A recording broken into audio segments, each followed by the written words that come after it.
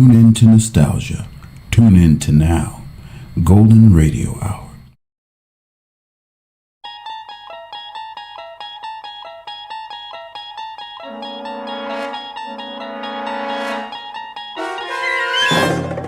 You unlock this door with the key of imagination. Beyond it is another dimension, a dimension of sound, a dimension of sight, a dimension of mind. You're moving into a land of both shadow and substance, of things and ideas. You've just crossed over into the Twilight Zone.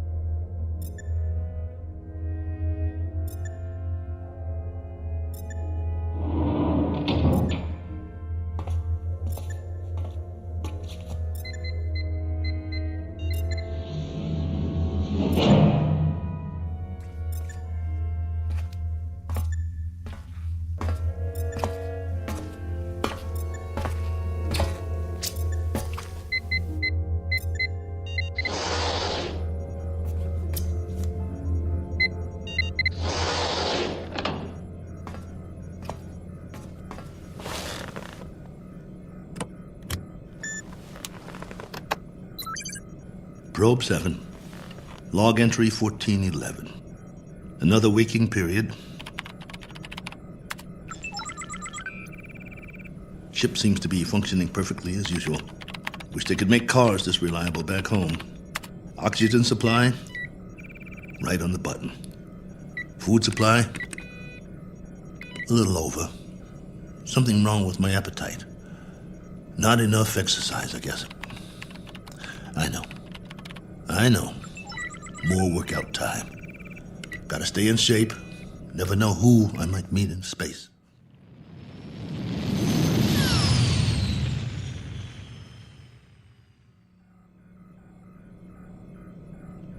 Coordinates on autopilot. Propulsion system humming like a top.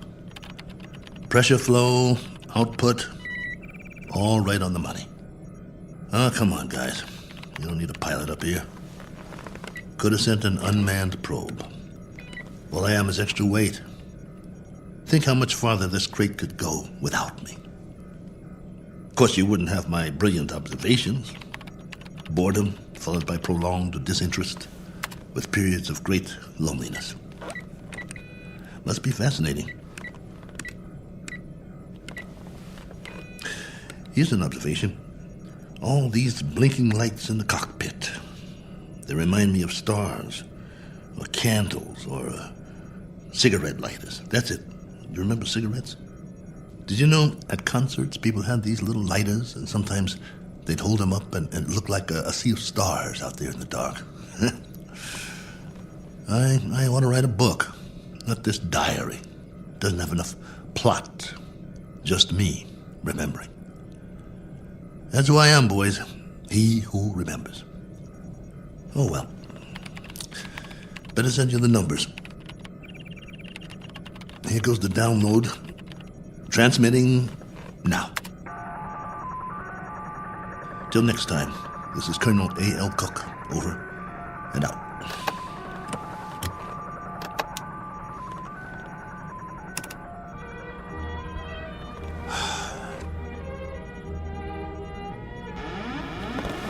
Hold on, I think we've got a malfunction here. Some kind of overload. Yep, there's a power drain. Initiating diagnostics. No time for that. Switching to manual override.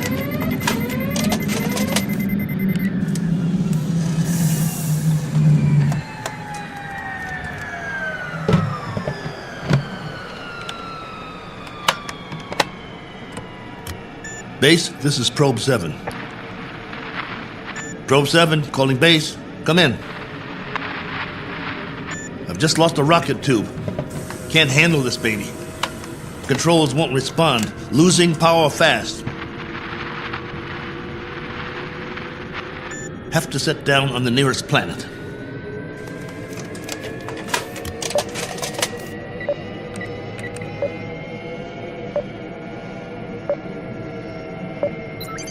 Got one in view now.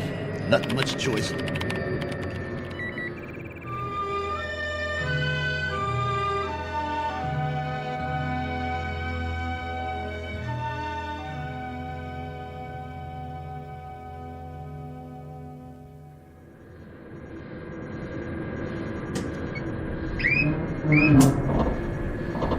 Entering atmosphere.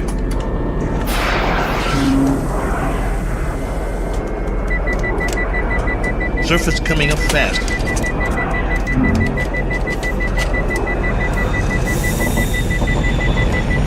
Can't slow down. No retro rockets.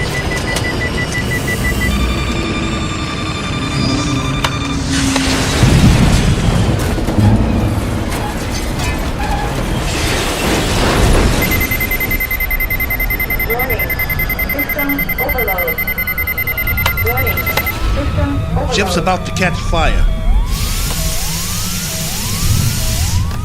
Base, do you read? This is Probe 7. Probe 7. Mayday! Mayday!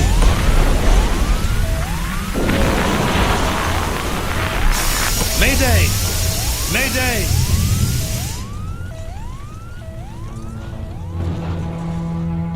One Colonel Cook, a traveler in deep space several million miles from his point of departure and presently out of options. He set a course across an endless ocean in a one-man lifeboat, now scorched and broken on an alien shore. But even if he should survive, his greatest ordeal is yet to come, for he must face a far more dangerous challenge, an opponent more menacing than the cold, lifeless vacuum of space. He must face what awaits him on the other side of the bulkhead and do battle with the unknown.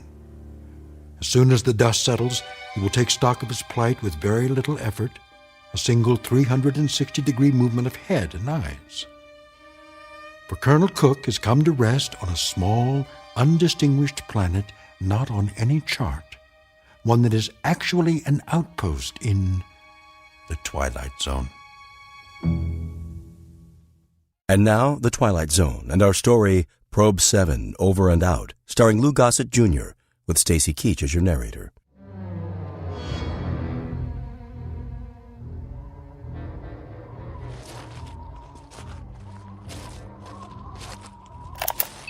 Log entry 1412. I'm alive. That's all I know for sure. The ship is wrecked pretty badly. It might be possible to realign the main drive, but not without help. So far, I'm holding up. One badly bruised head and a broken right arm for which I've made a sling. A few more painkillers in the first aid kit, but after that, I'm on my own. The planet has an atmosphere, so I don't need the pressure suit. That's another stroke of luck, if you can call it that. The terrain is desolate. Sand, rocks, some low-grade plant life. That means there's water. The question is, how much and where? The ship has cooled down now, what's left of it. Main instrument panel is intact, so I'll try to contact the base directly, if there's enough power. More later. Cook, signing off.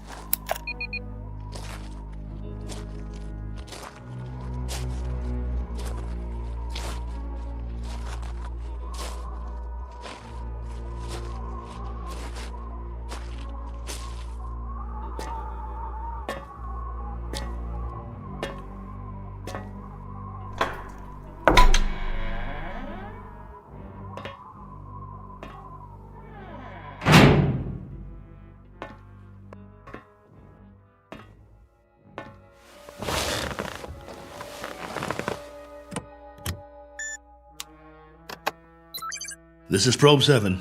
Do you read? Probe 7. This is Probe 7, calling base. Probe 7, with a landing report and damage assessment. Over to you, Base.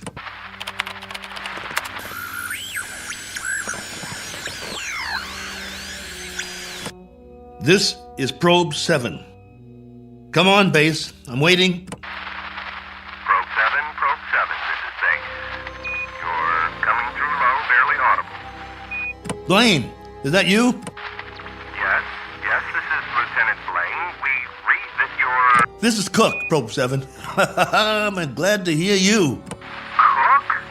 Cook, we thought we'd lost you. Your transmission was interrupted. Everything was interrupted.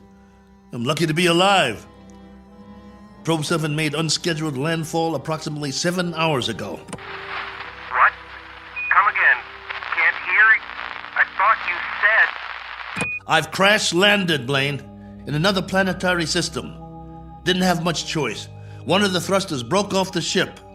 This planet is 92,900,000 miles from the nearest star. Good Lord, Colonel. We're having trouble seeing you on the monitor. Sorry, but I can't send or receive a visual. Most of my equipment was fried in the crash. Okay.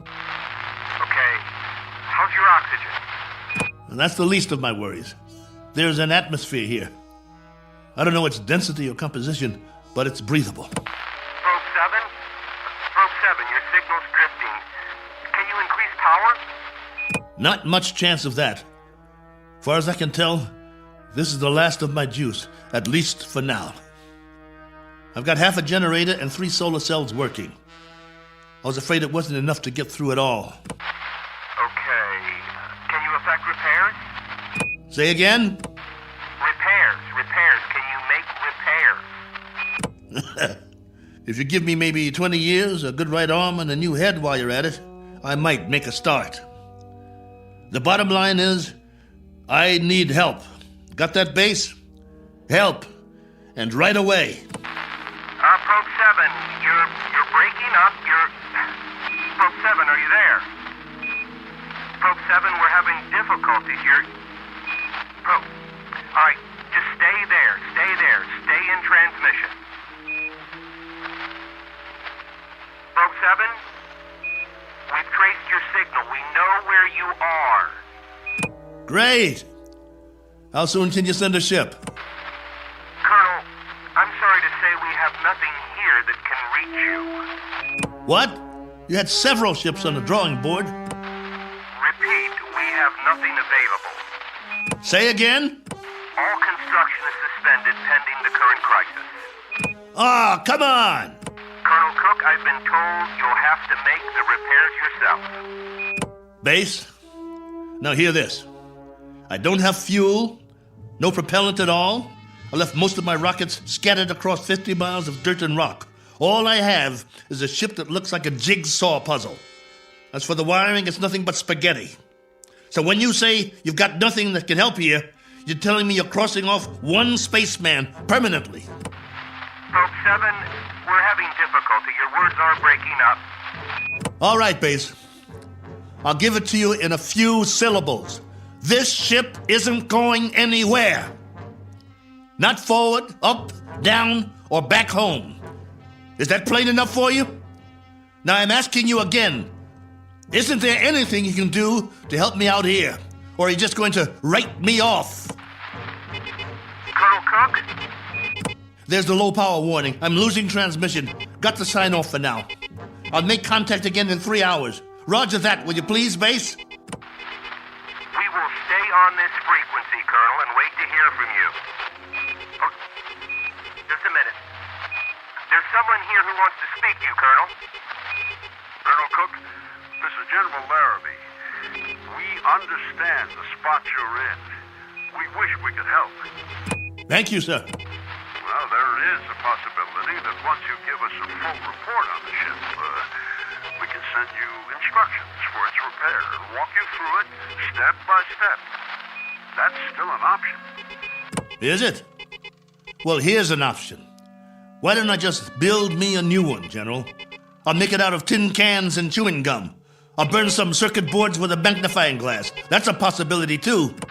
Colonel, I'm trying to be frank with you. Sorry, sir. I'll transmit again in 3 hours. Over and out. Heaven help me. Wonder if that's a possibility.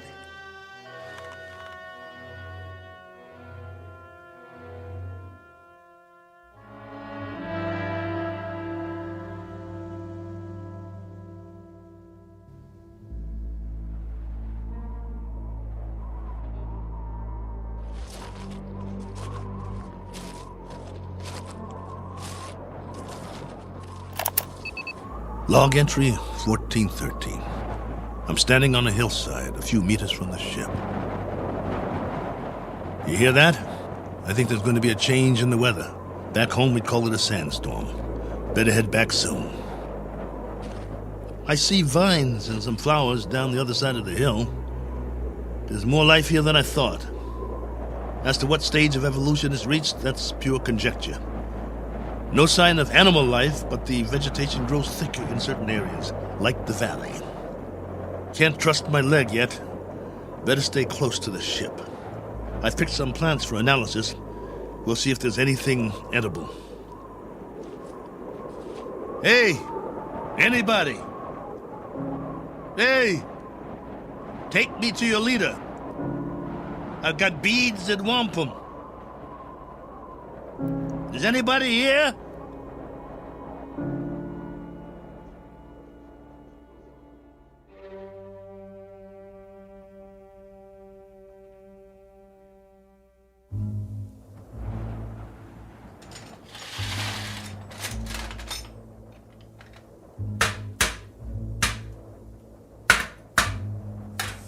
There.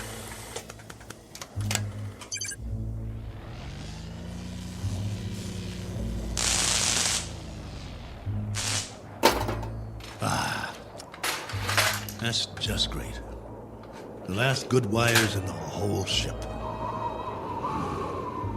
Here comes that sandstorm. I'm gonna get the hatch shut.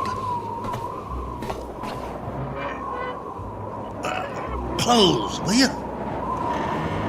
That's it. A little bit more.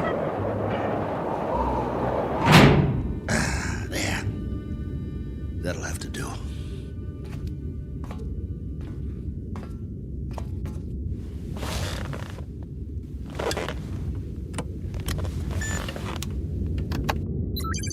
This is Probe 7, calling base. Probe 7, calling base. Over to you. If you read. We read you very well, Colonel. Ah, you've got the video going. For now, General, I've wired all the solar cells in the series. At the moment, I'm running off the storage batteries, though. It's almost night here. All right, tell us your situation, please. My situation? Yes, any change, Colonel? I've done what I can, but I'd have to call it unchanged. The power level's higher as long as I charge up during the day, but I don't know how long that will last. At least, I've got you on the screen. Got to see another face, both of you. You should be used to solitude. You've been in space a long time. Yeah, I should, but that was different somehow. I was a big something in the middle of nothing. This, though, I've landed and it feels like I'm supposed to be somewhere, and I'm not. My memory of home is fading fast. Colonel, and the condition of the ship, still a total loss. Probe 7 is no longer probing, General, unless it's the few feet of dirt I tore up when I crashed. There is life here, like I said, vegetable life, pretty elementary.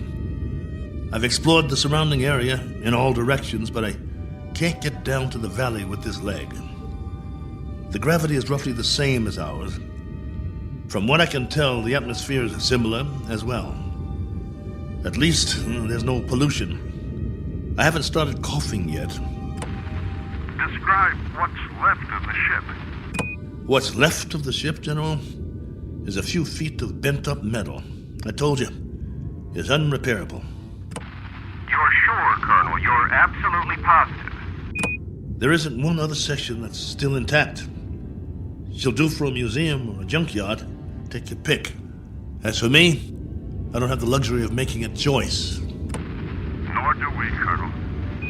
Nor do we. Right. The crisis. Listen to me, Cook. We've got a major problem here. Oh, you do? Since you left, we've had an international incident, a serious one.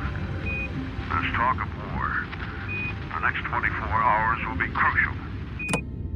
As long as I can remember, there's always been a crisis, and there's always been talk of war. Well, hasn't there? Yes, but this time I'm afraid. You'll forgive me, General, but I've got a crisis too, and it's a very immediate one. I have the remainder of my rations and 2 broken bones in one arm. You have my location. I need to know that help of some sort is on the way, or would you call that unreasonable? Now listen up, Colonel. The rest of the fleet's been taken out. There isn't another ship, unless we build one. And if we go to hydrogen war in the next few hours, there'll be nobody left to do the building. Do I make myself clear? You're serious?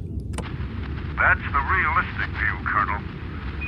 It may go down hard, but I'm giving you the facts of life.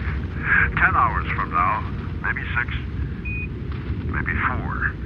We'll be fully committed. I'm talking about 500 million people, not just one man. That's about as clear as I can put it. Very well then, General. I guess that's it. We don't see any alternative. Will there be any point in making further contact with base? Yes, Probe 7. For 2 reasons I can think of, both of some benefit to you.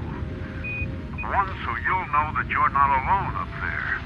And 2, to confirm that your own world still exists. Though the latter is a moot question at this point.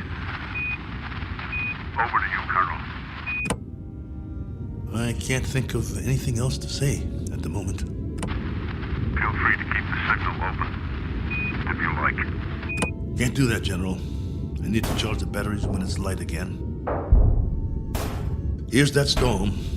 Don't know how strong it'll be or how long it'll last. But I'll try to get through it. Nothing else I can do. Then, for whatever it's worth, know that we're still here. For now. Over to you, Probe 7. Roger, base. And out.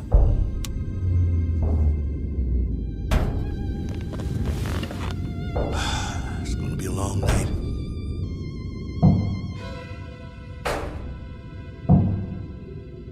Wait. What's that? Hold on. Blaine? General?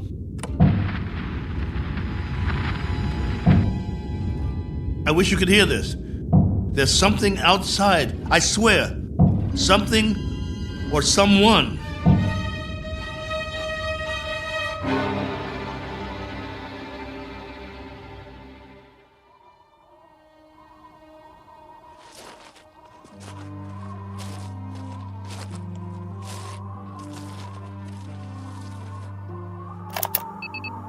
Log entry 1414. Just in case anybody ever hears this, I didn't get much sleep last night. I was waiting for the wind to die down. As soon as it did, I opened the hatch sometime around dawn.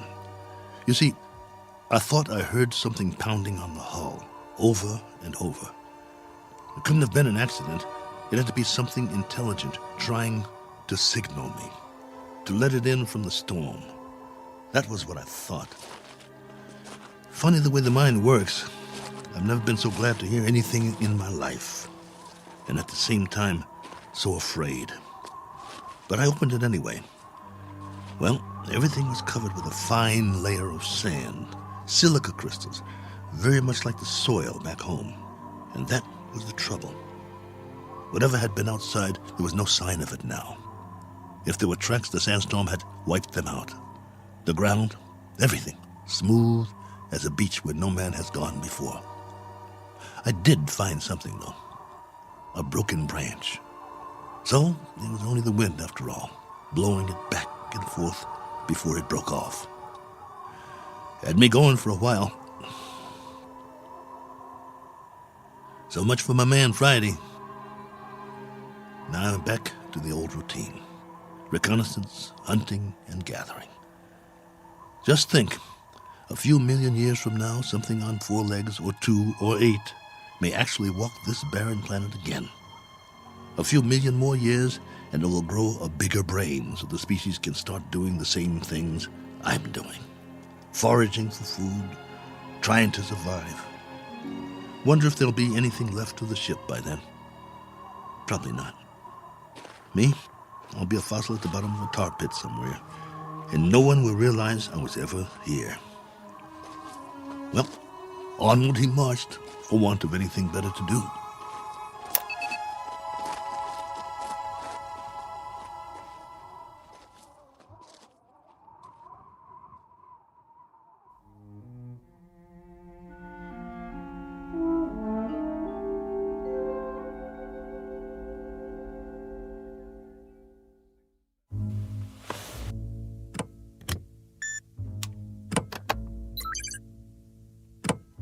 Blaine? General Larrabee? Are you still there? Here, Colonel. Go ahead. Well, you look like you haven't slept. Not much. And you? Not really. Up at dawn to do some hiking, north, east, south, and west. I had been hoping. Yes? Just a crazy dream I had. No sign of anything? It's a primitive planet. I'm very much alone here, after all. Oh, not completely. I've got a wind that sings sad songs and some scrawny plants that check me out every now and then as I walk by. There might be some fruit trees that are edible down in the valley, if they're not poisonous. But that's it. That's all of it. I'm truly sorry. There used to be an old saying, if life gives you lemons, make lemonade. The only thing wrong is I can't even find the lemons. But don't worry, I'll keep trying. Not that this will provide any vast solace to you, but at 9 o'clock this morning, Colonel, we went to war. And? The whole eastern seaboard went up. You mean all of it? The cities, everything. It took 12 minutes. Exactly 12 minutes. I suppose we retaliated? Oh, indeed. With great alacrity and effectiveness. And we still are. With everything we've got. It was our old enemy? That's right, if it matters now. And the result of all this? Our world is doing a little wholesale dying at the moment. And there's nothing to do but watch it happen. What about the base? Are you safe? For the time being, our location's classified. Only you and a few others know where we are. The signal's encrypted. That's good then. Trouble is, we can't stay here much longer. There have been bombs as close as 400 miles from us, falling through the night. It's now a question, Colonel, of the manner of death. Very fast or very slow. It's that kind of consideration, not one we thought would ever be a reality. General. You know, it's really quite a pity that we didn't send others with you. What you think of as a prison might have proved to be a haven of sorts for the survival of the species. Don't have any illusions about it, General. What you think of as a haven is only a very sizable dungeon. A good-sized dungeon with a breathable air. But that's what it is, and there's no way out. I don't much care for solitary confinement, and neither would you. Unfortunately, both of us have very little choice in the matter. General, this is urgent. Give it to me. What is it, General? What's happening there? In a moment, Blaine. But, General... I said in a moment. Cook, I've just received an official communication. We're going to have to move out of here. Now, I don't know whether we'll be able to transmit again or not. If we are able to, I'll do my best to make contact. You have my word. Thank you. Try if you can. It means a lot to hear a real, live voice. I wish we could do more. Silence or cries. That's the story from our world. Silence or cries. God bless you. And good luck. Over and out. Probe 7. Yeah. Over and out. Not with a bang, but a whimper. Hell of an ending. To all my friends back home, take good care. Looks like I won't be seeing you again. Not in this life.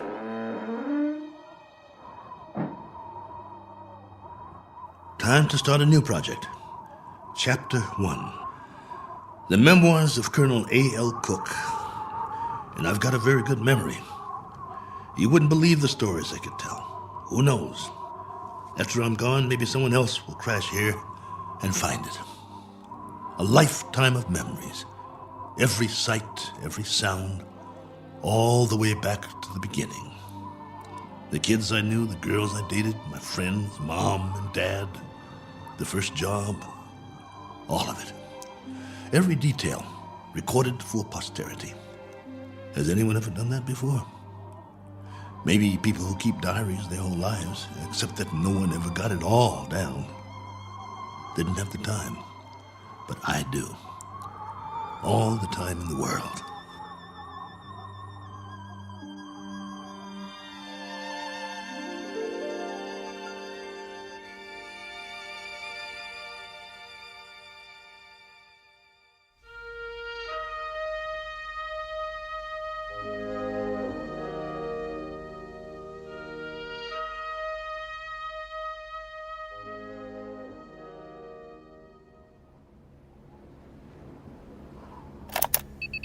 Log entry 1415. This one's for the record. A final official entry. From here on, it'll be the life story of Colonel A.L. Cook. Me, myself, and I. If for no other reason than to keep from going batty. But for now, it's a beautiful day. Here on Primordial World. Ship's still standing, of course. You'd never know that's what it was. More like something from a scrap metal yard. The cost that went into building it, the man-hours, and for what? To come to rest here. A little way station that isn't even on the map. I'd call that a waste. Exhibit number 1 in the elephant's graveyard. Ever hear of that? They used to say there was a place where elephants go to die. Hundreds, thousands of them. A secret place off the beaten path. And there were bones and tusks. And once in a great while, someone would stumble upon it. Like the Sargasso Sea, where sailing ships caught in the kelp and were trapped forever. Well, maybe other travelers will end up here, gone to ground, never to move again. Eventually, there'll be a whole collection of them from all over. But remember, I was the first. I should scratch it in the metal. Cook was here. But I digress. This is still supposed to be my official report. The evaluation of the crash site coming up. The tail fin is all but covered by sand. Have to dig it out before the next storm. Then build some kind of windbreak or the whole ship might get buried. I could gather some branches, make one. There's more vegetation in the valley if I can get up and over. Now, that's odd. If there are no other trees in the immediate vicinity, where did this branch come from? The one that was banging against the hull last night. Unless something carried it here. The wind or Oh well, maybe I just didn't notice before. That must be it. Rocks to the left of me, rocks to the right of me. One very dry, broken off branch in the sand. And what great sand it is. None better in the known universe. On sale at closeout prices. Note the fine crunch under my boots as I walk the proud land. The rare texture, the superb body. Why, it's positively... What in the name of... It can't be. It looks exactly like... No, I must be hallucinating. But this... impression... I could swear it's a footprint, a boot print, to be precise. A lot like my boot, in fact. But it's not one of mine, about 4 inches shorter. But that's what it is. It is! Now hear this. Now hear this. I've got company. I've got company. Hey! Whoever you are, come on down. It's open house at my humble abode. It isn't much, but it's home. Drinks on me. Meet your genial host. Please. Please let me see you. Here's another footprint. And another. And another. Where do they lead? Up the hill? Has to be since the storm, so there was something here. I knew it! Hey! I don't care who you are or where you're from. Let's shake hands and be friends. Don't you need a friend? I do. Come on, friend. We can talk. I've got some stories, believe you me. Where you hiding? Behind that bush? Ugh!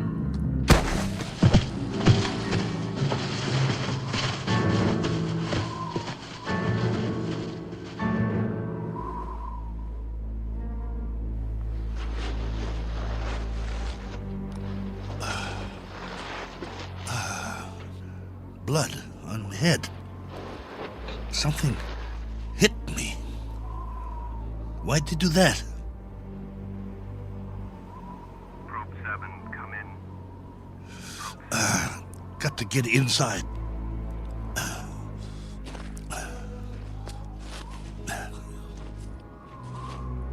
Probe 7. Probe 7. Space. Get the hatch closed before they come after me. Probe 7. Space. Can't let them get in. This is Base. With our last transmission, we got ours a few minutes ago. A 500% increase in radioactivity. Not much hope for us. Colonel, this is General Larrabee.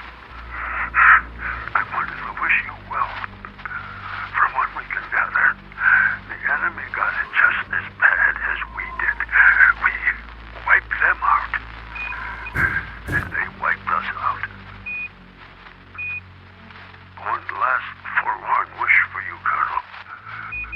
If you ever meet someone where you are, whoever they are, and however it happens, in whatever circumstances, I hope it can come without fear. I hope it can come without anger.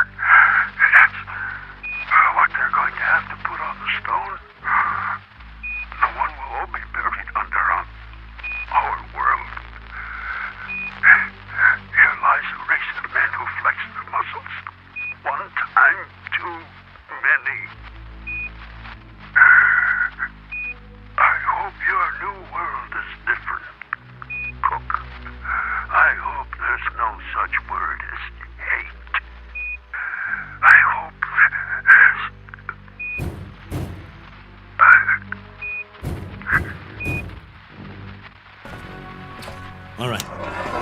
All right.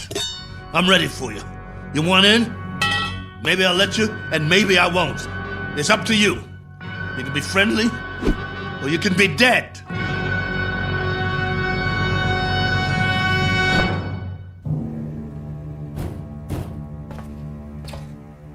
Hey, friend. You want to come in? Must be lonely out there. I hear you. What's the matter? Hungry? You're going to get a lot hungrier. Or don't you eat, friend? What do you say? Speak up. Can't talk, huh? No. You only know how to hit. Take more than that to put me down. What'd you use, a tree branch? Not very friendly, if you ask me. Well, I've got a nice piece of metal in my hand, and I know what to do with it. Won't catch me again. This has been going on for hours. I don't know about you, but I need sleep. I really need it. Understand? Sleep. And this king-size bump on my head doesn't help. Tell you what, we'll make a deal. I give you one more chance to get away. Go hide, I don't care. You may not understand the language, but maybe you get the message. I'll wait a while and catch some sleep. Then when I wake up, I'm going to have a nice freeze-dried dinner. If I don't hear you out there, we'll forget the whole thing. You stay up the hill, and I'll stay down here. Just remember to keep your distance. Otherwise, I might have to come up there and teach you a lesson. A man's got to have his boundaries. Oh, God, I hurt. Want to sleep just for a while.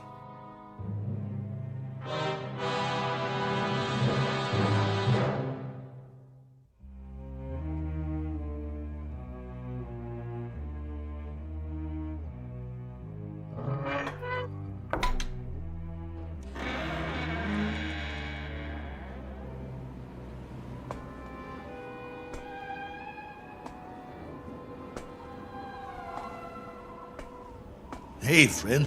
Gotcha. Stay down. Pretty weak, aren't you? Let's see who you really are. Ituko. Miyana. Manda. Manda. No. You're a woman? No, wait. Let's talk. Can't we talk about it? Do you understand anything I'm saying? Min. Oh boy. Look. My name is Cook. Colonel Cook. I'm from another planet. I crash landed here. Cracked up my ship. This is my ship, get it? Or it was. It can't fly anymore. Now I'm just a wingless spaceman with no place to go and all the time in the world to get there. All right, be that way. I'm not going to hit you. I'm putting my weapon down, see? Oh, what difference does it make? You're probably an illusion, and those prints you left on the ground, they're illusions too. I've been fighting a running battle between fear and loneliness, and loneliness took the prize. You can disappear any time now. Any time at all. Go on. Poof! In a puff of smoke.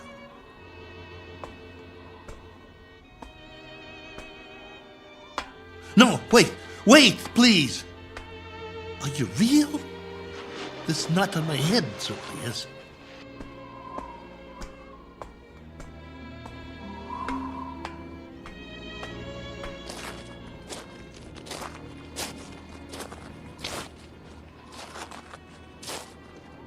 All right. Do whatever you want. Just don't go. Not yet. If you can't understand, I'll draw you a picture. Where's the stick?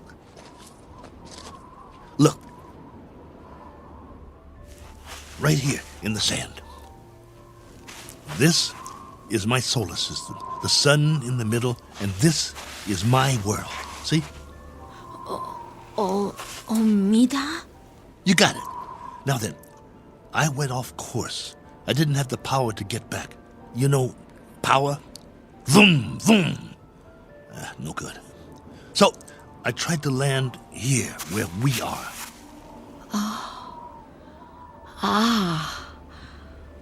Omida Korum.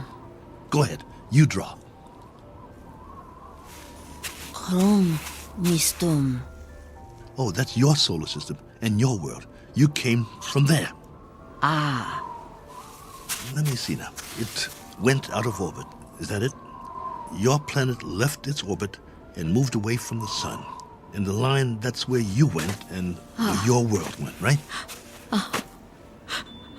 I'm sorry. What about now? Where's your planet now? I understand. Gone. Disappeared. Probably frozen by now. But you got out. How many others? How many got out? You got away. Any others? 민. One finger. That's a hard count, my dear. A very hard count. And you've been here a while, haven't you? Look at your suit. Your galaxy might be light years away. It would have taken years to reach here. Where's your ship?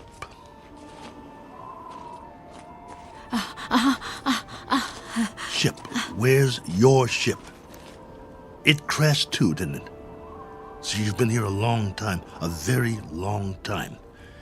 Me, Cook. Colonel Cook. You? Korava. Korava? Korava. Well, what do you know?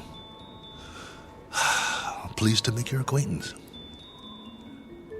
How does it figure? I thought you'd be a 50-foot flesh-eating ant or something. And you turn out to be a woman. Which is neither here nor there. Because however you slice it, we're stuck here. A one-armed man and one very tired lady. Quite a pair. What have you been living on? What food? You understand food? Eat? Well, I can offer you lunch or maybe it's breakfast. I'm not sure which. And some companionship. And we can spend the rest of our lives drawing diagrams in the sand, which will be somewhat tedious. But the brighter of us will have to learn the other's language eventually. I hope it's you. Because I got some stories to tell, believe me. Come, Korova. Eat. Food. In the ship.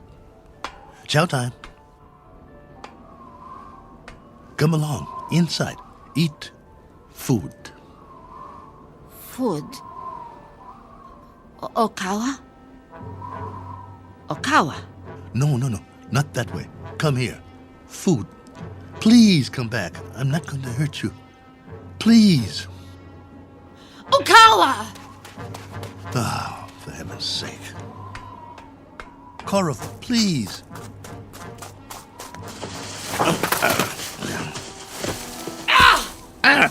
You scratched me. What did you do that for?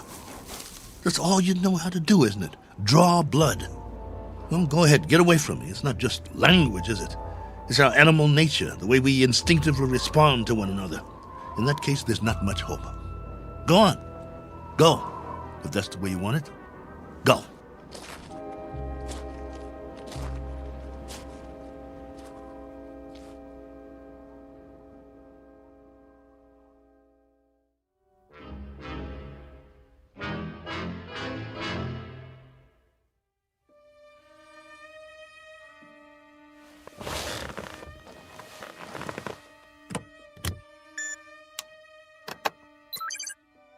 Base, this is Probe 7.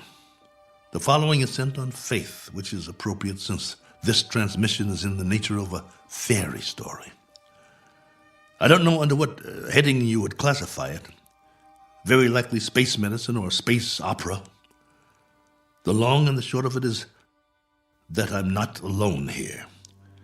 There's a woman from another planet. Her name is Korova. I don't know much about her. I do know that she comes from another planet in another galaxy. A planet that left its orbit and moved out of space away from its sun.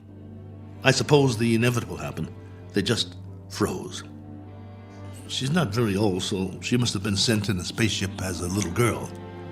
But now that ship is no more. They probably sent others too. God knows what happened to them. Died en route, lost their way, landed elsewhere, who knows. But somehow or other, she made it. Perhaps as a child on a preset course. She was here alone until I came. If by some chance you're still there, I can't send you any soil tests. I can't send you data about plant species or anything like that. But I can give you an observation about the psychological makeup of the animal kingdom. They're a frightened breed, a very frightened breed.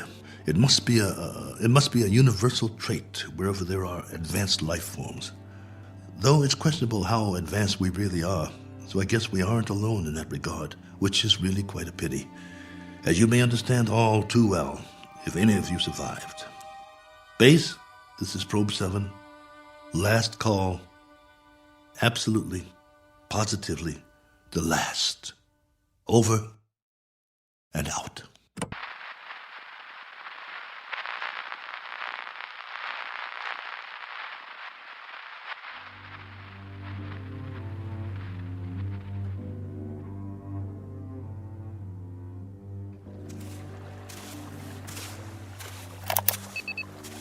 Log entry 1417.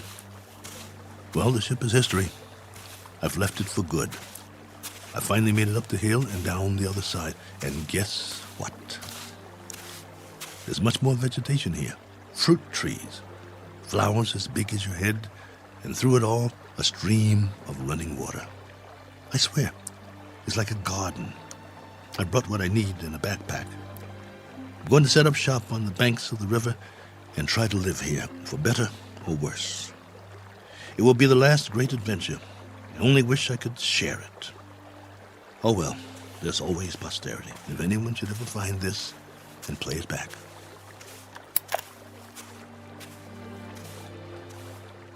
Cook. Oh, you.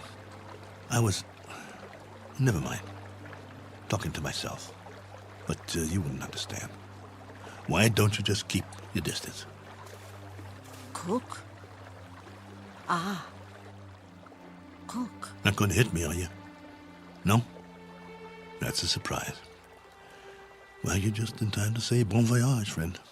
I'm going that way. There are even more fruit trees over there. No reason to get in each other's way. Cook. You want to come? You may, if you like. We'll eat and we'll live. I don't know how or for how long, but we can try.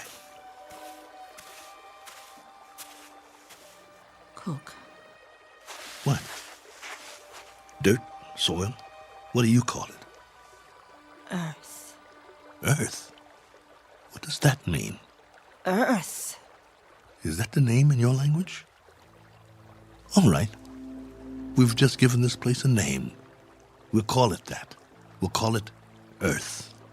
Cook. Korava. Earth. That's right. My name's Cook. My first name is... But there's plenty of time for that. No need to rush things. Okay, Korova. This is our home now. This is Earth. What's that? Food. So that's what you've been eating. Some kind of red fruit. Any good? Food. Eat. All right.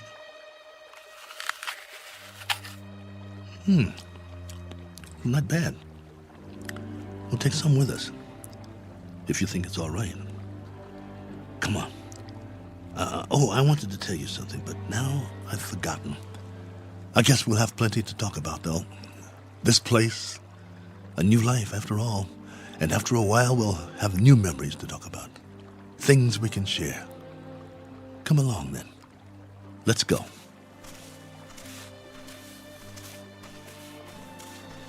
This route's all right.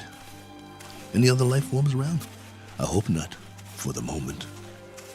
But if there are, we'll make the best of it, won't we? Pleasant enough place, don't you think? My leg's better. We'll explore as much of it as we can. No need to set up any boundaries, I guess. There's plenty for everyone. For you and for me.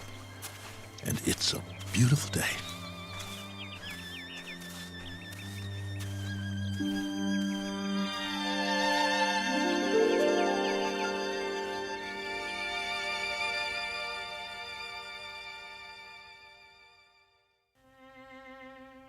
Do you know these people?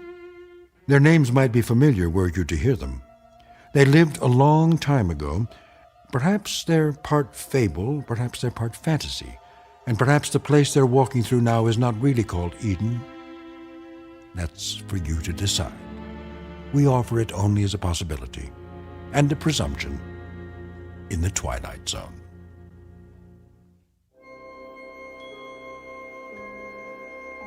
Hi, this is Carl Amari, producer of the Twilight Zone radio dramas. I'd like to take a moment to tell you about our official website at twilightzoneradio.com, where you'll get the latest news and information on these Twilight Zone radio dramas. Plus, at twilightzoneradio.com, you can digitally download 3 free episodes or any of our episodes for only $1.95 each. In this age of ever-changing technology, we've decided to make these episodes instantly available to you by making the Twilight Zone radio dramas a digital download-only series. This means that this series will no longer be offered on CD. The CD collections at our website are now being offered, while supplies last, at buy one, get one free. So be sure to get your favorites before they're sold out. Be sure to visit us often, and I'll see you in the zone.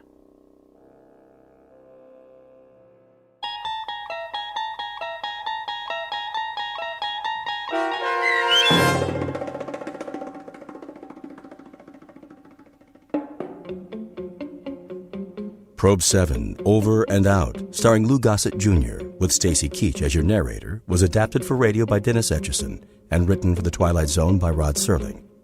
Heard in the cast were Tony Makis Sr., Sam Darrence, and Oksana Fedanushin. The producers of The Twilight Zone wish to thank CBS Enterprises and the Rod Serling estate for making this series possible.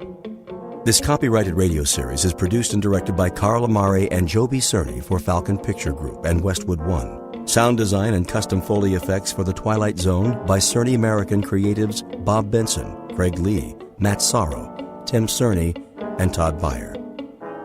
To learn more about The Twilight Zone radio dramas and to contact us, visit our official website at twilightzoneradio.com.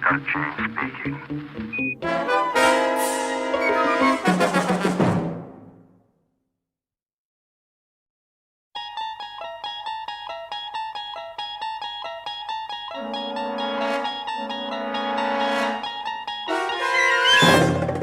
You unlock this door with the key of imagination. Beyond it is another dimension, a dimension of sound, a dimension of sight, a dimension of mind.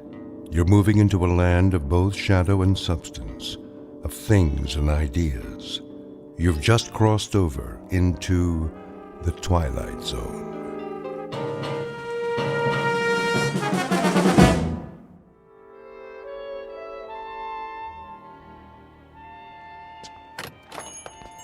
Yes, and will that be all then? No. What time is it? I thought you made an appointment. I did. Oh, come on, honey. You're not in that much of a hurry, are you? Yes. What about mad cow disease? Well, clear the room then. Tell them they're keeping the head of McClellan Enterprises waiting. Tell them that we... All right. You want to forget the whole thing? No, I don't want to forget the whole thing. I just want to get this nonsense over with. Send you a postcard. Oh, that would be wonderful. Bon voyage. Ta-ta. Yes, ta-ta. Come on. Hello. May I help you? Mr. Spirito? I am he. We're the Ransoms. My wife called for an appointment. Oh, yes. Please be seated. Now, where exactly do we intend to go? We intend to go to London. Splendid. Of course, you've been. Oh, no. Charming place. You have picked a rather bad time of year, though, but... Excuse me, we're kind of rushed today. I wondered if you'd... Certainly. Now, have we decided on an airline? No. Well then, if I may suggest... We're not going by plane. I beg your pardon? I said, we're not going by plane? Ooh, but you must, unless you're planning this for some time in the future. No, it has to be right away. Oh, then I'm afraid a ship would be out of the question. You see, it's the off-season, and the liners have all been booked up, or put on short runs. All of them? All the acceptable ones, yes. I hope you won't mind my saying this, Mrs. Ransom, but, you know, airplanes are perfectly safe nowadays. I realize that some people feel a certain trepidation, but there's absolutely no reason... Eileen, if it's the only way. May we see a list of boats that are running?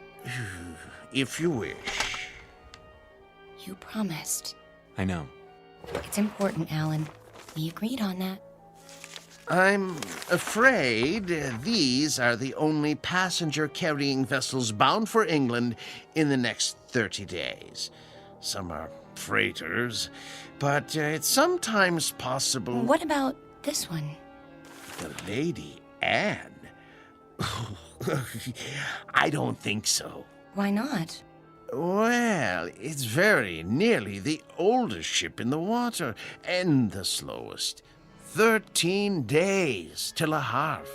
Another half day to Southampton. Forget it. No. Wait. This says it leaves on Thursday. We'll take it.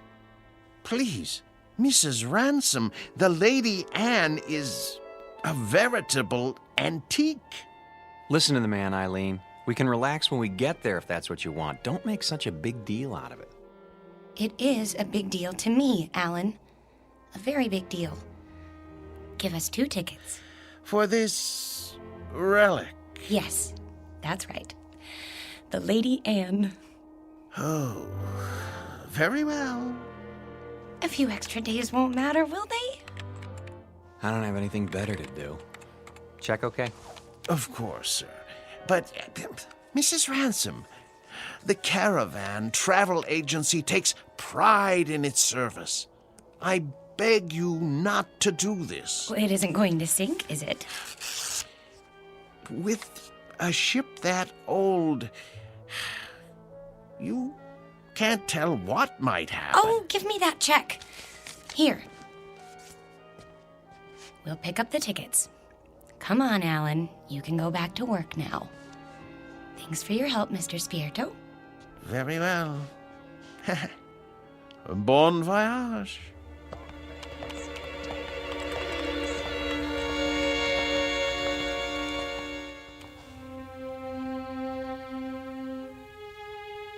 Portrait of a honeymoon couple about to embark on a journey. Like most newlyweds, they've never traveled a great distance together, nor have they become truly acquainted. But there is a difference. These newlyweds have been married for 6 years, and they're taking this honeymoon not to start their life together, but to save it. Or so Mrs. Ransom believes. She's not sure why she insisted on an ocean liner, except that it will give them some much-needed time together, even if it is the Lady Anne. The tickets read New York to Southampton, but this old ship is bound for a very different port. Its final destination? The Twilight Zone.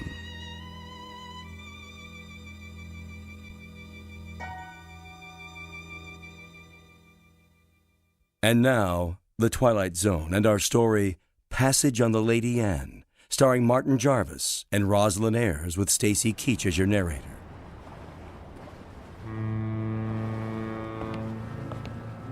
Perfect. A foggy night.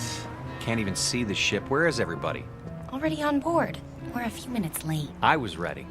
If you hadn't taken so long packing... There it is! Oh, Alan, isn't it beautiful? No, not it. She. The ship happens to be a lady. Sorry. She's beautiful. Indeed she is. Oh, yes. There's the gangplank. Is that what they call it? Come on, Alan. I can hardly wait. We know from the descriptions we were expecting a cross between a kayak and the Flying Dutchman. You're seeing someone off? No, we're passengers. What? How's that? Passengers. Oh, no. No. I hardly think so. No, you see, this is the Lady Anne. Toby, please. You have no right to badger them. Yeah, be quiet, woman. Well, Now, young fellow, look here. If you'll consult your tickets, I think you'll find there's been a mistake. I repeat, this ship is the Lady Anne. And I repeat, there's no mistake. Show me your tickets. Why should I do that? Call it curiosity. Do you mind? Go ahead, Alan. All right. Let's see. Mr. and Mrs. Alan Ransom, New York to Southampton. you're not going to read the fine print, too, are you? Well, they seem to be in order. Thank you. It's good to know that. Well, there must be an error. This is a private passage, you might say. A mistake in booking. No, it's a terrible mistake. Come along, dear. But, Millie, I don't understand. I really don't. I said, come along.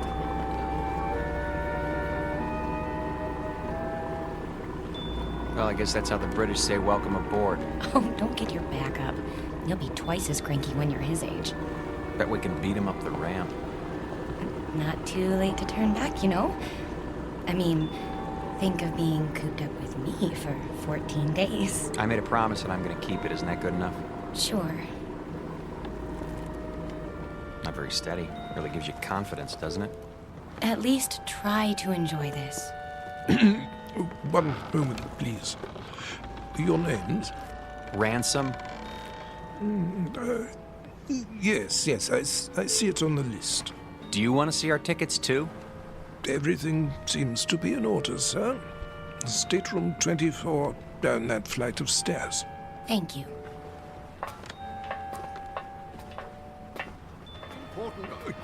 Oh, here we are. Yes, here we are. Good evening. I say, you're not going to let them do this, are you? I'm afraid it's out of my hands. Out of your hands? Well, we'll see about that.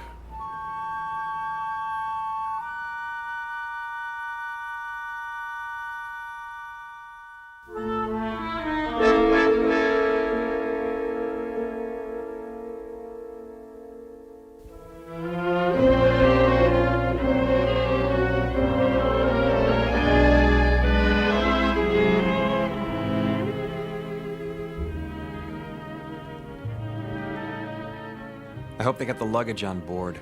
It'll be waiting in our room. You'll see. It better be. We're due to take off in 10 minutes. Take off? Sail. Disimport. I think it's disembark. Alan, you have to admit, it's a real showpiece. Did you notice this carpeting? And the oil paintings? And brass everywhere. Great, where's the bar? I could use a drink. Number 24. This is it. What in the... Alan, look! It's like an old-fashioned drawing room with a tapestry and gold everything. Pigeon's blood vases. I don't believe it. Are those plaster cupids on the ceiling? Oh, it's marvelous! And the canopy bed. Shaped like a swan. It's got a goose feather mattress. Oh, Alan, isn't this fabulous? It's probably the most ridiculous room in the entire world. You realize that? Probably. It is. And you actually like it. Don't you? Look at this chest. It must be 100 years old. A bowl of fresh flowers on top. And even a box of candy, shaped like a heart. At least the luggage is here. No kidding. You think we can take it for 2 weeks? I mean, with all this... There's the whistle. Come on, let's go up on deck. Why? Why? That's what you do. Haven't you seen any movies? Hurry.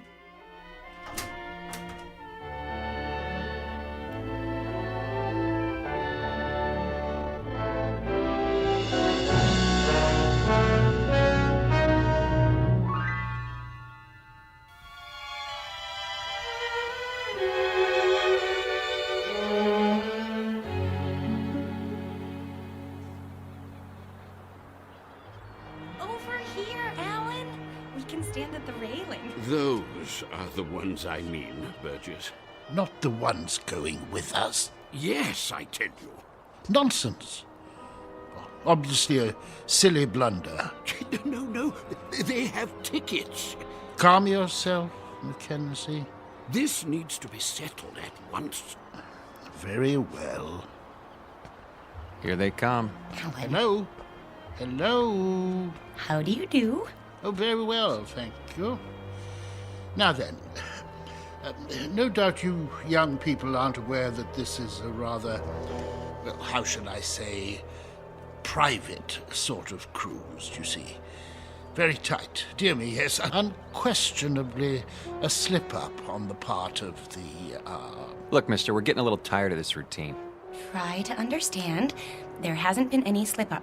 This is our ship, and we are sailing to England on it. Her. What did I tell you? They're determined.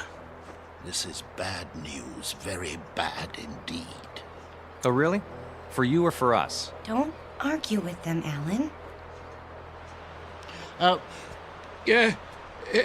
See here, please, this may seem odd to you, but we are actually trying to be of help. Yes, exactly so. You see, there are things you don't know about this ship. Yes. But what does that mean? Well, for example, it isn't common knowledge that... Burgess. No, Mackenzie. We've got to tell them. But... this vessel is over 50 years old. We knew that. Oh, but there are other things you couldn't possibly know because you haven't had time to look. Such as? Well, she's falling apart everywhere. The deck chairs wouldn't support the weight of a baby. Yes, that's true. And the staircase is about to collapse at any moment. And the food, it's food. Dreadful. It's positively poisonous. Ptomaine, you know. Yes. But the worst of it is the danger at sea. Those boilers, not to be trusted. They've been ready to burst for years. Oh, yes, for years. So you can see how impractical the whole idea is. There's just one thing. Yes? If it's such an awful, dangerous ship, what are you doing on it? What? Oh. Well, we're old and eccentric. Well, yes. Well, we're young and eccentric. We like impractical things, the challenge and all. Besides, we think it's an absolutely charming boat. Last warning. They'll be pulling away the gangplank at any moment. Look, you'll be quite bored. We never get bored. Do we, Alan? Nope, not at our age. You're sick, then. Yes, you'll get sick. No stabilizers. She rides like a washing machine, I can tell you. Sounds like fun. I think I've heard about enough. Wait. I have my checkbook. What's that for? I am prepared to pay you double the amount of your tickets. This is ridiculous. No, I want to hear it. Pay us to do what? If you will abandon your plans, I'm sure you'll find another booking, something more suitable. That's a very generous offer. Yes, very much more suitable. Alan, you're not considering it, are you? Well, what do you say? Not a chance. Triple the amount, then. Yes, triple. No. Very well. I am forced to extremes. Sir, madam, if you will leave the Lady Anne at once, I will give you the equivalent of, let me see, 50,000 American dollars. 50,000 American dollars. Yes, which I will match. Well, I haven't got it all on me, but making it a total of 100,000. Yes, 100,000. Well. You're talking my language now, gentlemen. Alan! Let's say pounds sterling, shall we? In pounds? Or better yet, an even $250,000 U.S. currency will be fine. No, that amount is completely unreasonable. I'm sorry. No. In that case... But... Sorry. Let's go, honey. You must reconsider. You don't understand the implications. Look, fella. Ever since we picked this tub, people have been doing their best to discourage us. I don't know why, and I don't care. But if you're worried about brash Americans crashing your cozy little tea party... No, it isn't that at all. Forget it. From now on, leave us alone. I'm proud of you. Thought I'd take the money, didn't you? Well, for a minute there, I didn't know. Oh, look! We're moving! Off to a great start. I could use that drink now. Me too.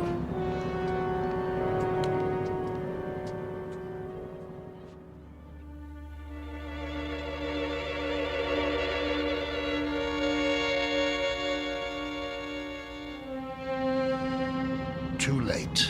We did our best. We should have tried harder.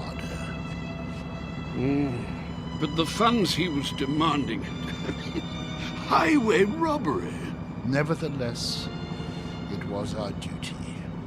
The duty of everyone on board. Who knows what the consequences will be? I fear we should have done whatever was necessary to keep them off this ship.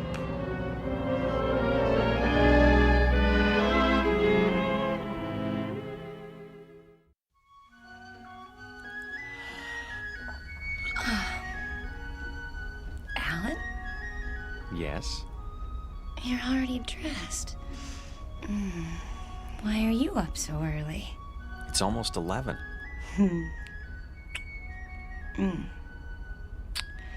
Don't tell me you're nervous.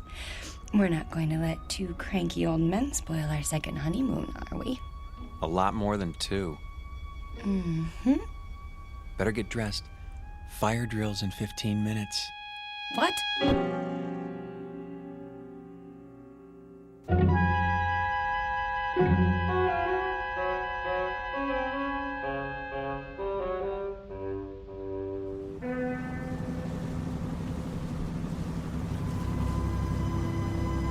Honestly, you could at least tell me what this is all about.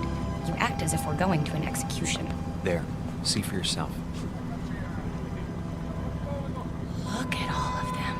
And all wearing their life preservers. Oh no. Alan, some of them are even on crutches. And wheelchairs. Pretty hard to stand for inspection. Is that what they're doing? Apparently it's a safety requirement. Well, there was the Titanic. I picked up a few more names. The Mackenzies, of course, and Mr. Burgess. How could I forget?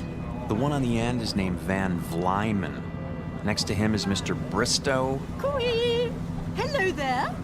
Care to join us? Yes, do join us. Hello. In a moment, Mrs. Mackenzie.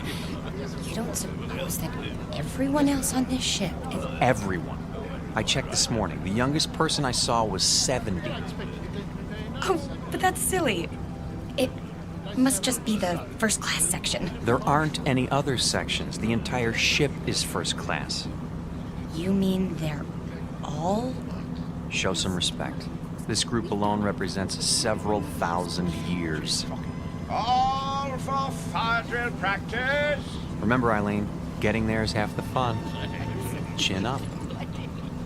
Your life jackets. Oh, thank you. Now then, as soon as you're all ready... I think the straps go over your shoulders. Like this? That doesn't look right. Psst. Do you need help, dear? Good morning, Mrs. Mackenzie. As a matter of fact... You should put your arms through the hole. No. Let them learn for themselves, dear. I was just trying to make it easier. See you later, then. Yes. Do the best you can. We look like a couple of clowns at a funeral. Now then, in the event the balloon should go up, the alarm will sound. Proceed to the Imperial deck in a calm, orderly fashion and await further instructions. The groups will be divided in the following manner. Group A, Mr. and Mrs. Huntley Small, Mr. and Mrs. Mackenzie, and Mrs. Scott Aylesbury.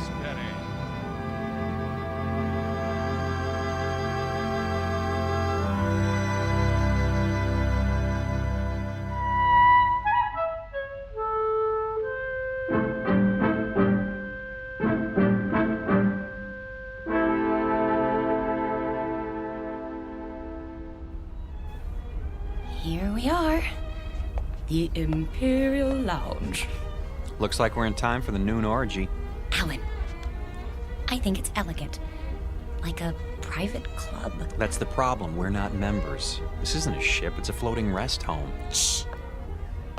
You wish something from the bar? Do you suppose you could fix us up with 2 double martinis? Very dry? Yes, sir. Alan, I'm sorry. I didn't know it would be like this. But it doesn't matter that much, does it? We didn't want to mix with other people anyway. We wanted to... Stop saying we. If you'd listened to me, we'd be in London by now. And you'd be in a business meeting. Not necessarily. Yes. And it would be the same the next day and the next and... Oh, Alan, that's what this is all about. Don't you see?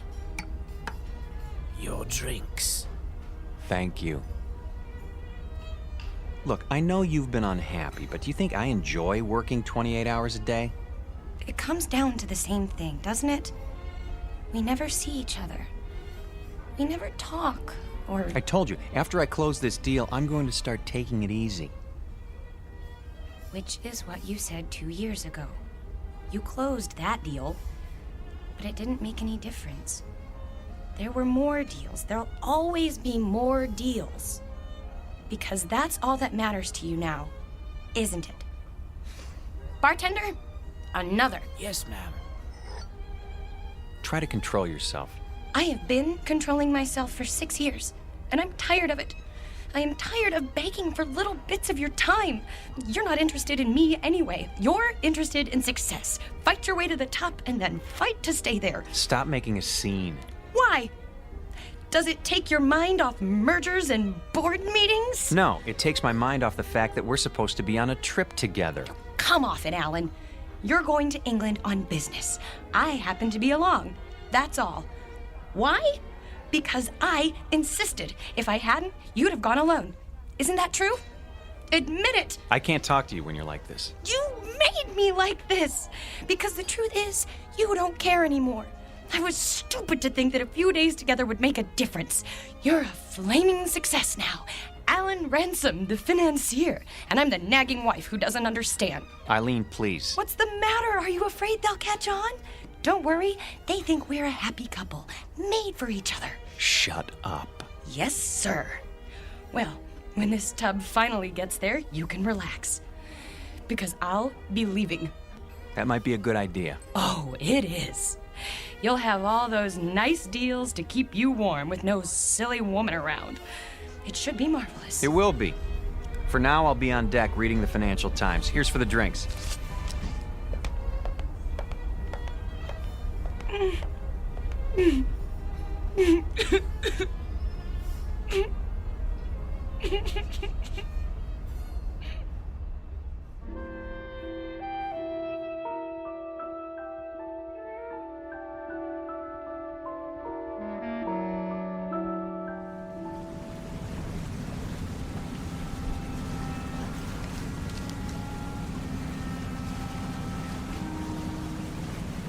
I say, you two, excuse us.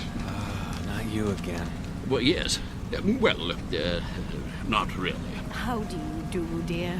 Nice to see you, Mrs. Mackenzie. If you don't mind, I'm trying to read the paper.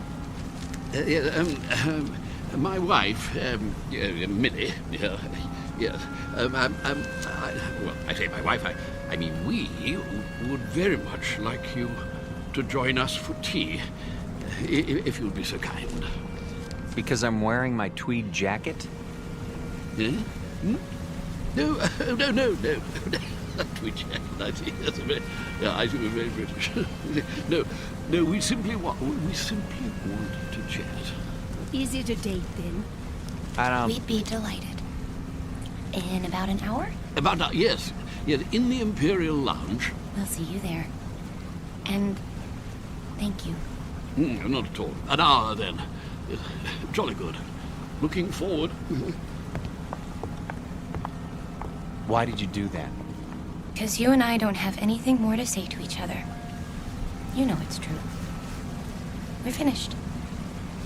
But you said it yourself, we're stuck here.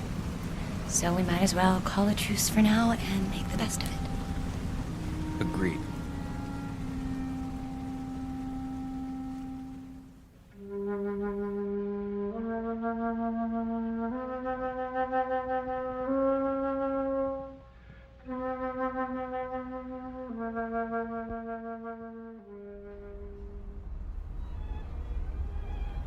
Hello. Over here. Hello again. My dear. So glad you could make it. Charmed, I'm sure. Do sit down. Do sit down. Not at all. Nasty day. What? Now look. The reason for this meeting, apart from the pleasure of your company, is well... Go ahead, Toby. Yes, thank you. Millie, my wife, Millie pointed out that we've all been, something less than hospitable to you, if not rude. And so I expect I ought to apologize. And do you? Yes, most sincerely. But you see, there is something more important. Good news, in fact. Yes, we've been talking the whole thing over, and we've decided that you won't have to leave the ship after all. We won't? Say, that is good news. We were afraid we were going to have to swim back, and it's had us sick with worry. Really? No. I see. I see. Very good. No, I'm sorry about that, my boy. But we were quite concerned, all of us, as I dare say you gathered. You see, it simply hadn't occurred to us that an outsider would ever want to travel on the Lady. The last time she took on a new passenger was, well, according to Captain Prothero, was some 16 years ago. So you can understand. Yeah, but never mind that. It's all settled now. What's all settled, Mr. Mackenzie? No, we'll get to that in good time. You simply must forgive us. We can't have been very good company so far. Well, frankly. The point is, we spent a good many fine hours, Millie and I, my wife Millie, on this old, scow. And when we heard they were going to retire her, well, it seemed right somehow that we should join her on her last return voyage. Yeah, absolutely. And the same is true of the others. Yeah, well, the other people. And that's what accounts for the number of senior parties aboard. We didn't understand. No. And you still don't, really. More tea? It's quite bracing. Yeah, I think. Yes, one thing that hasn't changed. Yes, tea is still the best in the world. What about the others, Mr. Mackenzie? What are the others? Oh, yeah, yes, like us, as I said. Sentiment, you know. Of course they know, Toby. Why else would they have chosen the Lady Anne? Yes, that's true. Our story isn't so different, I guess. My husband and I had never really been alone in 6 years. Excuse me. I'm going to get us a drink. Scotch all around? Oh, yeah, well, splendid. Thank you. He's embarrassed, isn't he? I seem to be doing that to him all the time now. You were saying the two of you hadn't been alone? Well, he's a busy man. You get wrapped up in things if you want to be the best, and I don't know. When I heard he was going on a business trip to England, I made him promise to take me. But that doesn't explain the Lady Anne. No. No, I suppose it doesn't. Mostly it was the time. More days together. And, well, it just seemed kind of special. Oh, my dear, the Lady Anne is special. Very special.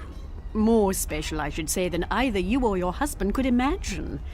You see, this is the ship Toby and I sailed on when we were married, which would be 53 years ago. 52. Yeah, she was a splendid thing then. Yeah, the ship, I mean.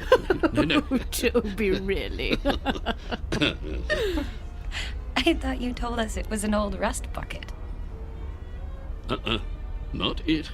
She, yes. Oh, I should have been struck down by lightning for such a fearful lie. Mrs. Ransom, mark this. The Lady Anne was the finest ship that ever crossed the sea. Queen of the fleet, she was. Oh, yes, indeed. Is, Mackenzie, is. No other ship can touch her. Quite right. Sit down, Burgess. This is an old companion of mine, Ian Burgess, Mrs. Ransom. Ah, yes, congratulations. I don't follow. I hear there's been a decision made in your favor. Not now. Nonsense. Quite a relief, I must say. What is? Why, what else? My good lady, you are in luck. How so? Haven't you told them? It's about you and your husband. It seems you won't have to die after all. Oh, I'm so sorry.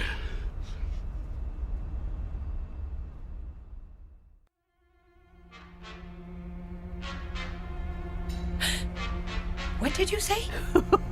He said you won't have to die after all. Of boredom, he means.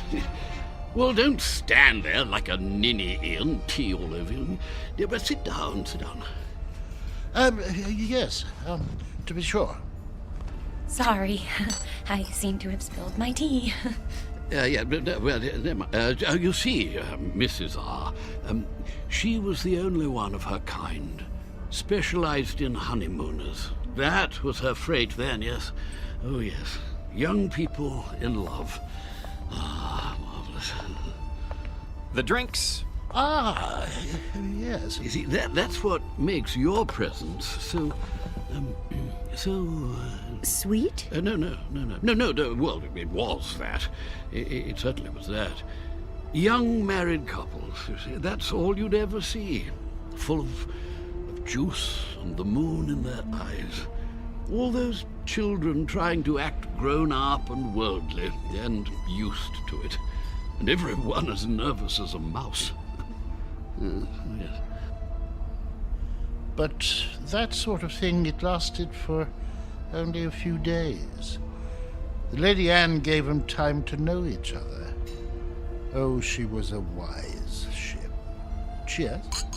Cheers. Cheers. Everything was arranged for young people. Love has its own point of view, you know.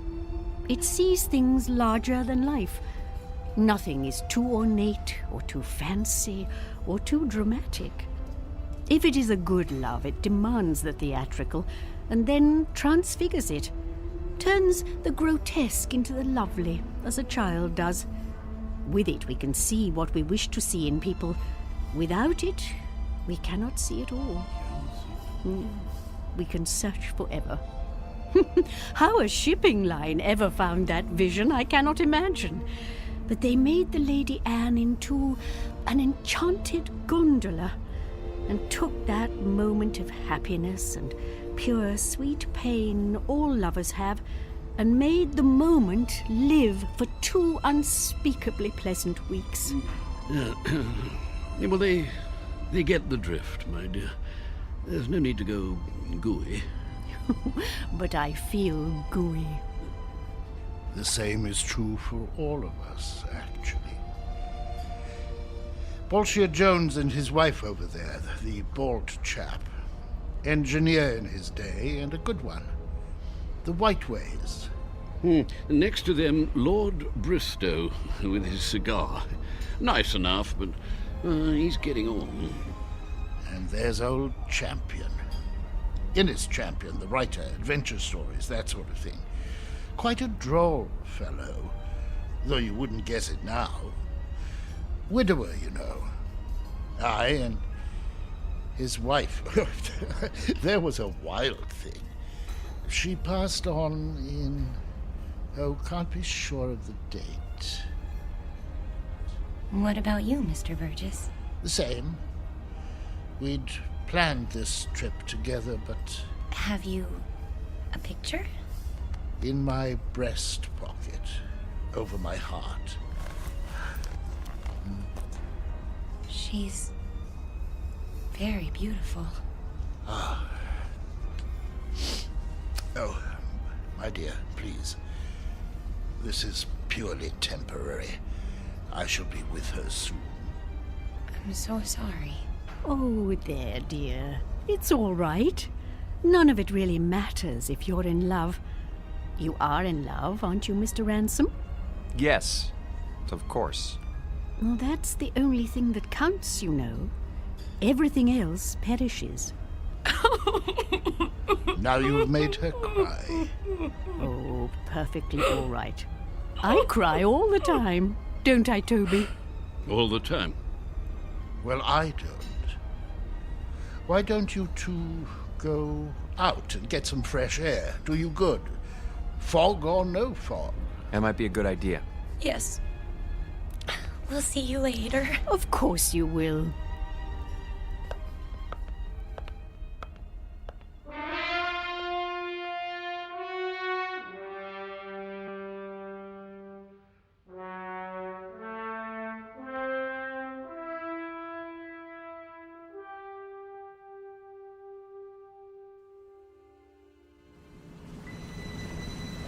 I think they're all very, very nice. What is going on? The sun. What about it? It's behind us. It was over there, and now it's... We're heading north. So we're heading north. We should be heading east. Blame it on me. Everything else is my fault. Why not this? There you go, starting again. I don't know what I'm doing here. Look at them down there playing shuffleboard. Or sitting, wrapped up in their blankets. Really, Eileen, this whole idea was ridiculous. Eileen? Eileen, where are you? Eileen? Eileen!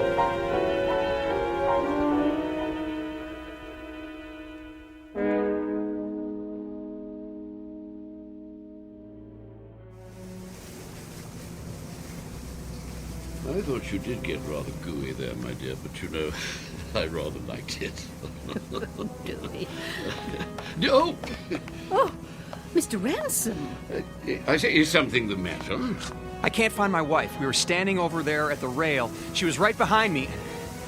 You don't think anything could have happened to her, do you? Oh, I doubt that. It's rather difficult to fall overboard. Oh, yes, yes. Eileen! Eileen! Eileen! Eileen! Eileen? Stuart, have you seen my wife? No, sir, but I wouldn't worry. I want this ship searched. I'll take the liberty of alerting the crew. Have you tried the library?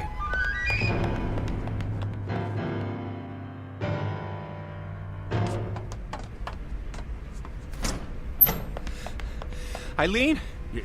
Not here, sir. She's got to be somewhere. Still looking, sir. Haven't you found her yet? Easy, sir. We'll let you know. Eileen? Eileen, where are you?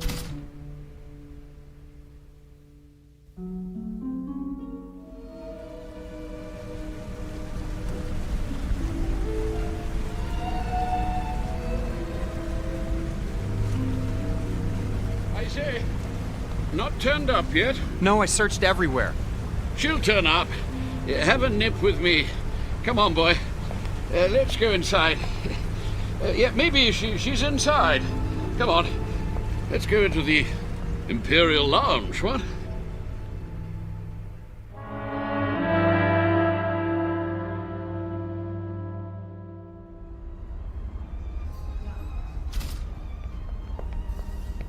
Two whiskeys.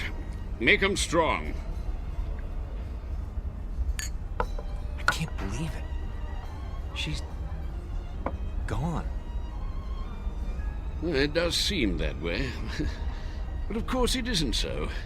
You've just missed her. You don't know how much.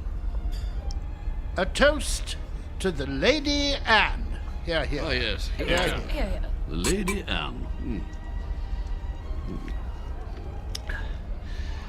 Yes. It's a pity. What's going to happen? A crime. An evil, black-hearted crime. Easy, Burgess, easy. Easy?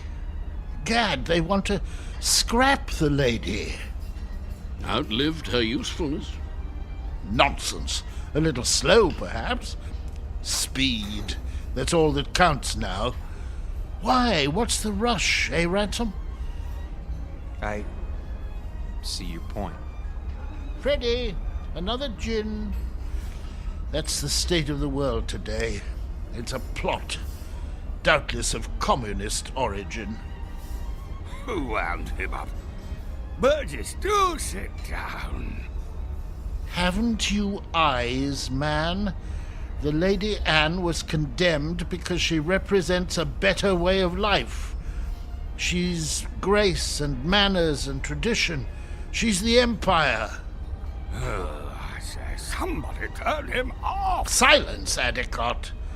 The beasts are at the gate, and we stand about like statues, with our medals gone to rust and our swords broken. Soon they'll reach up their hairy hands and pull the Queen down from her throne.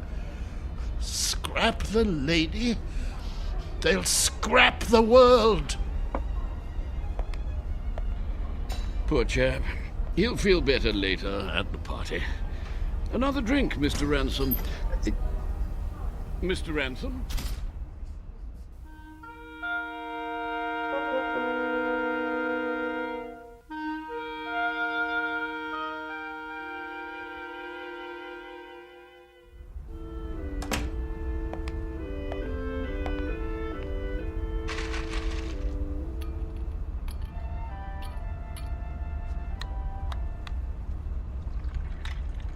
Pour me one, too.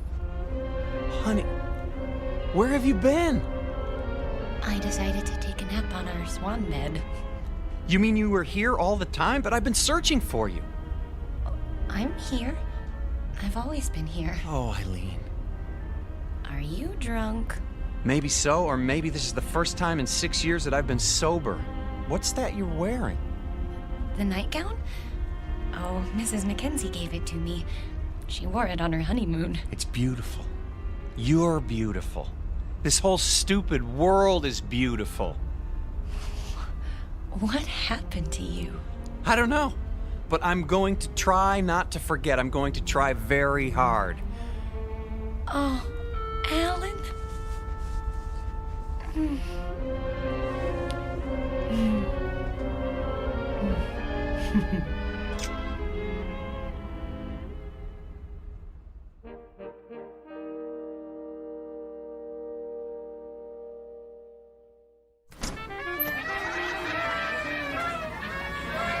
Will you look at all this? Balloons, ribbons.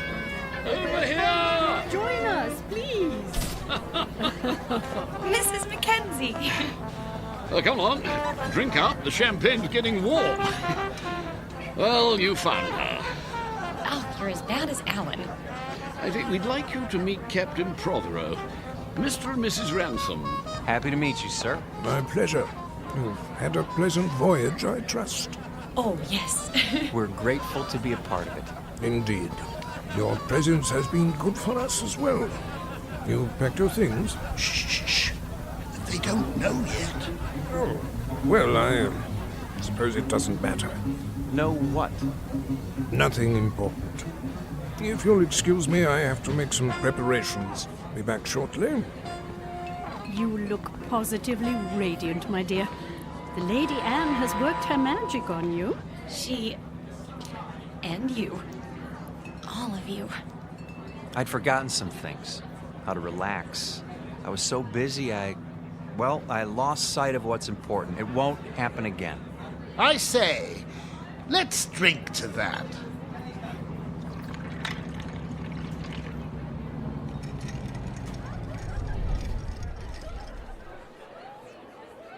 Have the engines stopped? Oh, nothing to worry about. Cheers. Mr. Burgess, why are we having a party now? We're only partway there. You'll understand soon enough. Who needs a reason to party? Mrs. Ransom, may I have this dance? I have been waiting for someone to ask. Mrs. Mackenzie? I'm not very good, but... Oh, delighted, Mr. Ransom. Oh, splendid.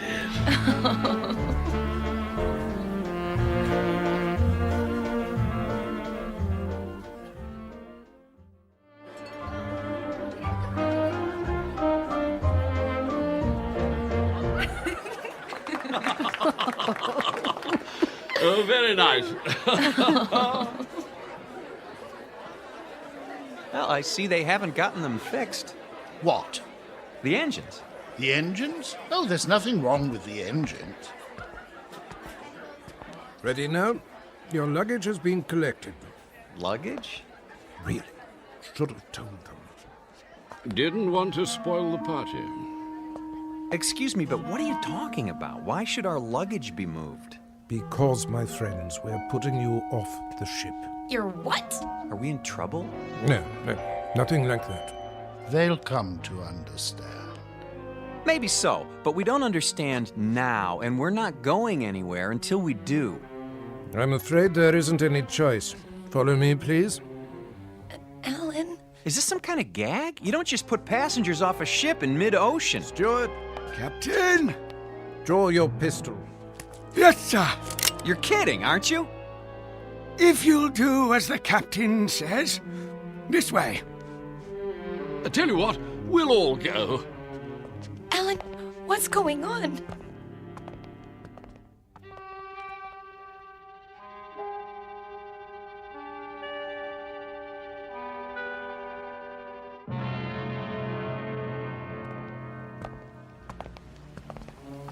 You can't be serious.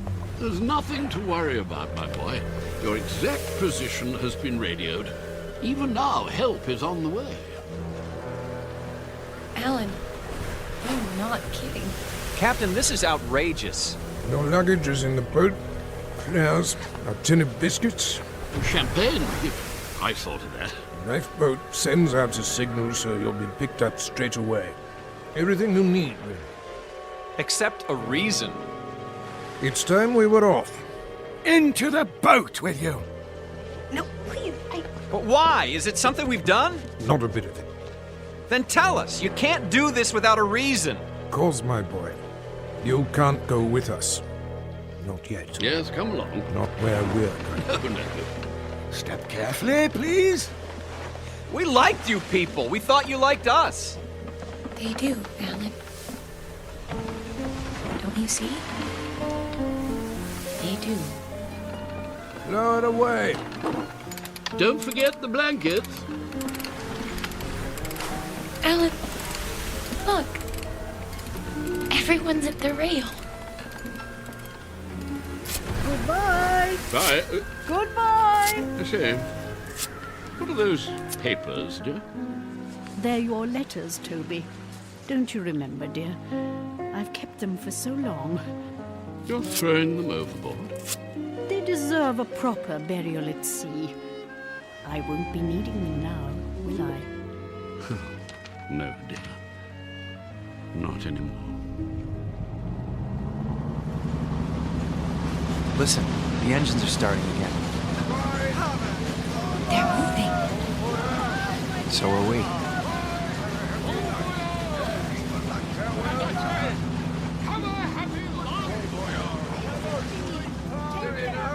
We will. I promise you.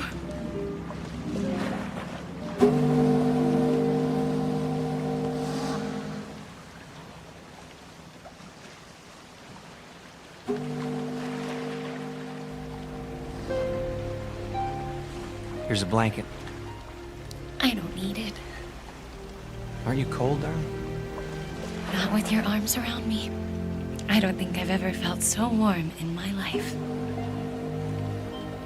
Do you think we'll see them again? Yes. In fact, I'm sure of it.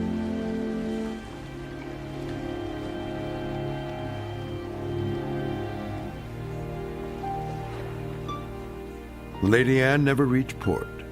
The Ransoms were picked up by a cutter a few hours later, just as the captain promised. They searched the newspapers but found no mention of the Lady Anne. The ship, with all its crew and passengers, went down in the mid-Atlantic, or so it was said. But Alan and Eileen knew better.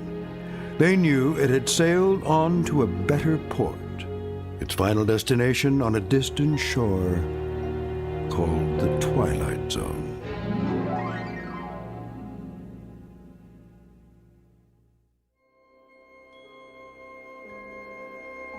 Hi, this is Carl Amari, producer of the Twilight Zone radio dramas. I'd like to take a moment to tell you about our official website at twilightzoneradio.com, where you'll get the latest news and information on these Twilight Zone radio dramas. Plus, at twilightzoneradio.com, you can digitally download 3 free episodes or any of our episodes for only $1.95 each. In this age of ever-changing technology, we've decided to make these episodes instantly available to you by making the Twilight Zone radio dramas a digital download-only series. This means that this series will no longer be offered on CD. The CD collections at our website are now being offered while supplies last at buy one, get one free. So be sure to get your favorites before they're sold out. Be sure to visit us often, and I'll see you in the zone.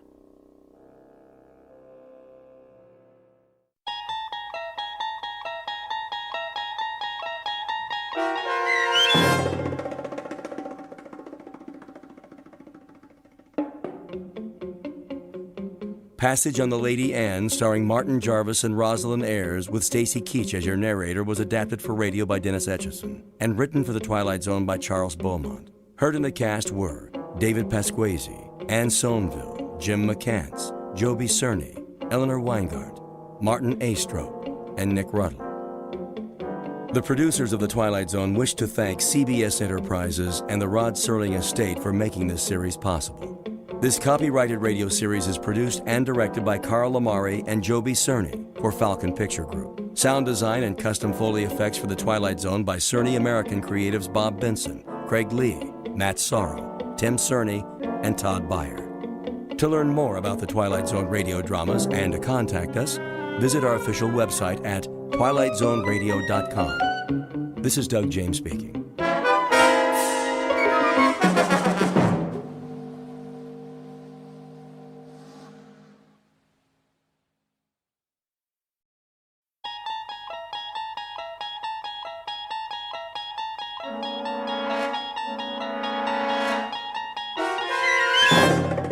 You unlock this door with the key of imagination. Beyond it is another dimension, a dimension of sound, a dimension of sight, a dimension of mind. You're moving into a land of both shadow and substance, of things and ideas. You've just crossed over into the Twilight Zone.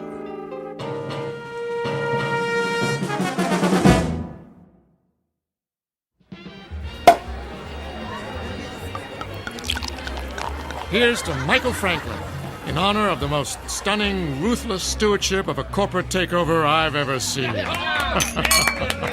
Thank you. Thank you, Alan. Thank you, everyone. And may I just say, I absolutely deserve it. I know you've had your eye on that corner office for some time. Well, it's yours. Actually, Alan, I have my eye on the corporate suite.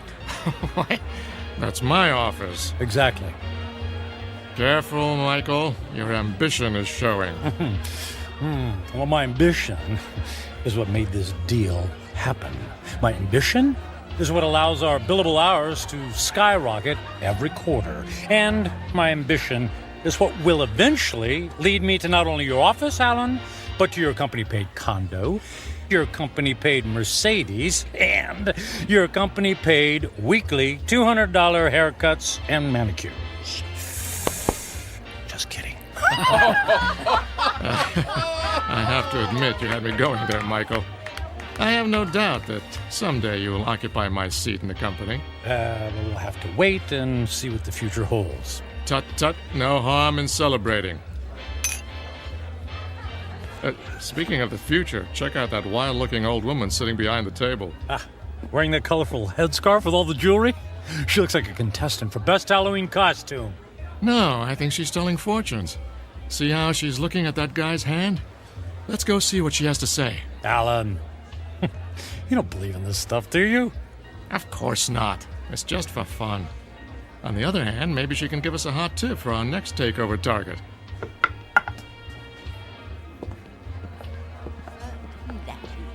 The warnings of the tea leaves, for they are never wrong. I see there are 2 more supplicants who wish to learn about their futures. Make that 1 supplicant.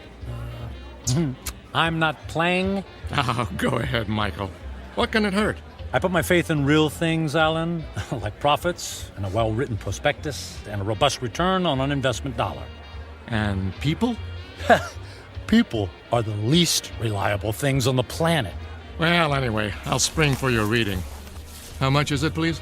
For this most rare and deep connection to the mystic masters of the cosmos, the charge is $5. $5? Ooh. It's highway robbery. All in good fun and worth $5 to find out what's next for the amazing Michael Franklin. There you are, my good woman. The mystic masters thank you. Yeah, I bet they do. Please be seated and give me your right hand. What's wrong with my left hand? The right hand crosses the body's meridian, connecting directly to the humors of the heart through the intercession of the soul.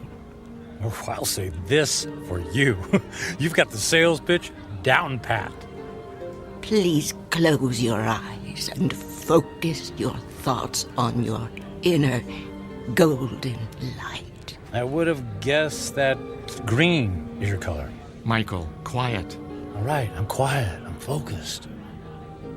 Watch as the golden light moves toward you. Slowly, it surrounds your consciousness. Surrender to its mystery. I never surrender.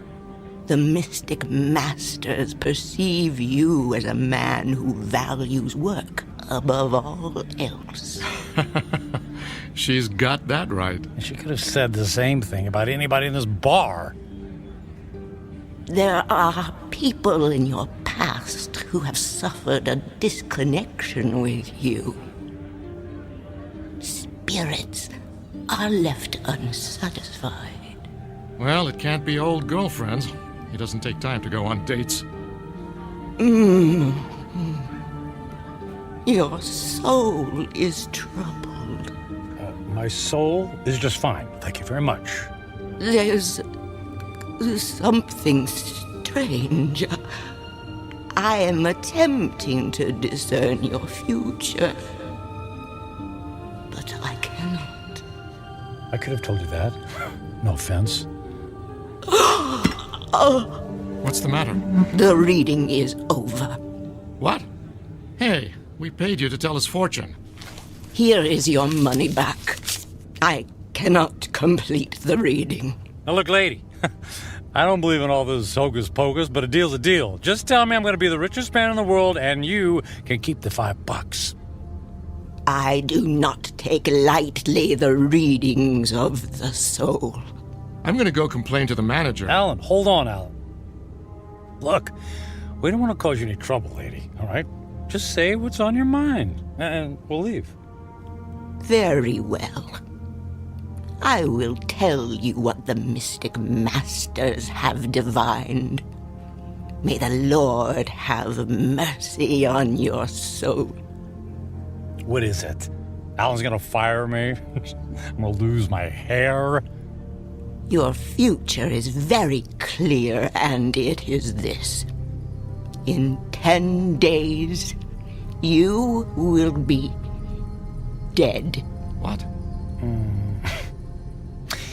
I don't think that's very funny. The signs are serious, and the reading is true. What kind of scam is this? Come on, Michael. Don't let her ruin your night. You know, lady, we were humoring you by coming over here. The least you could do is play along and not be such a downer. I did not wish to reveal your fate. You insisted that I do. When the clock strikes midnight on the 10th day to come, you will be dead. And now what? And no. Don't tell me. Let me guess.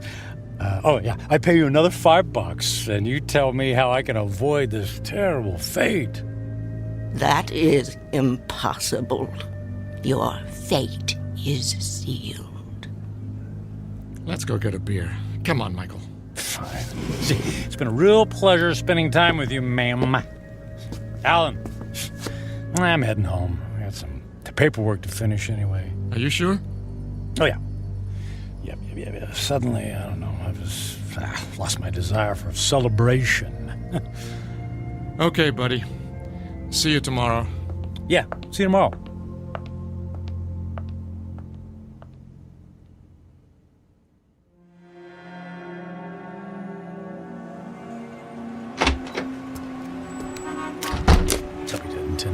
I'll be dead in 10 days. Jeez. Yeah. Con artist. Hey. Come on. Where's a taxi when you need one? Oh. Hey, taxi! Taxi over here!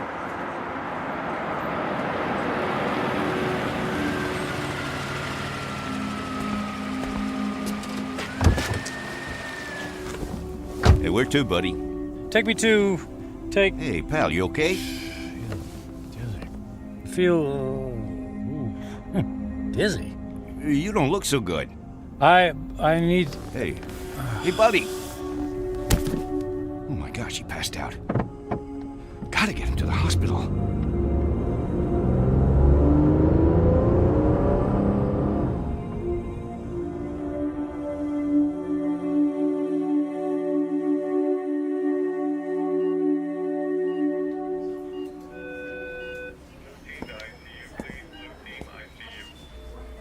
Mr. Franklin, can you hear me? Where am I? You're in the emergency room at Samaritan Hospital. What happened? What's going on? Easy, please. Don't try to sit up right away. You're still recovering from the anesthesia. Anesthesia? Yes. For what? You were brought here because you passed out in a taxi cab. Do you remember that? Vaguely. We performed some tests on you. Blood pressure, heart. Everything was normal. Well, then, I don't get it. Then why am I... In an abundance of caution, we gave you an MRI. I'm afraid we found something unusual. Oh. Well, what does that mean? There's a dark spot on the X-ray of your brain. We don't know what it is until we perform more tests, of course, but I must impress on you. This is a very serious situation. Well, what happens next?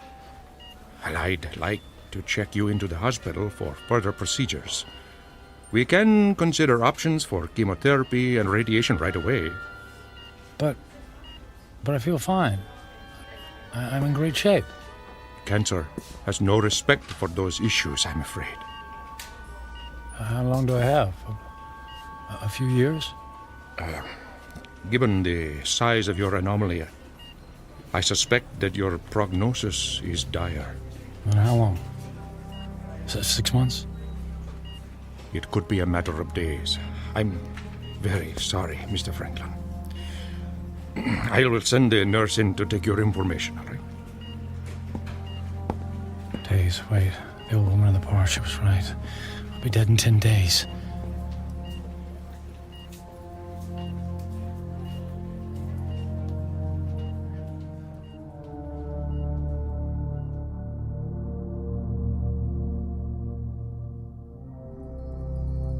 Portrait of a man frozen in the amber of fear. Michael Franklin, workaholic captain of industry, ruthless to his enemies and dismissive of routine human interaction.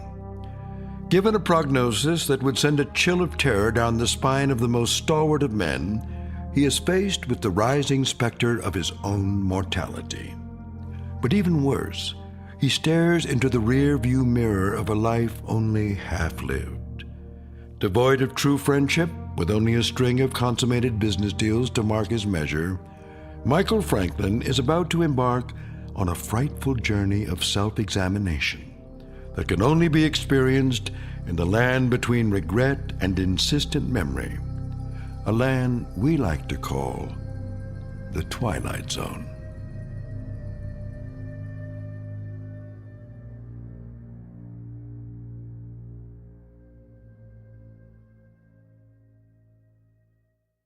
And now, The Twilight Zone and our story, 10 Days, starring Ned Bellamy with Stacy Keach as your narrator.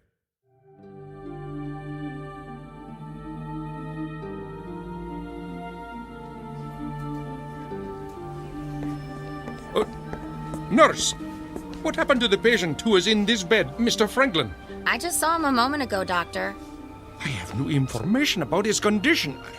Oh, I certainly hope he isn't about to do something foolish.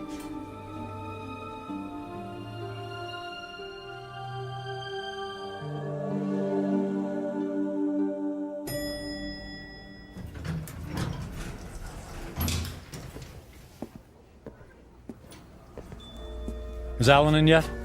Oh, yes, Mr. Franklin. Are you all right, Mr. Franklin? I'm fine.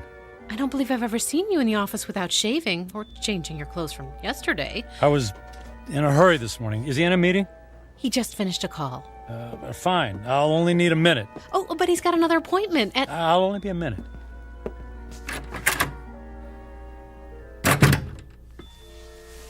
Michael, you look like you haven't been to sleep all night. Isn't that the suit you wore yesterday?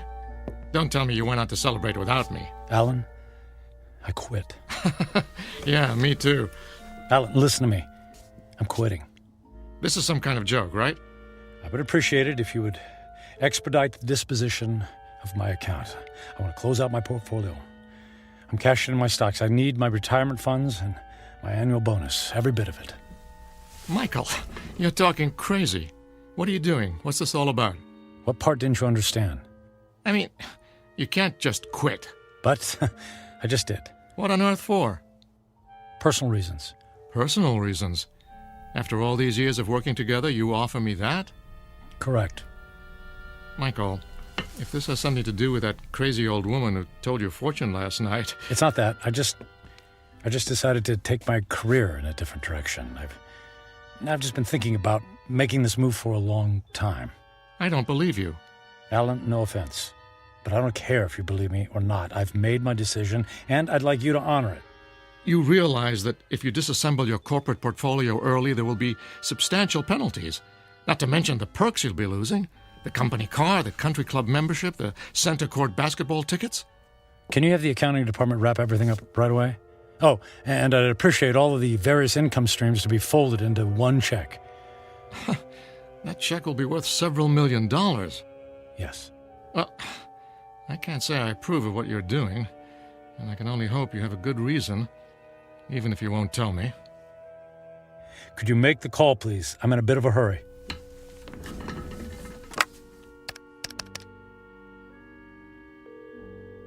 After 12 years, I don't see why there's such a... yes, this is Alan Fisher in corporate. I have it's an unusual request. Michael Franklin has decided to leave the firm, and he wants all of his outstanding monies gathered into one check for immediate pickup. Yes, I understand the amount is substantial. Very good. He'll be right there. All right, Michael. The check is being... Michael? Michael? Where did he go?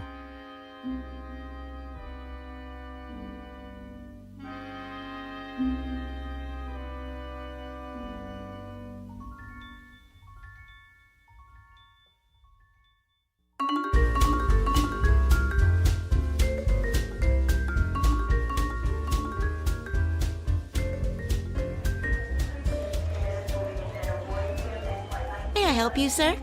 I'd like to buy a ticket to Rome, please. Leaving today? Very good, sir. And on what date would you like to return? Just a one-way ticket, please. I just love Rome.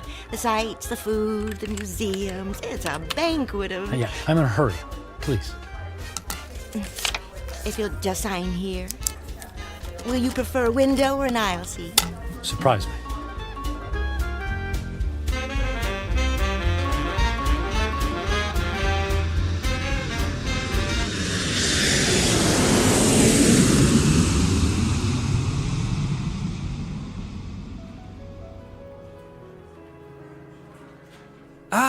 Mr. Franklin, welcome to the Grand Hotel, Rome's premier destination. Our presidential suite has been prepared. All 3 fireplaces are ablaze, the champagne is on ice, and your veranda opens onto the courtyard where Rome's finest string quartet is waiting to play for you. And of course, an entire staff of valets are at your disposal. And the concert tickets for this evening? The limousine will gather you at 6 o'clock. You will be driven directly to the private entrance where a personal elevator will whisk you to the ambassador's box. Only the finest for you, Mr. Franklin. Bravo! Wonderful!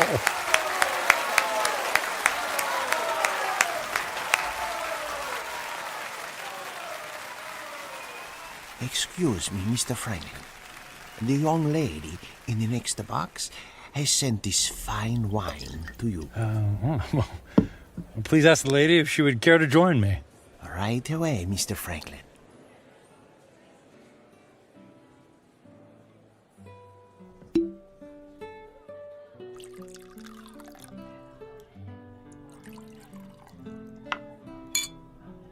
I haven't seen you at the theater before. Do you come to Roma very often?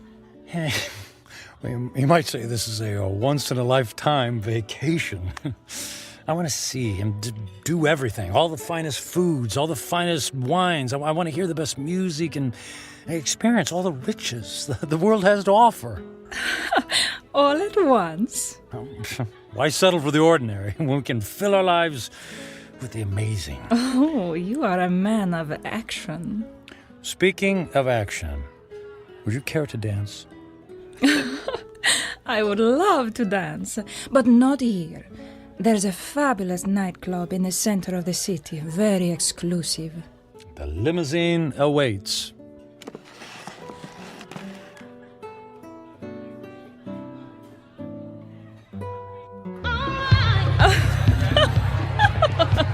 What a wild dancer! It's not me. It's a champagne. You're so funny. I believe I'm slightly tipsy too. Oh, tipsy. What does it mean? It means I've had too much to drink, which means I'll probably have a ferocious hangover tomorrow. Oh, that is too bad. Oh, but no worries. The way to prevent a hangover is to keep drinking. More champagne! More champagne! More champagne! And more dancing! And more dancing!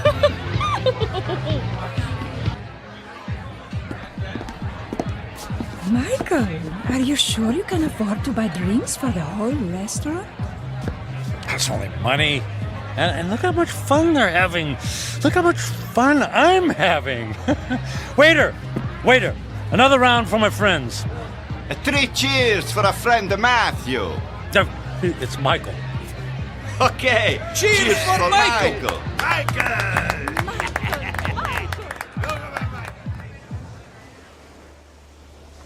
Michael, are you able to walk? It's not me. It's the streets that keep moving. You danced the night away. And we'll do it again tonight. The sun rises over the ocean. If I see 1,000,000 mornings, I never grow tired to seeing that sight. Imagine if you only had a few more to see. I'm sorry, what did you say? I said, would you care for some breakfast? I'm starving. Then let's go to the best restaurant in the city and order everything on the menu. I've never met a man like you, Michael. If you want something, you just take it. Of course. What's that old saying? Eat, drink, and be merry, for tomorrow we die. Michael, what's wrong? You look sad. Did I say something wrong? Maria, I wanted to ask you something. What is it, Michael? Would you care to join me on a small trip? Where to? Oh, I know a charming village near here. We could have a picnic. Actually, what I had in mind was Paris. Paris, France. And then London. And then Monte Carlo, or Moscow, or Hong Kong. I mean, we could go anywhere in the world. But what will we do when we get there? Whatever we want. I'll buy you diamonds, or a new car. Would you like a new car? Michael, you're making my head swim. I don't need a new car or diamonds. What then? A yacht? My life is here, in Roma. I can't just pick up and leave to go hopping from one country to the next. Why not? You just said you admired me for that very thing. I admire your freedom, but I have responsibilities. My parents are here, my friends. Well, they'll be one phone call away. I can't just leave. You can do anything you want to, just like me. Don't you have anyone you feel responsible to? We were discussing breakfast. Breakfast, that's what we need. Michael, I asked you a question. Come, we'll order the most expensive breakfast in town in the most expensive restaurant. We'll have them serve us eggs on plates made of gold. I'm not really hungry. Where are you going? Where are you going? I have things to do. But what about Paris, London? You're willing to give all that up?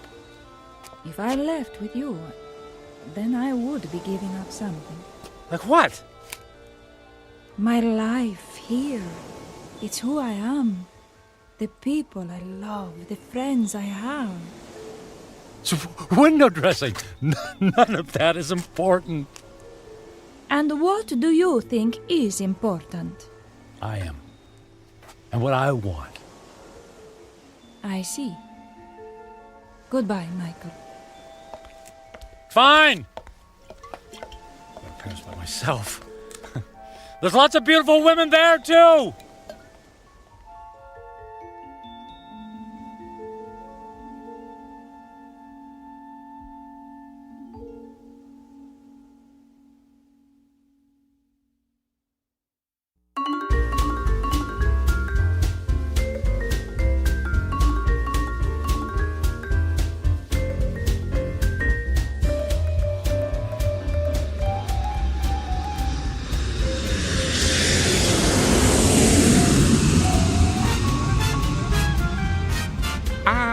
Bonsoir, Monsieur Franklin.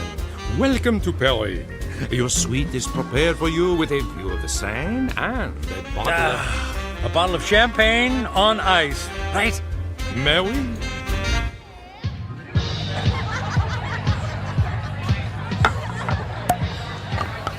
What did you say your name was? My name is Angelique.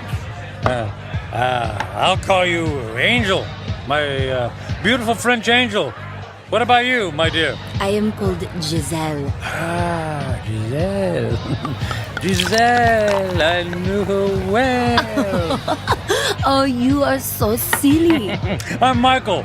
But why don't you call me Mike? Nobody ever calls me Mike anymore. Not since I was a little boy. Were you as naughty then as you are now? I was a good boy. Very smart. In fact, I was smarter than everybody. Did you know that? I was better than all of them.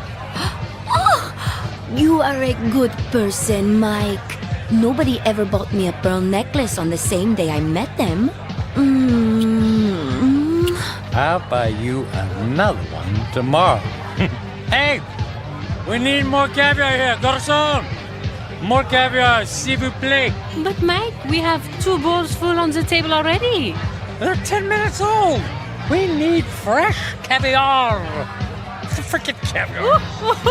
Let's dance. Mike.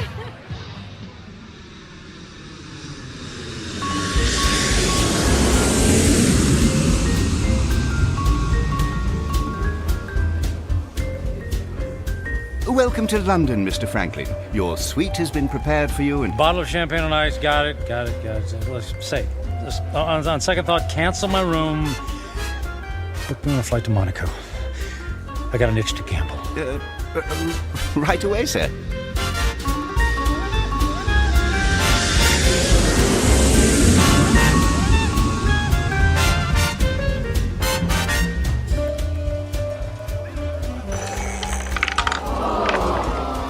And the number is 29. Red. Don't worry about it. It's only money, and there's plenty where that came from. Another 10,000 in chips, please. Is the gentleman sure he has already lost several $100,000? If the gentleman wanted to hire a babysitter, the gentleman would have done so. You understand? As the gentleman wishes.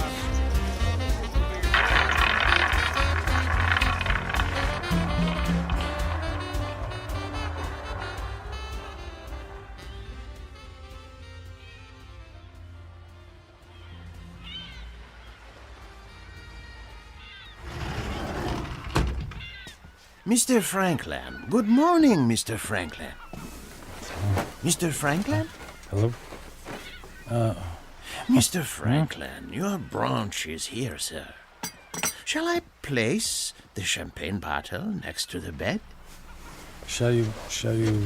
Who are you? Where am I? I am Captain Philippe Duchette. This is the Fandango Dancer, the luxury yacht you rented last evening. I rented? Was I alone? The gentleman was escorted by several very attractive ladies, and there was a request for the boat to take you to Australia. But, as you may know, that trip is beyond the range of this vessel. Wanted you to take me to Australia. After we received the Alaskan crab, Russian caviar, and of course, the champagne. I hope I never see another glass of champagne. What shall I do with the cases that are on the deck? How many cases did I order? 10. They're yours. Merry Christmas. Do you wish to proceed with the cruise? No, I don't think so. Very good, sir. All right. For a week, I've eaten the finest foods, drunk the most expensive champagne.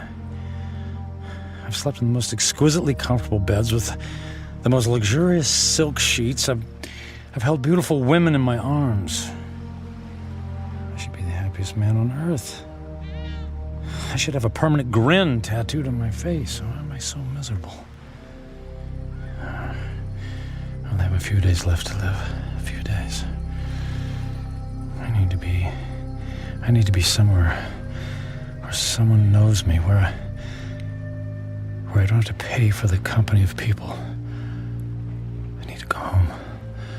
I need to go home.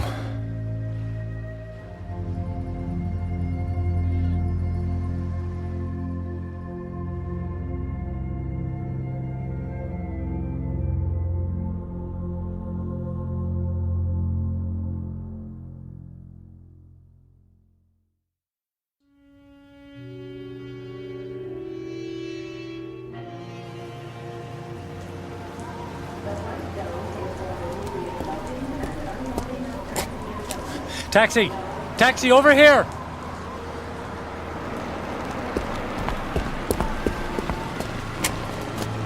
Hey, where to, mister? 1020 Clark Street. Hop in.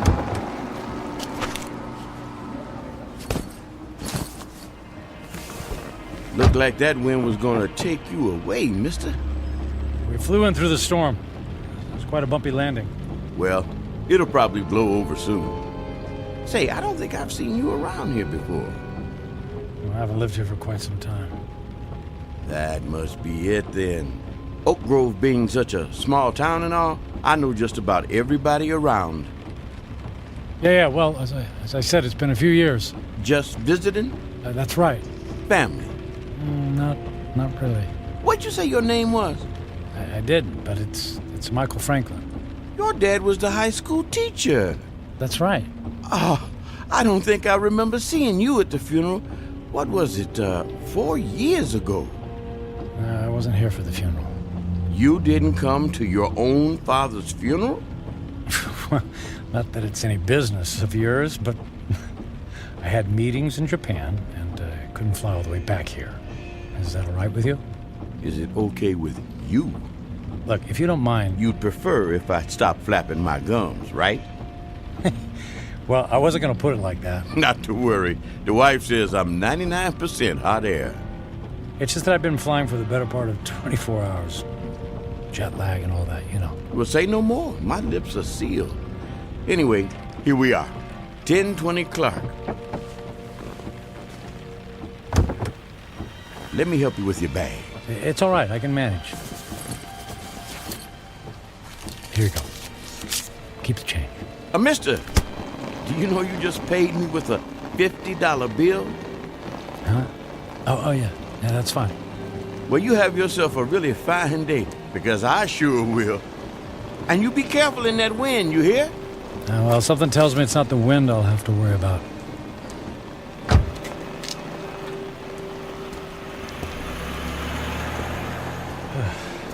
Here goes.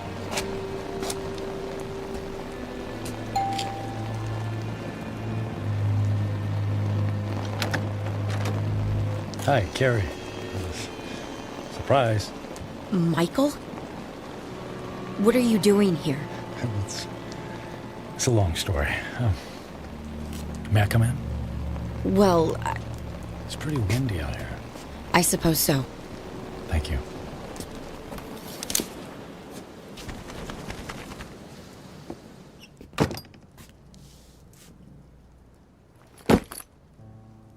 Michael, what's going on? You just show up on my doorstep after 4 years? Well, you know me. Spur of the moment. You are not a spur-of-the-moment person. You plan everything in your life. I wouldn't be surprised to find that you plan how many times you blink every day.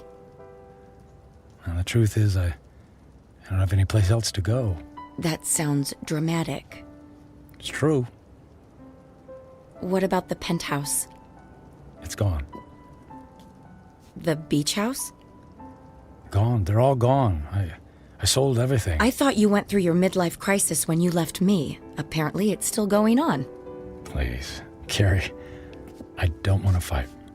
Then what do you want? I just wanted to see you again. You just wanted to see me. Okay, you see me. Now what? Do you mind if we sit down? Michael, I have to be at work in an hour, and I'm in the middle of a term paper. You went back to school. I'm getting my master's. That's wonderful. Congratulations. Thank you. I mean, you planned it for years. It's great that you finally decided to do it. Yeah, well, if there's nothing else on your mind... So, how have you been? Busy. I don't have a lot of downtime, but that's how I like it. You redecorated things here. You redecorated the house. I needed a fresh start after you left. Well, Carrie, about that, I'm so... If you're about to apologize, please don't. I've already more than paid you back by thinking the most horrible thoughts any person could think about another person. I guess I deserve that. Oh, you have no idea. How could you just walk away from a marriage, Michael? What was so terrible that you couldn't stand up like a man and fight for me? For us? It wasn't about you, Carrie. Oh, that's good to know. Because when I was picking up the pieces, when you left, it sure felt like it was about me. What I mean is that I wasn't a good husband. True. You were always working. And I knew that I wouldn't be a good father. True. You never even walked the dog. So, I didn't give up on you. Or us. I gave up on myself. Well, that makes everything all better. You can go now. Carrie, please. Oh, I could just clobber you for coming back here. It isn't fair for me to have to dredge up these old feelings again. Well, maybe a civilized conversation without any bickering would do both of us some good. I don't think so. Please, Carrie, it's more important than you know. For what purpose, Michael? So you can go back to your high-powered, big-shot job in the city and feel good about yourself? I just don't want to leave loose ends. Please, for better or for worse, can we just talk? I'm not looking for forgiveness, just closure. Well... One cup of coffee? I'll even make it. All right. 1 cup, and I'll make the coffee. Yours always tasted like motor oil. Thank you. Thank you so much. Thank you.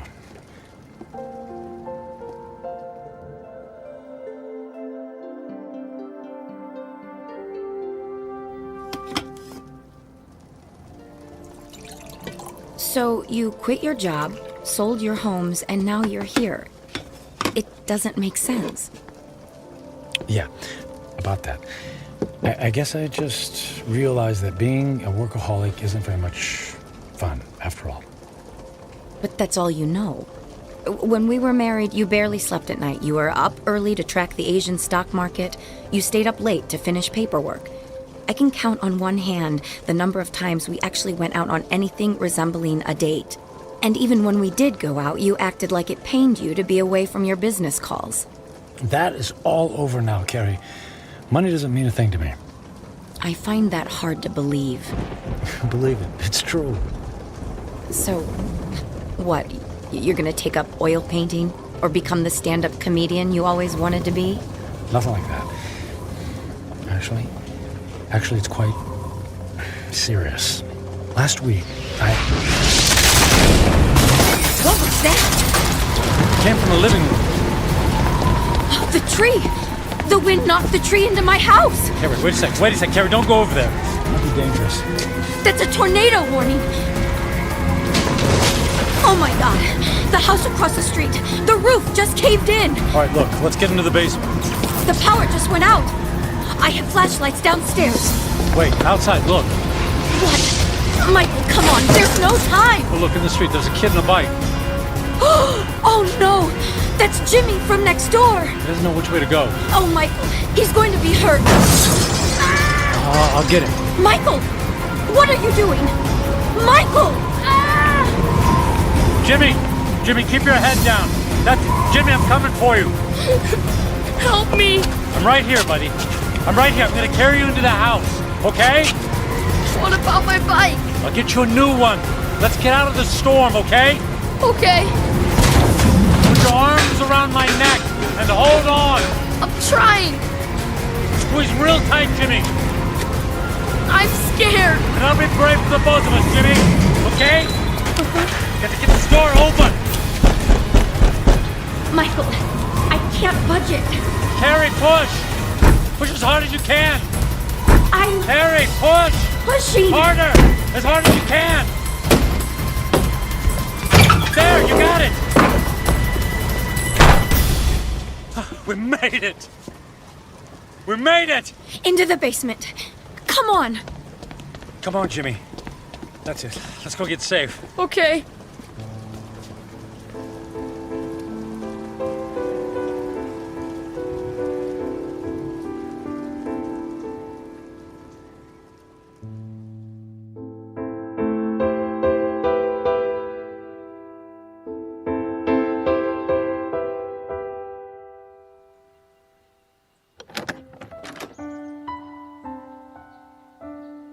Storm's cleared. It's over. Is the wind gonna get me? No, honey, you're safe. Look, that car, it's been overturned. At least there's no more damage to the house. Mom! Jimmy! Jimmy! Oh, Jimmy, we didn't know where you were. We had him in the basement with us. I was so scared. And then the wind came, and then this man came and saved me. You saved my Jimmy? Well, not really. Yes, you did, Michael. You ran right into the path of the tornado and brought him inside. Oh, come here and let me give you a hug. You don't have to. Okay. How can I ever thank you? You don't have to. It was my pleasure. Is our house okay, Mom? Yes, sweetie. We were very lucky. Jimmy, you're a very lucky little boy. Yes, and thank you again for my son's life. Yeah, thanks. You're welcome. Michael, you saved Jimmy's life. You're a hero. I didn't even have time to think. I just saw him and ran. It was still amazing. When the chips were down, you really came through. I'm proud of you.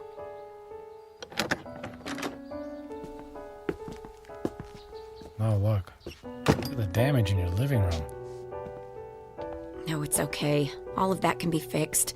The main thing is that we're all safe and healthy. Right. Listen, Carrie. Those repairs, they're going to be expensive. I have insurance. Yeah, but that will only cover the basics. Let me take care of the costs. Michael, you don't have to do that. No, but I want to. And I can afford it. But you can't just drop that kind of money on a problem that isn't yours. And listen, all I know is that when I helped Jimmy just now, it felt good. It felt better than anything I've done for a long time. And the idea of helping you out with bills feels good, too. So please, just let me do this. Well, I'm not in a position to turn down a gift like that. But what about you?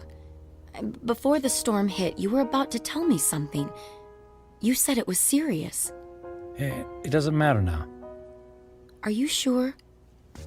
Yes, I'm sure. Here, let me write you a check before I leave. Are you going so soon? You just got here. Yes, I think I got what I was looking for. Here you go. Now listen, don't you look at it until I leave, okay?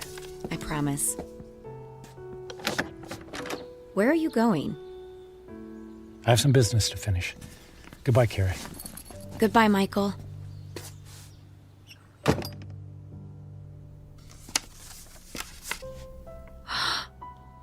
$1 million? Michael! Michael!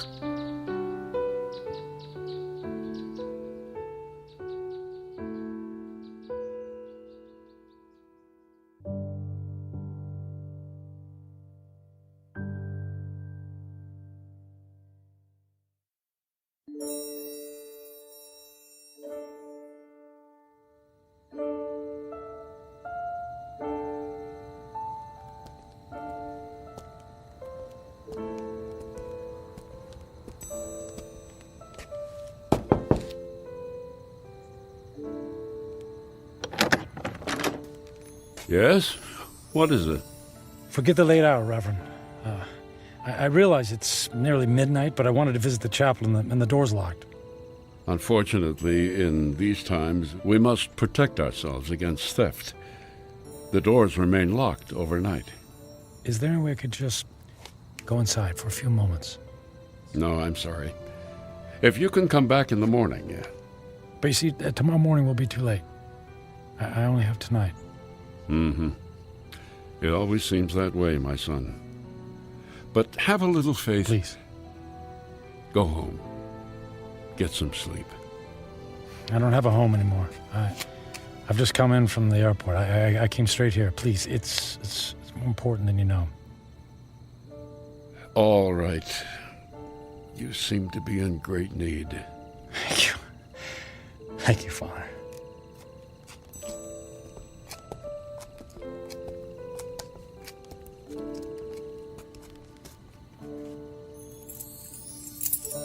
Yeah, it's one of these.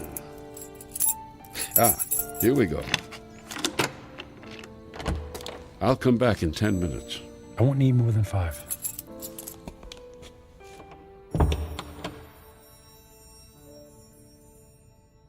And now that I'm here, I don't know what to say. It's been a long time since I've set foot in a place like this. In fact, I can't remember the last time. I suppose it's true. People come back when they're in trouble, but I'm not exactly in trouble. In fact, all my troubles will be over in just a few minutes. Then why am I here? Maybe I just wanted to see if I could find a moment of peace before everything ends. Just a single solitary moment when I don't have to feel so alone. The truth is, I'm alone because of my own actions, by the selfishness of the man I've become. I was given love, but I turned away from it in favor of my career. I gave up friendship in favor of business colleagues who couldn't care less if I lived or died. So what did it all mean?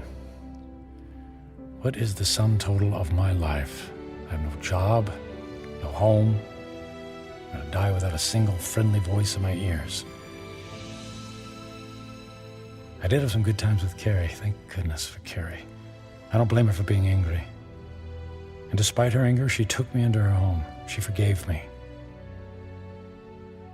And Jimmy, I saved his life. He'll have a chance to grow up, to have a family and a little boy of his own. I gave that to him. I did make a difference after all.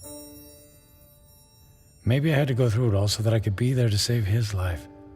If that's true, then it's worth it. I'm glad things turned out the way they did. I did something worthwhile. My life mattered after all.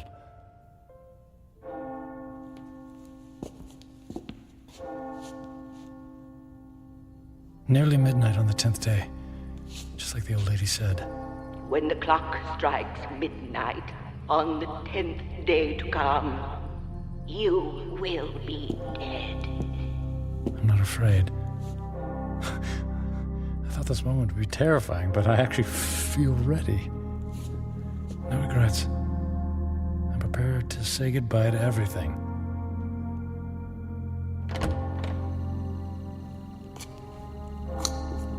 Excuse me, sir. I'll have to ask you to leave now. Yes, I'll go. And thank you. From the bottom of my heart, thank you. No, may I ask one favor? What is it? If anyone asks, can you tell them I was ready and that I was grateful? Grateful? For what? For everything. It was all a gift.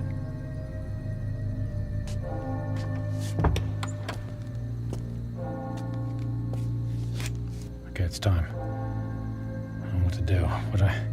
I mean, if I should... How do I... Church bells. They stopped. Okay. It's midnight on the 10th day. I'm still alive. Nothing happened. Okay. Nothing's happening. The old woman said I had 10 days to live, that I would die at the stroke of midnight. She lied. She lied.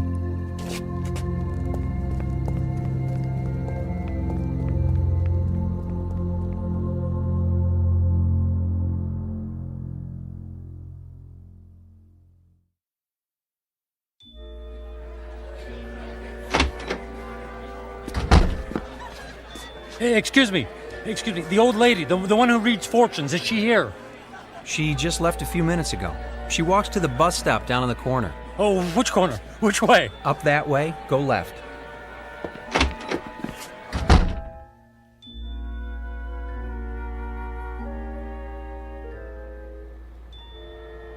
Where is she?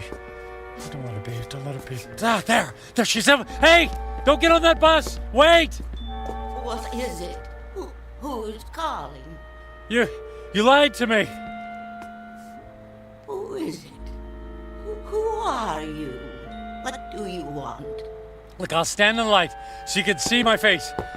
Now, do you remember me? Ah, yes. The angry man. And I'm still angry. You told me in 10 days, at the stroke of midnight, I'd be dead. 10 days are now over. I sold my home. I shut my life down because I believed in you. Yes. I told you that in 10 days you would be dead. So? And I was correct. The man I spoke to 10 days ago is dead. What? What do you mean? That man was selfish and cruel. That man was friendless and meaningless. Can you say the same things about yourself today? I guess not. He's gone. Bury him. Give yourself the rarest of all gifts in life. A second chance. A second chance? Huh. Sounds too good to be true. And yet, here it is, yours for the taking. You're right, things are different now. I don't know how to thank you. Live for someone other than yourself. That's the best thing any of us can do. Actually, there might be someone willing to let me try. And her name is Carrie. Thank you. Thanks for the second chance. Thank you.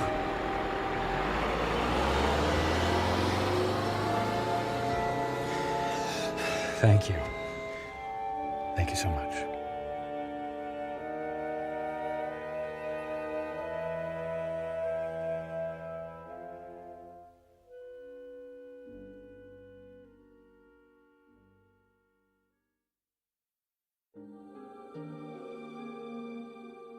Michael Franklin, a man on a mission to burn every bridge even before he made his way across. Stung by the terrible knowledge of his impending demise, his journey toward redemption faced a detour of intoxication and self-indulgence. As he now knows, such things are not the stuff of satisfaction, only empty calories and heartache. Ironic, then, that a man who placed such a premium on personal wealth could only feel full upon losing everything. A stark, lonely truth, but an eternal one.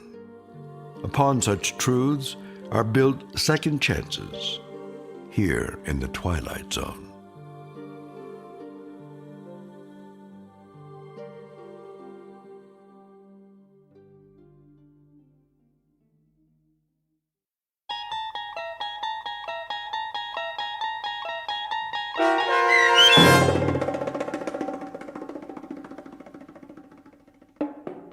"10 Days," starring Ned Bellamy with Stacy Keach as your narrator, was written for The Twilight Zone by Mark Valente. Heard in the cast were Linda Ryder, David Darlow, Ernest Perry Jr., Roger Mueller, Tony Makis, Saskia Bellori, Joby Cerny, Elizabeth Lido, Martin A. Strope, C.J. Amari, Molly Glynn, and David Pasquesi. The producers of The Twilight Zone wish to thank CBS Enterprises and the Rod Serling Estate for making this series possible. This copyrighted radio series is produced by Carl Amari and directed by Joby Cerny for Falcon Picture Group. Sound design, custom Foley effects, recording, and editing are produced in the Cerny American Sound to Picture Theater by sound designers Craig Lee and Todd Beyer. Music for The Twilight Zone is provided by CBS and American Music Incorporated, New York. To learn more about the Twilight Zone radio dramas and to download episodes, including 6 free episodes on our homepage, visit our official website at twilightzoneradio.com. Doug James speaking.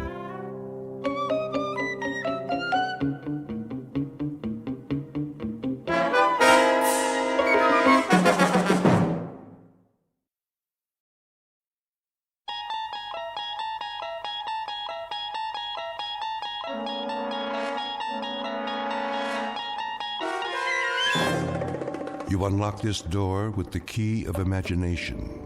Beyond it is another dimension. A dimension of sound, a dimension of sight, a dimension of mind. You're moving into a land of both shadow and substance, of things and ideas.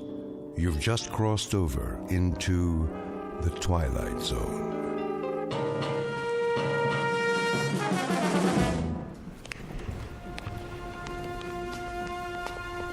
Here we have the famous temptress from ancient Egypt, Cleopatra. Her beauty almost brought about the destruction of Caesar, Mark Antony, and the Roman Empire. And now, if you will follow me, the last group of figures in our little wax museum, the piece de resistance, if I may say so, the most infamous black-hearted killers of all time. This is not for the faint of heart, so if there are any who would prefer to stay behind... I don't like this place. Come on, honey. They're made out of wax. But... No? Very well, then. Feast your eyes upon... Jack the Ripper, Henri Landru, and the dreaded Burke and Hare. It's Burke who's smothering the poor lady with a pillow, while Mr. Hare assists by holding her feet to the bed. And last but not least, in the sailor's garb, Albert Hicks, about to sink his gleaming axe into the skull of his hapless victim, one Martin Senescu. Move in, please. They look so real. Closer. Closer. But not too close. Allow me to introduce Mr. Senescu, the curator of Murderer's Row. Thank you. Thank you. I'm sorry if I startled you. I thought he was one of the dummies. Oh, nothing to be afraid of. Perhaps not, young man. But who can tell what evil lurks in the heart of the man standing next to you? Go ahead, Martin. Introduce your friends. With pleasure. Albert W. Hicks, mate on the oyster smack E.A. Johnson, a gentleman. Yet one day, in 1860, off the Atlantic coast, he murdered everyone in his crew with an axe, exactly like this one. Why did he go mad? I'm afraid we'll never know. Not to mention Burke and Hare, two more monsters of their time. But do they look like monsters? What torment drove them so late in life to behave like ghouls? You see here how they suffocated their victims. A technique called burking. Think of the agonies they endured. Which one's he talking about? Search me. Both of them, sir. All of them. Surely it's dreadful to be murdered, as our victim here would tell you, if she could talk. But to commit murder, to take a life with your own hands, again and again, and not be able to stop yourself. Can you begin to imagine the horror? Nope, but why don't you tell us about it? I wish I could. But somewhere in the world, now, at this very moment, there is someone who can. Yeah? Who? Well, no one knows yet. But if his torment is great enough, and he kills as these poor creatures did, then future generations will know. For he will end up here, immortalized in wax, remembered as you and I will never be, like Henri Landru, so filled with love and hate. He loved nearly 300 women in his lifetime, spinsters and lonely widows. He too must have felt agony as he strangled the life out of them. A master of the garret, identical to the one you see in his hands. That looks like some kind of cord. Just a piece of string. Let me see that. Get away from there. Get away from there. I was only... Mr. Senescu is right. The figures are not to be touched. They are too rare and valuable.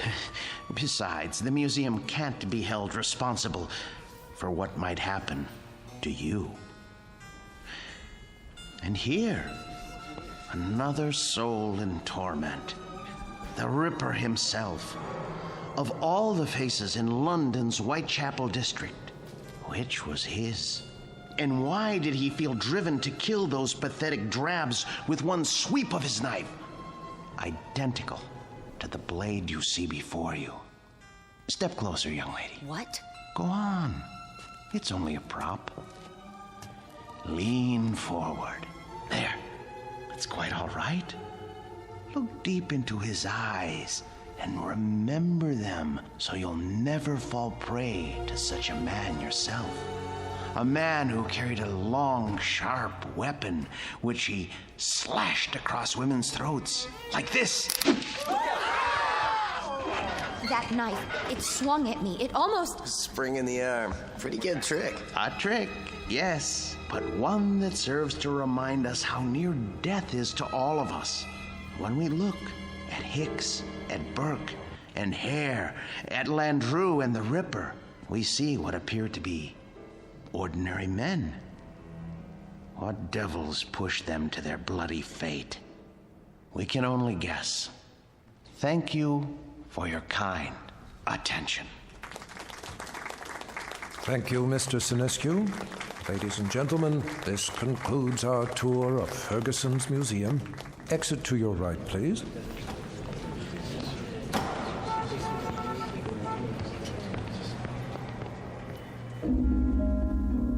Mr. Martin Sinescu, a gentleman and the curator of Murderer's Row in Ferguson's Wax Museum.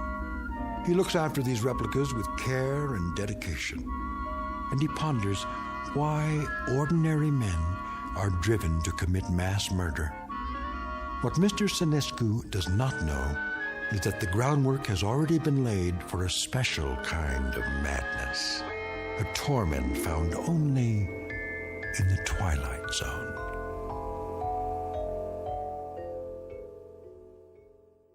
And now, The Twilight Zone and our story, The New Exhibit, starring Joby Cerny with Stacy Keach as your narrator. There now, Mr. Landru. Collar turned up just so. Easy to see why you're a real lady killer. We have to do something about that suit. Martin? Yes, Mr. Ferguson? I'd like to talk to you. All right. I'll be through here in a moment. That can wait. What I have to say to you is rather important. You know, sir, I think Landru needs a new suit. This one is 10 years old and shows it. Something wrong, Mr. Ferguson? Well, yes and no. I think we'd better discuss it in my office. All right, if you like, sir. Is it something I've done or haven't done? No, nothing like that. Sit down. Very well. Martin, I'm abandoning the museum. Abandoning? I'm afraid so. Is this a joke, sir? No. But you can't. You mustn't, sir. I know how you feel, Martin, but there isn't any choice. I don't understand. I've been offered a large sum of money for this property. Some people want to build a supermarket here. A supermarket? When I first opened the museum 30 years ago, I'd never dreamed I'd see this day. But the day is here, Martin, and we will just have to face it. 30 years, sir. No, for heaven's sake, don't make it more difficult than it is. I'm sorry. I hate this, Martin. You're the best employee a man could have. The way you've run the Murderer's Row exhibit, why, I don't think you ever missed a day's work. No, never. How many more days? None. This was the last. They start wrecking the building next week. What about the wax figures? I haven't decided yet. Sir, we can open another museum. We'll move everything somewhere else. I'm not as young as I once was. I could use a rest. But, sir, I'll do all the work. You won't have to lift a finger. I appreciate that, Martin, but it would be foolish. Foolish? Foolish? Why? We have become passé. People aren't interested in wax museums anymore. Look at the numbers, it's all here. Our attendance figures, our profits, but mostly our losses. This year has been the poorest of all. There's even a news story about the closing of the Grand Guignol. Surely not. The handwriting's on the wall. Seriously, what do we offer? The great lovers of history? The discovery room? Scientists? That isn't why people came here. That isn't why at all. What they really came to see was your murderer's row. We've always known that. But they've been coming in decreasing numbers. And do you know why? Because the evening news offers them fears we could never match. The wars, the atrocities, the perversions, they've all ruined our chamber of horrors. People are blasé. They think they've outgrown the need to be frightened. They already live in fear day in, day out. It's the world, Martin, and the world has changed. No, it would be foolish to open another museum. Maybe it's the location or the exhibits. Remember how people came after we installed the Ripper's arm with the knife and the spring mechanism? That was years ago. They're simply not interested anymore. But what's going to happen to them? Landru and Hicks and the others. If I could sell them, I would. But there is no market for wax figures. Mr. Ferguson, you're not thinking of destroying them, are you? I mean, they were meant to live forever. Martin, I tell you, I don't know what I'm going to do. You're forgetting something. Come with me. Martin... Look at Landru. His eyes. Don't you see the shy, frightened little choir boy he once was? The bookkeeper who so longed for freedom. Of course, but... Even the cheek feels real, like flesh with pores, and the mouth. Isn't it about to say something? Oh, Landru was an elegant man, full of tenderness. It's right here, in the lips. The way... What are you trying to say? Mr. Ferguson, you seem to have forgotten that these figures are the work of the great Henry Guillemond, the only ones he created outside of Europe. I haven't forgotten. There was genius in everything he did. They're not just so much candle wax. It's as though they were alive. I'm afraid it doesn't make any difference now. I don't think I could stand it if these figures were destroyed. It would be like losing 5 close friends. I won't destroy them, Martin. I give you my word. But where would I store them? You know how vulnerable they are to changes in temperature. I could take them. You? Yes. What would you do with them? I wouldn't put them in an ugly warehouse, I'll tell you that. They need constant care. I'll put them in my basement. That's ridiculous. Think about it. What would Emma say to having the figures of 5 famous murderers in her basement? Oh, she wouldn't mind. She rarely goes in the basement. It's my space. She'll understand. I'll put air conditioning down there and a heater for colder days. Oh, you'll see. I'll take care of them, just as I always have.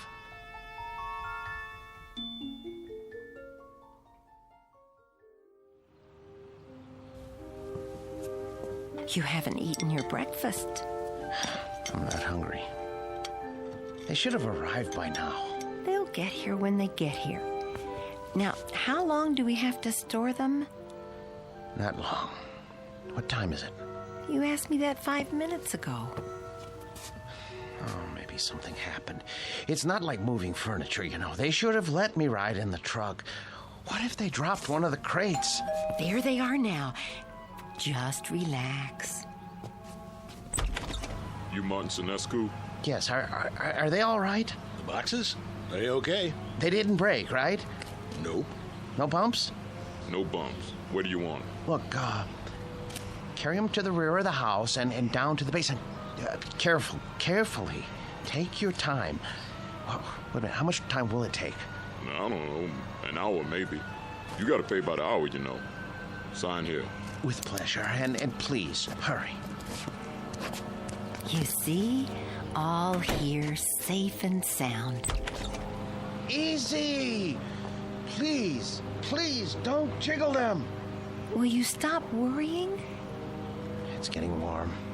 What? I say, it's getting warm outside. You're very delicate. They can't stand more than 80 degrees. I didn't think they were so big. They're not. The boxes are big. The actual figures are not any bigger than you or I. See? Landru's in the first one. The next is Jack the Ripper. Oh, Emma, I'm so sorry I got mad. But it's going to be like opening Christmas presents. Mr. Sinescu? Yes? Miller's Appliances. Got your air conditioner in the van. Where do you want it? Oh, good. I'm glad you're here. Look, put it there. There, the basement window. Oh, please, please hurry. I'll do my best. Thank you. You bought an air conditioner? I had to. They can't stand the heat. How much did it cost? Don't worry about that. Well, I am worried about it. Please. Leave me alone. Just leave me alone with my friends, all right? Now, if you don't mind, I have to go downstairs.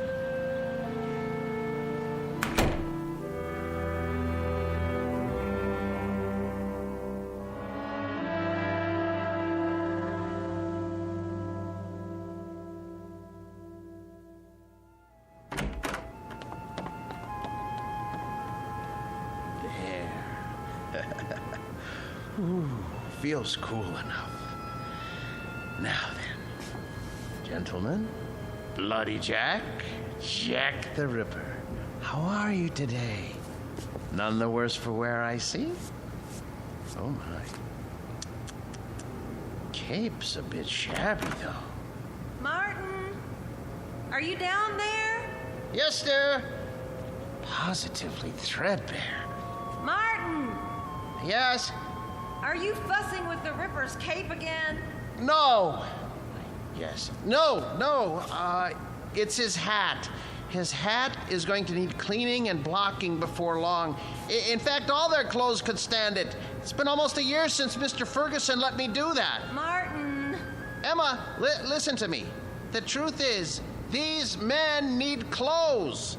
But the Ripper here, his are the worst. Part of his coat back's come undone, and... Martin! What is it, dear? We're not buying them any clothes. Oh, Emma, listen. It's not just buying. It's tailoring to fit their bodies. I don't care, Martin. Oh, you don't mean that. Yes, I do. No, you don't. Honestly, Martin, you pay more attention to those murderers than you ever did to me. Oh, Emma, listen, that's not true. You practically live down there. Emma, they're a trust, a sacred trust. These figures were made by Guy Lamont. They're masterpieces. All right, so they're masterpieces. But you told me it would only be for a few days. Now, they've been here for weeks. I've been nice about it, Martin. You can't say I haven't. How long is this going to go on? I'm sorry, dear. I didn't lie. I thought they'd be here only a little while. I really did. But, well, I can't find anybody to finance the museum. Well, how can you find anyone if you spend all your time down there? Well, I phoned, but everyone I talked to never even has heard of Henry Guy Lamont. Can you imagine that? What's that? The electric bill. You see how much this air conditioner is costing us, running around the clock? Well, you know how hot it's been. Oh my. That is high, isn't it? I'd like to know how we can go on paying it. Martin, there's no more money in the bank. I know. But you mustn't worry. I promise you, I'll think of something. There must be somebody somewhere. Mr. Ferguson. No. Why not? You've told me he loves these things as much as you do. Besides, isn't it up to him to take care of them? Emma, I don't know anyone in the world I respect as much as Mr. Ferguson, and I would never trust these figures to him. I couldn't be sure they were cared for properly. I don't even think I could sleep if I... So we're stuck with them. Stuck? Emma, it's an honor, a privilege. For you, maybe. But how do you think I feel? I am afraid to go into the basement because of these monstrosities. I mean, I just about get a heart attack, Martin. The way they stand there and stare at me, they're frightening. They're supposed to be frightening. Live with them as long as I have, and you'll come to love them. Love them? One day, they cease to be strangers to you, and you want to say good morning to them and ask them how they passed the night. And when that happens, Emma, I tell you, Emma, where are you going, Emma?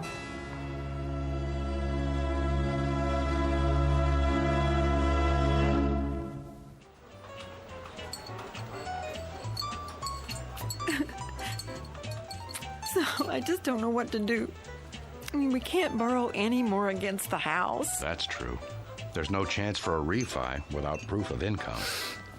And then today, when the electric bill came, I realized we've been spending a fortune just to keep the basement cool. You should have told me about this. I know, but I didn't want to bother you. I'm also your brother, remember? Oh, Dave. If only one of those people would loan him the money to open the museum, everything would be all right. Now, Emma, listen to me. Nobody's going to put money into a crazy scheme like that. Old Ferguson knew what he was doing when he sold out, and he was smart getting Martin to take care of those dummies. I shouldn't complain. It's just that you know how much he loved his job, and it was such a shock losing it. Do you want me to help? I didn't come here to ask you for a handout. Don't be silly. We're family. And believe it or not, I've always kind of liked the guy. But what's happening now? It sounds like he could use a few hours with a shrink. I can give you the name of a good one. Oh, Dave, he'd never go. Exactly. So what we've got to do is get Martin away from those things. Does he have them all?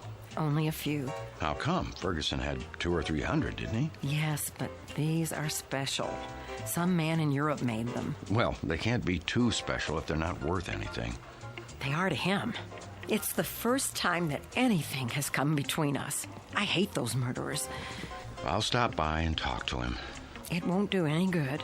Then you talk to him, Emma. But not the way you have before. Lay it on him. Tell him it's those stupid dummies or you. And if that doesn't work, well, there is another way. What? Air conditioners break down.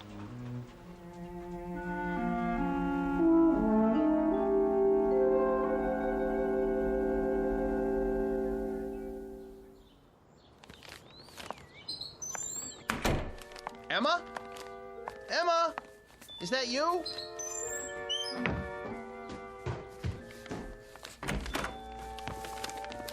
Where have you been? Do you care? I know you're angry, but what can I do? I have to keep the figures in perfect condition. I can't let them go, or... Where did you get those groceries? I thought you said we didn't have any money left. Dave gave me some cash. Oh, no. Oh, my, oh, my, oh, my. You told your brother. Martin, we can't go on living like this. I'll borrow some money from Mr. Ferguson. Borrowing isn't going to solve anything. Now, Martin, I know what those figures mean to you, but... But what, Emma? What? I simply will not have them in this house 1 minute longer. Martin, once they're away from here, you'll be a different man. You'll see. You've lived with wax dummies so long, you've forgotten how to be a human being. No, I haven't. What kind of friend do you think I am? I cannot desert them now, not after all these years. They need me. They'd be lost. Martin, they're not alive. They don't need anybody. I want you to see a doctor. What? A doctor? Yes. Just once. What do I need a doctor for? Because, Martin, there's something the matter with you. You haven't been yourself lately. Oh. Well, who have I been then? Well, I'm not sure. Somebody I've never known. But Martin, staying down in the basement all day and talking to those things, honey, it's not natural. I know it's not natural, but it's my job. I'm not the only husband who brings his work home with him. This was your brother's idea, wasn't it? Well, you go back and tell him to mind his own business.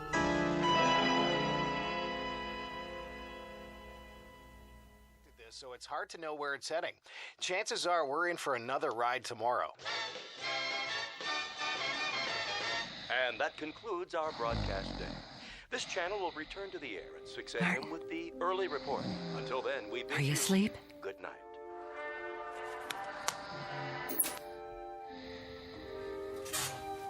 God forgive me. It's time for the air conditioner to break. Oh, it's so dark down here. And cold. Well, it won't be for much longer. Oh, where's the fuse box?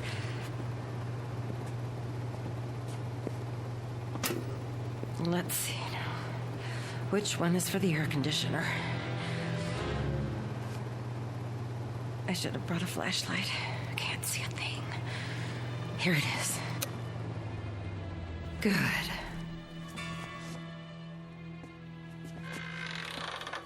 What? Who's there? What's happening?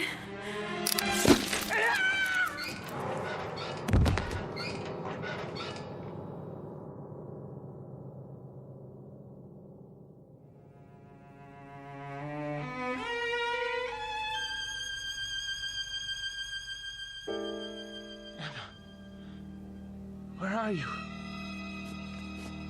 Emma? Emma? Are you down in the basement? Oh, what are you doing? Emma? I asked you not to go down in the basement alone, Emma. I don't want you touching the figures. You leave them to me. Emma? Oh, where's the light switch? Ah, that's better. Emma! Emma! Emma! Oh, good Lord, what happened? Your throat. For the love of Emma. Who could have... Oh, you. The Ripper's knife? The blood? Oh, so much blood. No. No.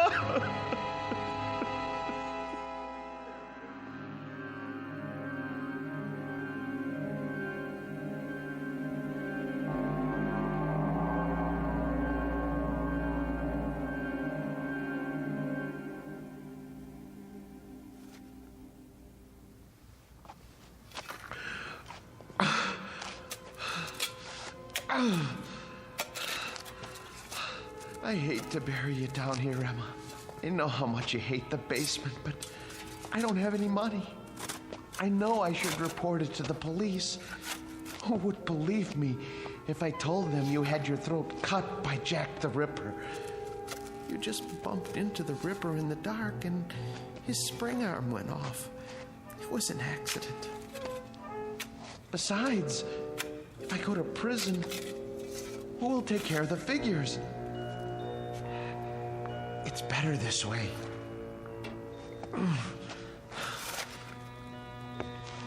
They didn't like you, you know. You said some very unkind things about them, and they heard you. You have to be careful around Jack. He has such a temper. I should have warned you. There. Now for the cement. Oh, poor Emma. But it's too late to tell her anything now.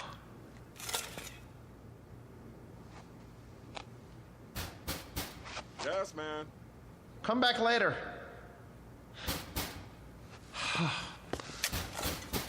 All right.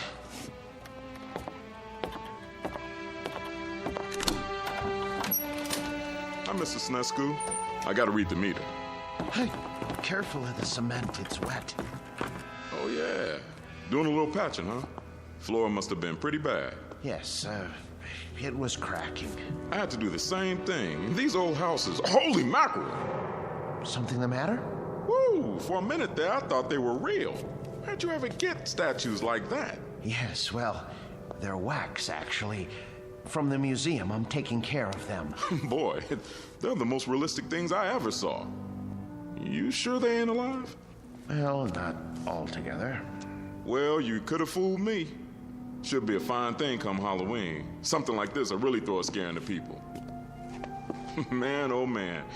Even close up, they... What's this? What? Whoever made these thought of everything. Even put blood on a knife. Well, I gotta go. You got quite a layout here. Hey, tell me something. Yes? Don't they ever give you the creeps? Not when you know them as well as I do. You're a real joker, Mr. Sinescu. Wait till I tell the wife about this. Hey, do you think it'll be all right if I bring her over for a look? No. Well, I mean, we're going to be gone. I don't know when we're going to be back. Oh, okay. Well, I'll see you next month. Fine. Goodbye.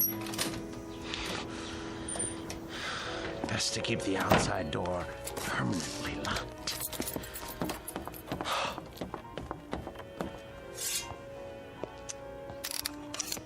Jack, I'm surprised at you. I really am. How did you manage all those murders without being caught by Scotland Yard? Any killer knows you can't leave blood on the murder weapon. And I don't mean to make a joke, Mr. Ripper. It's a dead giveaway. There. Knife's good as new. Now behave yourself. Emma? Oh, no. It's her brother. Martin, you in there?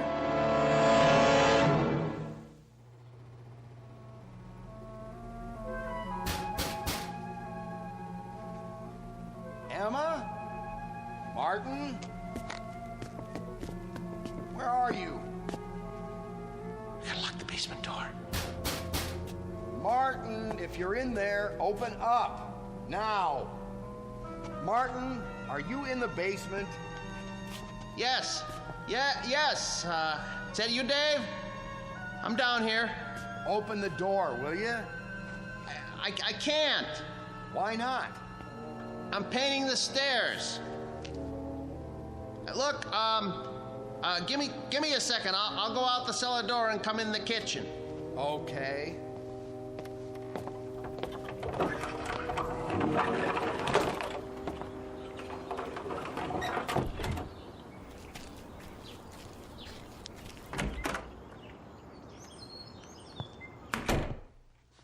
Where's Emma?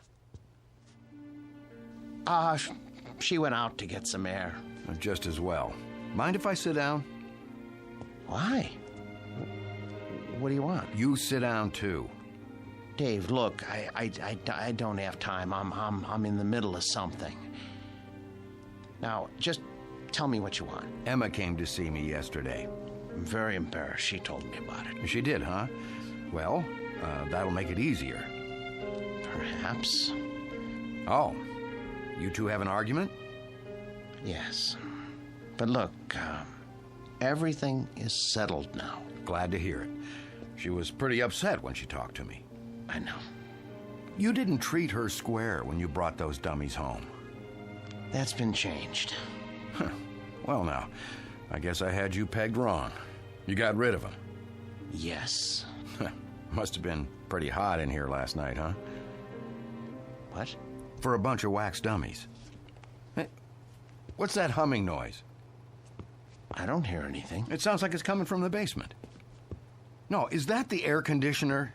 I don't know what you're talking about. What are you driving at? Why's this door locked? I told you, the steps are wet from paint. I don't smell any paint. And why is the air conditioner still going if you got rid of the dummies? Well, I thought it might help the paint dry. Yeah? I thought it might get rid of the fumes. Is that all right? This is my house, isn't it?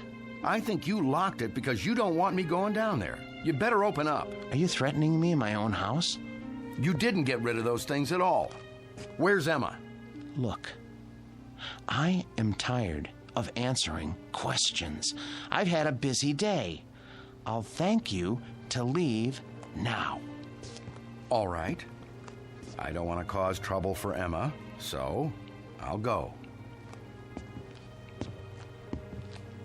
But have Emma call me when she gets back, here?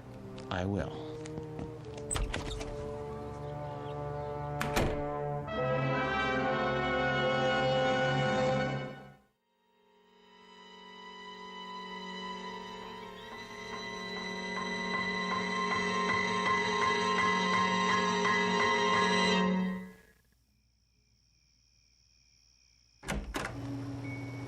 Emma? Boys? You can breathe easy. I'm going to bed now. Sweet dreams. Good night.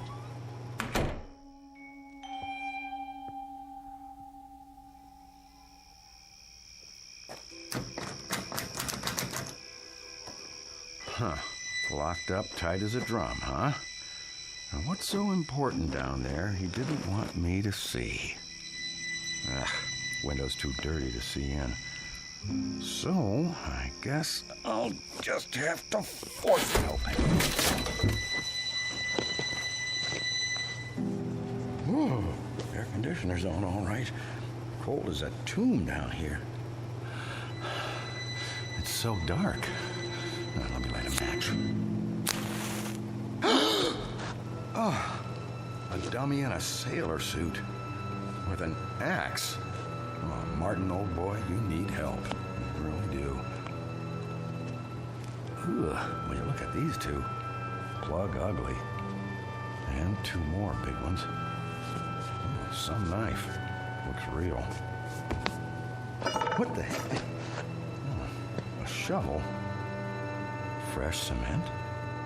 What is he trying to cover up? Blasted match. Who's there? Who's there? Wait. What the? Where's the axe?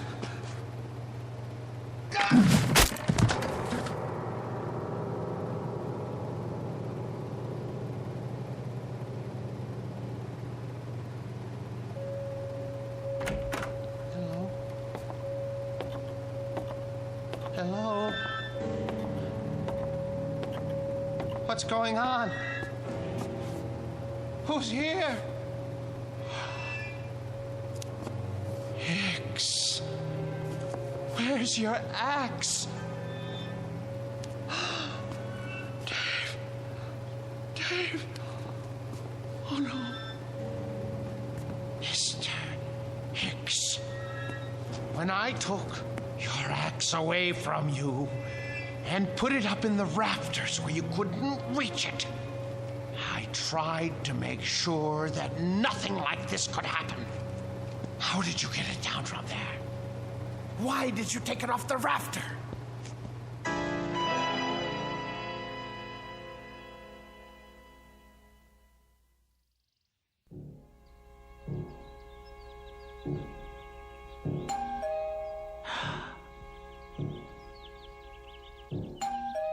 Martin? Martin! Mr. Ferguson? Martin, let me in, would you please? Just a moment. Hello, sir. Hello, Martin. Waking you is like raising Lazarus. Don't you answer your doorbell anymore? I was sleeping. Actually, I overslept. I was, doing a lot of cleanup work in the basement. Well, it's nice and cool down there with the air conditioning anyway, right? Yes, sir. How's Murderer's Row? Oh, fine, in rare form. Good, let's go see. I would have come 2 days ago when you first called, but things hadn't been finalized yet. What things? I must say, you've kept them up well. But I have done my best. We get along so well. You don't know what a relief it is to see you. They've been threatening to cut off the electricity because I haven't paid the bill. Think what would happen to the figures. Well, you won't have to worry about that anymore. Oh, I knew I could count on you, sir. Thank you. But it isn't just the electricity. Look at the Ripper's coat. It needs to be fixed. The threads are falling out. Look at all of their clothes. Maybe it's too humid down here after all.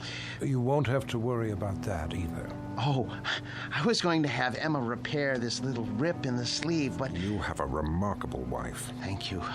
There aren't many women who would have put up with an exhibit like this in their basement. She got used to it. You're looking a bit grubby. Have you been sleeping down here? Yes. I wanted to show you. I came across an item in this book last night. Martin? I forgot I even had this. It's got a letter in it written by Landru himself. Martin, listen to me. I'll read it. But for you, whose very walk is beautiful, whose sweet eyes and smile make a just claim to happiness, whither am I bound, my dear little friend, under your tender leadership? Oh, isn't that touching? It's the one Landru wrote to Fernand Segret. Ha! You know it then. He also strangled her as he did all the others. Martin, are you all right? Yes. Well, that isn't so. I'm not all right. Some strange things have been happening. Strange? Yes. You see, my house guests haven't exactly been behaving themselves. Who? Oh, come on now. It's true. I swear. You have no idea what they've been up to. Martin, you've been so close to these figures for the past 3 months, you're beginning to imagine things. Oh, no, it was not my imagination. Well, that's neither here nor there now. I can't keep it from you any longer. What, sir? The best news in the world. Martin, old friend, when I told you nobody would ever want them, I was being pessimistic. The fact is, somebody does. But not just anybody. The Marchand Museum. Did you hear me? Marchands in Brussels. Aren't you pleased? You won't have to take care of them anymore. I want to take care of them. I know you do, and I appreciate what you've done. But it's all signed. You don't mean that you've sold them? Yes, and for what I'm getting, there will be substantial compensation to you for the years you've put in. But my museum? I was going to buy them. You know you could never do that. Say you have another buyer. I'll get the money somehow. Please, Mr. Ferguson, they're all I have left. Martin, time moves on. There's no longer any need for our specialty.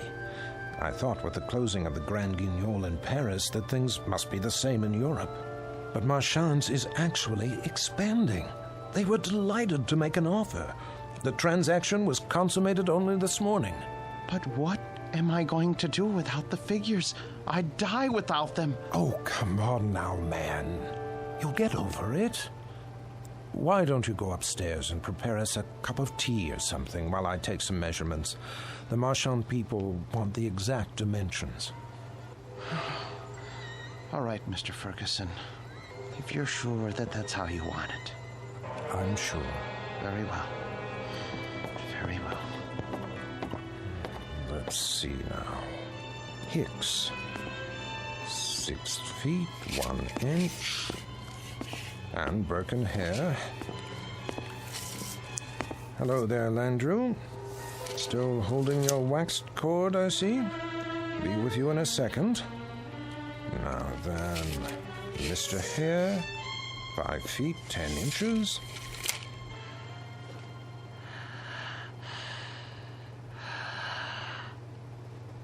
What? What?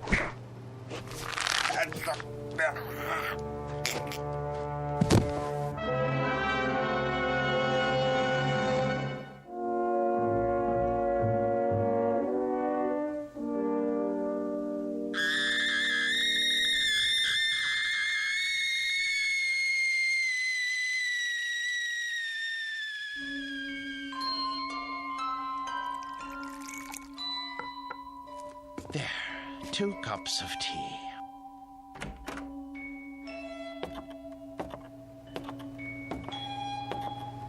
Mr. Ferguson, I don't remember whether you take cream and... Mr. Ferguson?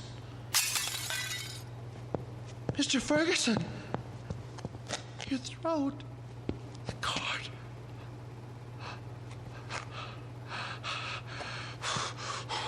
Why did you strangle Mr. Ferguson? And the rest of you? I know you didn't have any part in this, but you didn't stop it either. Landrew, you have gone too far.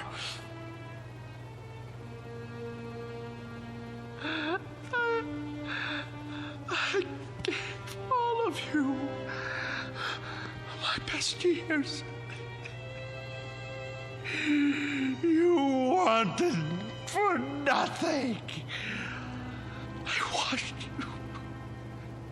I cleaned your clothes.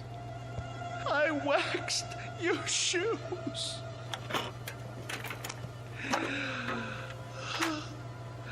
The air was always the right temperature because I made it so. I defended your deeds against the thousands who came to see you. And when Mr. Ferguson sold the museum, who spoke up for you? Who wanted you? And now what have you done to repay me? Murdered Mr. Ferguson? He was a good man. The books were right.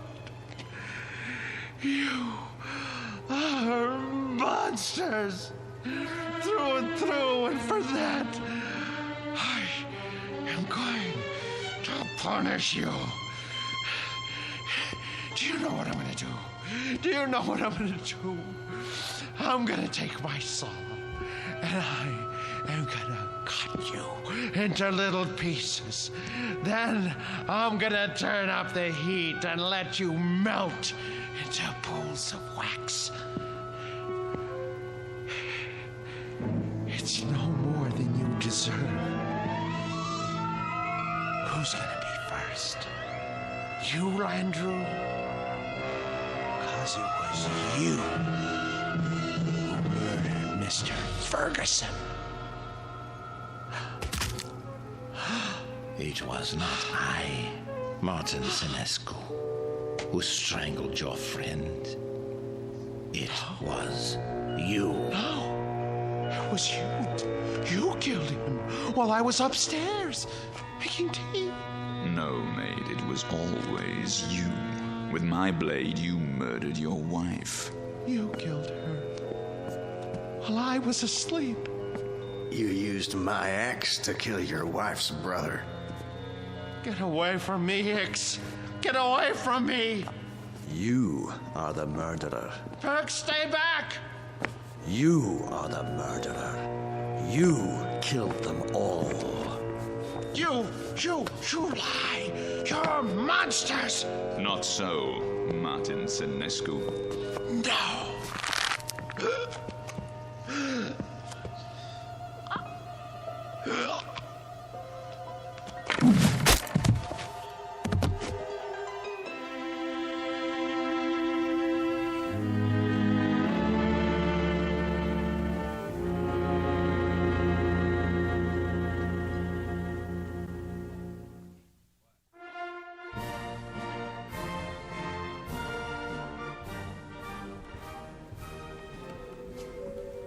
And here is the latest addition to Marchand's Wax Museum, Murderer's Row, complete with its newest cast member, Martin Lombard Senescu. A remarkable and most versatile man. Who knows what thoughts went through his mind as he dug the grave for his wife, Emma, whom he killed with a knife. His brother-in-law, David, whose skull was split with an axe. And his friend and employer for 30 years, Mr. Ernest Ferguson. We'll never know. We can only guess what fierce devils tortured Senescu's soul and drove him to his destiny. But he has taken his place with the infamous and depraved. Next to Albert X, Burkander, Landru, and Jack the Ripper himself. This way, please.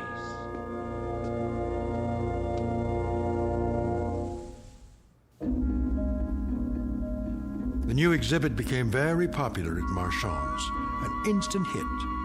But of all the figures modeled so lovingly in wax, none was ever regarded with more dread than an American named Martin Lombard Senescu. There was something about the eyes, people said, dazed, vacant, as if he had seen too much and come to understand it a moment too late. But they shouldn't have been surprised. It's the look one often gets after a quick walk through the Twilight Zone.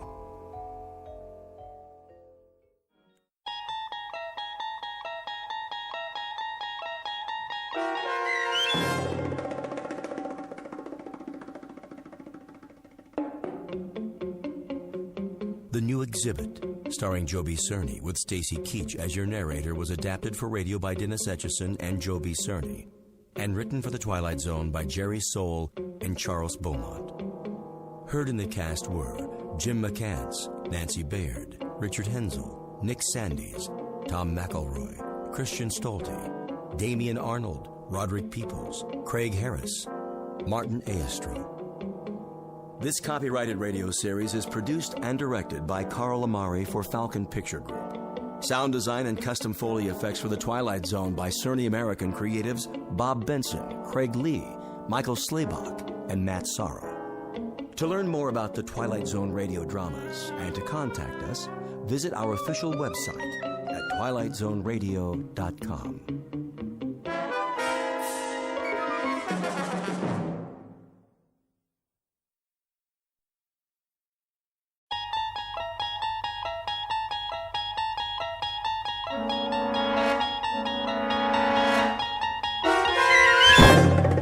There is a fifth dimension beyond that which is known to man.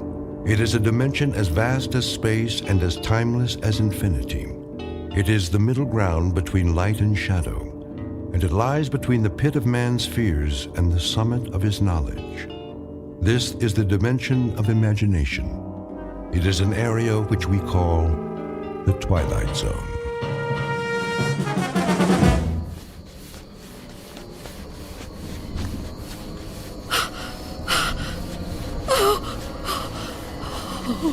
Oh, no, where am I? What am I doing outdoors? I don't remember leaving my... Oh, it's so dark. I don't live here. Or here. Which is my house. Oh, I must get home.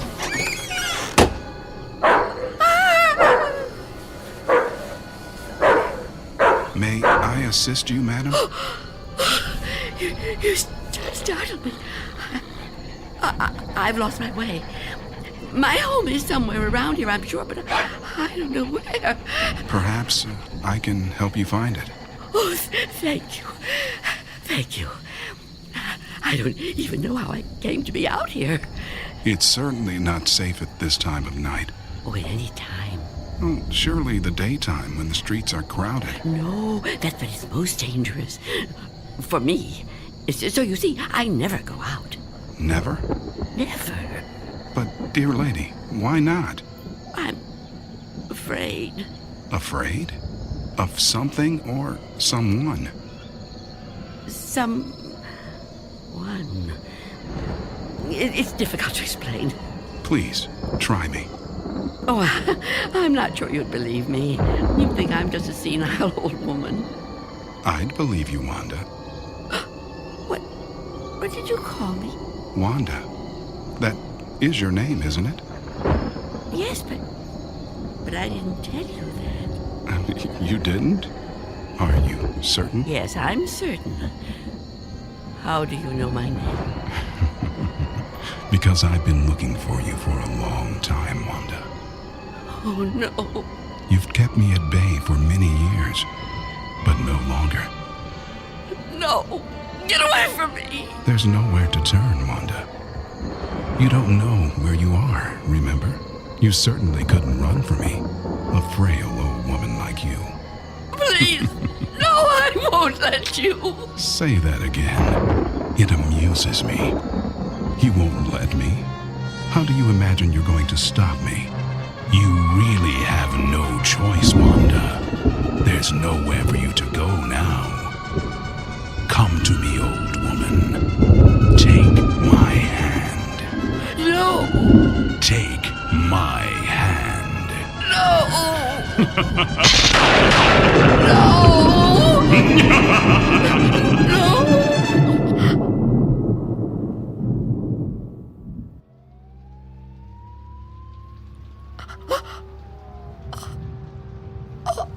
Oh, it was the dream. The dream again. I'm home. Of course I'm home. Where else would I be? But is it night or day? Oh, that's right. The clock is broken. It's been broken a long time. Can't get it repaired, can I? Not without going. No, I can't. I mustn't. I have to resist every temptation. Oh, really, Wanda? How could you be so careless? How could you fall asleep before... Oh, I must check.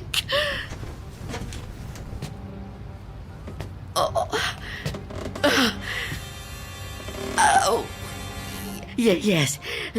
The boards and the windows are still secure. Is that... Can I feel a breeze? Is there a gap? Oh, not enough. Not enough. He still can't get in. Oh, what about the door?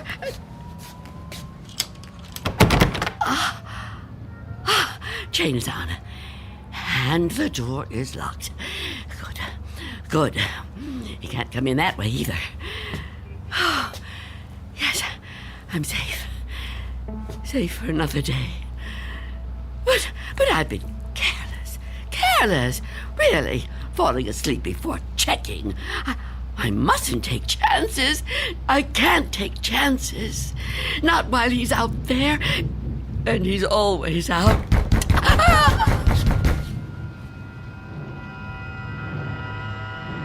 Miss Dunn? Miss Dunn, are you all right in there? Who are you? It's Barry. Mr. Fabian, you know, from the grocery store. I know we've actually never met, but, well, we've spoken on the phone, Miss Dunn. At least we used to. Do you even have a phone anymore? Anyway, you know me, right? What do you want? I'm delivering your groceries, Miss Dunn. You remember? Charlie, the kid who works for me, was supposed to bring them, I know, but he called in sick. Yeah, kids these days, huh? No sense of responsibility. Anyway, I thought I'd better get them to you now instead of waiting till tomorrow. I figured, you'd be waiting for them. Is that all right? Put the food through the letterbox. The letterbox, right. Okay. Oh. Thank you, Mr. Fabian. Your money is coming under the door now. Under the door? Here it is. Miss Dunn, wouldn't it be easier to just... $6 and Okay. 32 cents.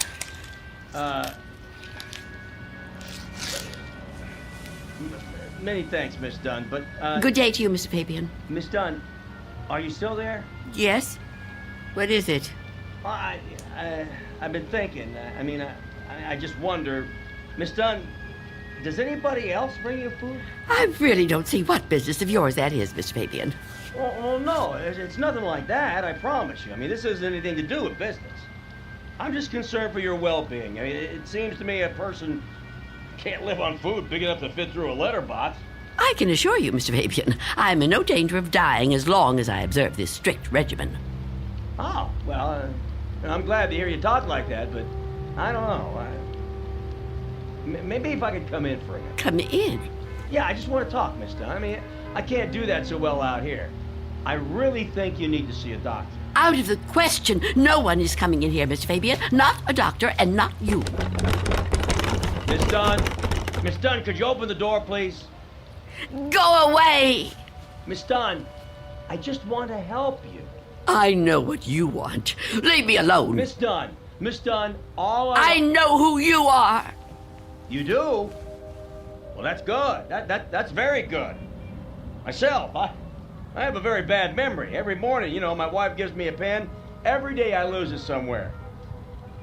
So, will you let me in? Stop trying to get in here. You won't get me.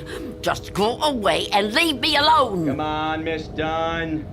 Look, I've got other deliveries to make. I just want to help you if I can. I think you could use a little help. The heck with it. Good luck living here in this neighborhood. What's left of it.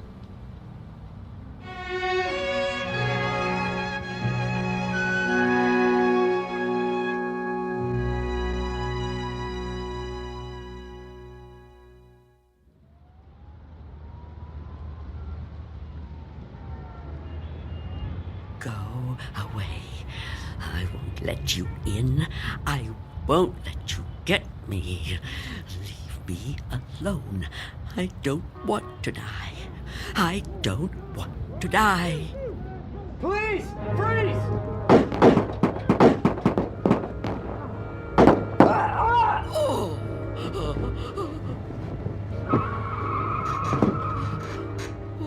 What's going on out there?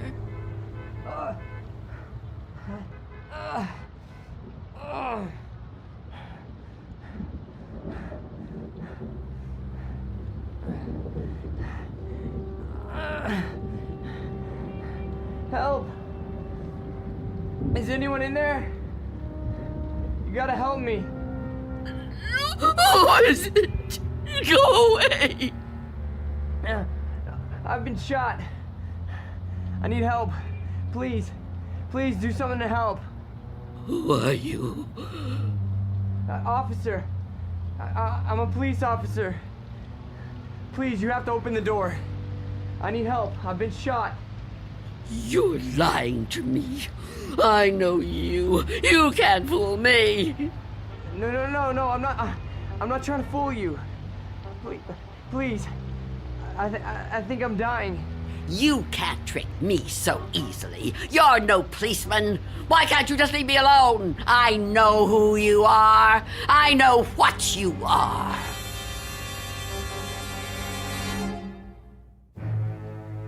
An old woman living in a waking nightmare.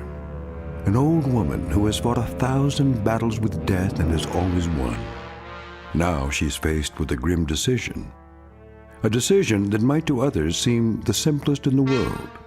That of whether or not to open a door. And in some strange and frightening way, she knows that this seemingly ordinary door leads to the Twilight Zone. And now, the Twilight Zone and our story, Nothing in the Dark, starring Marshall Allman, with Stacy Keach as your narrator.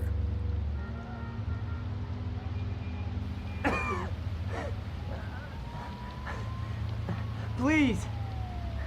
Why won't you help me? Stop this! Why must you do this to me? I'm losing a lot of blood. It's so cold out here. Listen to me. I'm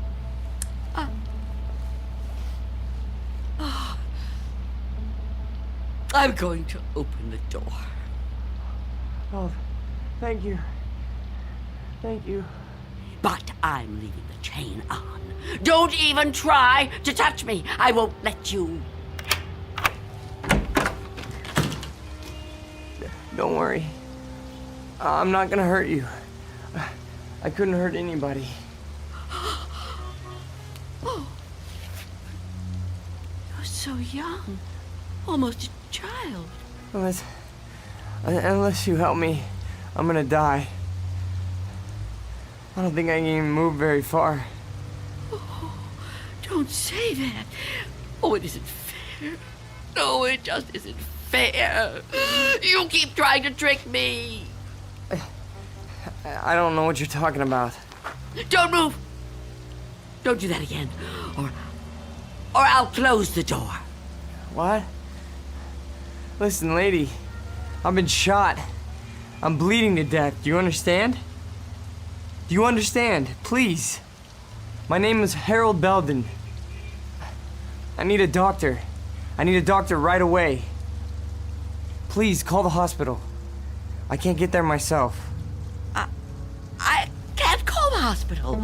I haven't got a telephone. Not anymore. Then let me come inside. You can't just leave me.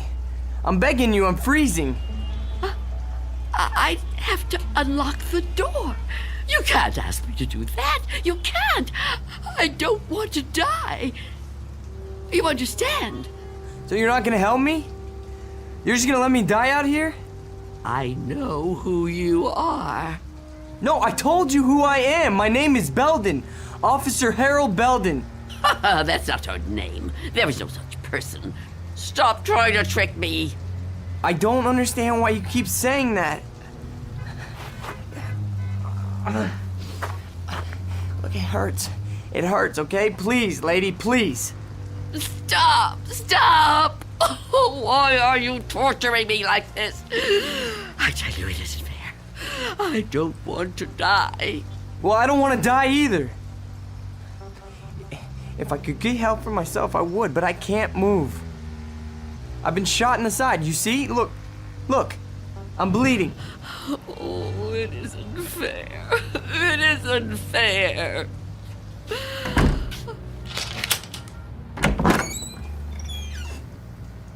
Will you help me? Yes.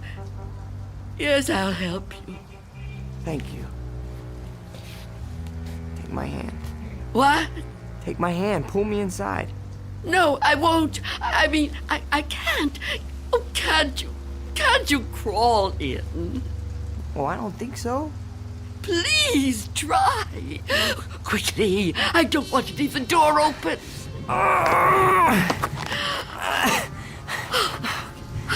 That's it. Come over here. Into the bed.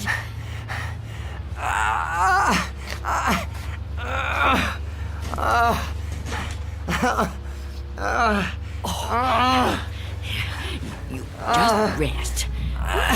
Rest. Oh, what have I done? And what am I going to do?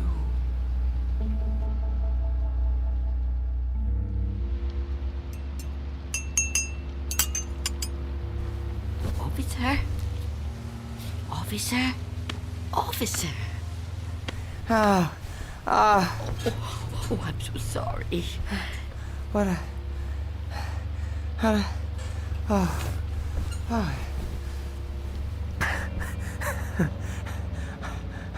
Oh, I'm alive. Yes. Yes, you are. Yeah, you're the lady that helped me. Yes. Eventually. Now, drink this. What is it? Tea. There's no milk, I'm afraid. No, don't get up, officer. Conserve your strength. Yeah, thank you. Thank you. Please, call me Harold. You saved my life. I owe you at least that much. Is it good? It's fine. Thank you. How long have I been out? Hours. What time is it? I'm not sure. Morning, I think. What do you think?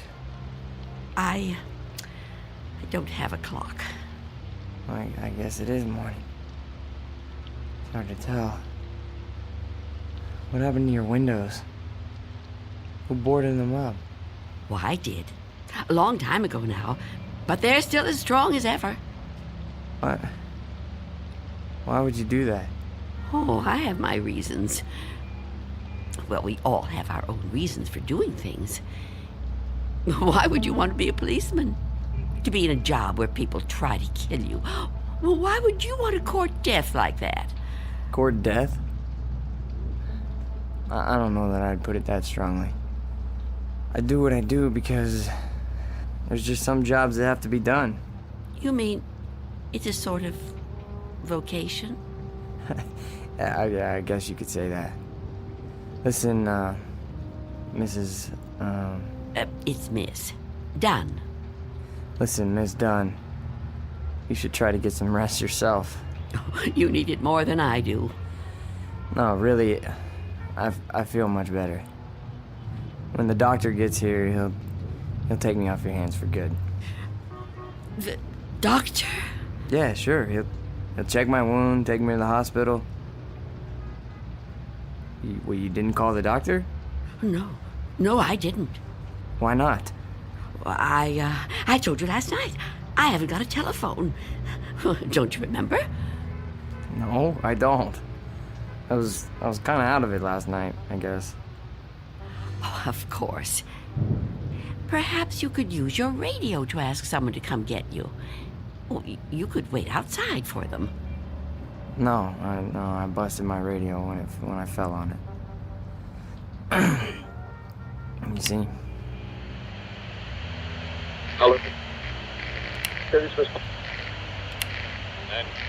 And I don't think I got the strength left to get up on my own.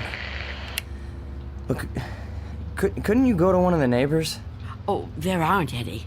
What are you talking about? There aren't any neighbors. There must be. Everyone has neighbors. Well, I don't. Not anymore. Why? What happened? They've all moved away. Not all of them. That's impossible. All of them! Trucks came and took away their furniture. First one, and then another. Is something happening to these buildings? I wouldn't know.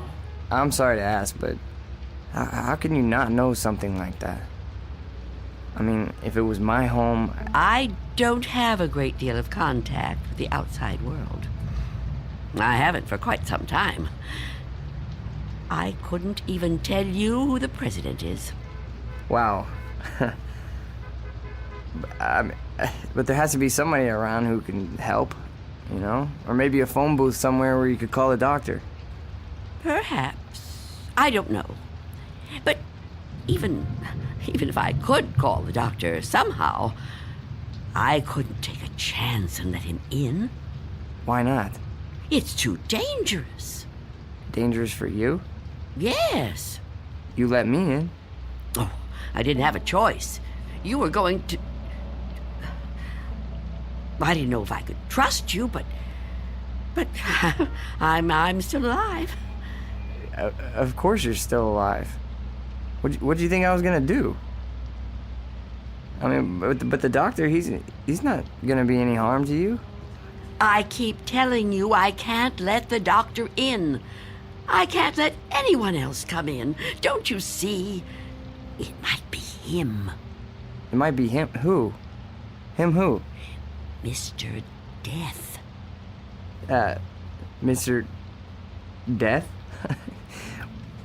What? I know he's out there. He's trying to get in. He comes to the door and knocks. He begs me to let him in. Last week, he said he was from the gas company.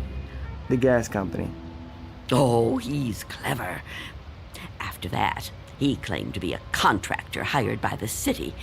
He said this building was condemned, that I'd have to leave. But I knew who he was. I kept the door locked, refused to let him in. Eventually, he went away. Condemned, huh? I mean, that explains why there's no one else in the neighborhood. No, he knows I'm on to him. Yesterday, he said he was Mr. Fabian from the store. But all he really wanted was to come in.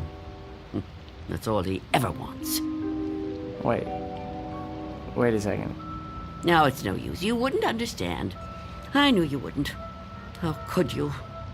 Well, I mean, wait, but I want to understand. I do. I mean, this man you're afraid of, you say he's Mr. Death. That's right. You don't mean just anybody, do you? You mean like death, right? Death. That's right.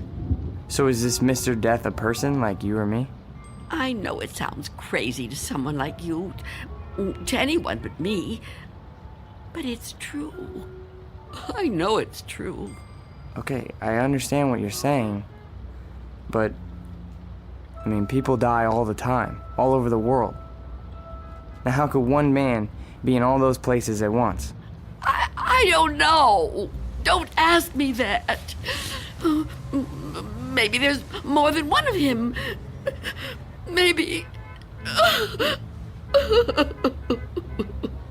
I didn't mean to upset you. Please don't cry.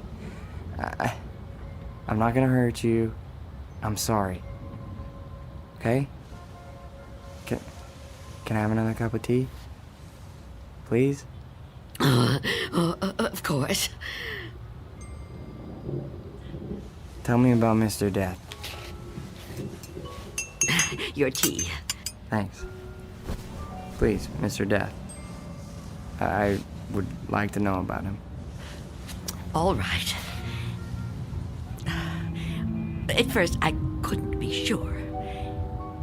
It was a long time ago. Everything is. It's been so long since anything happened to me. But I was on a bus. There was an old woman sitting in front of me, knitting a scarf, I think. There was something about her face. I felt I knew her. Then a man got on the bus. He wasn't special in any way.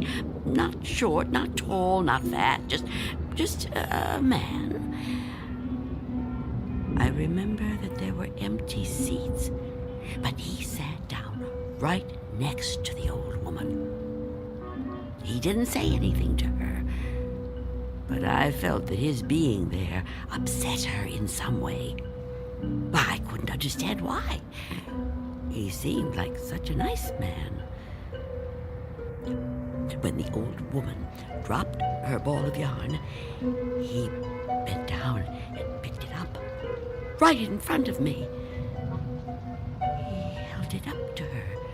I saw their fingers touch. He stood up and got out the next stop. I couldn't move. It was as if I knew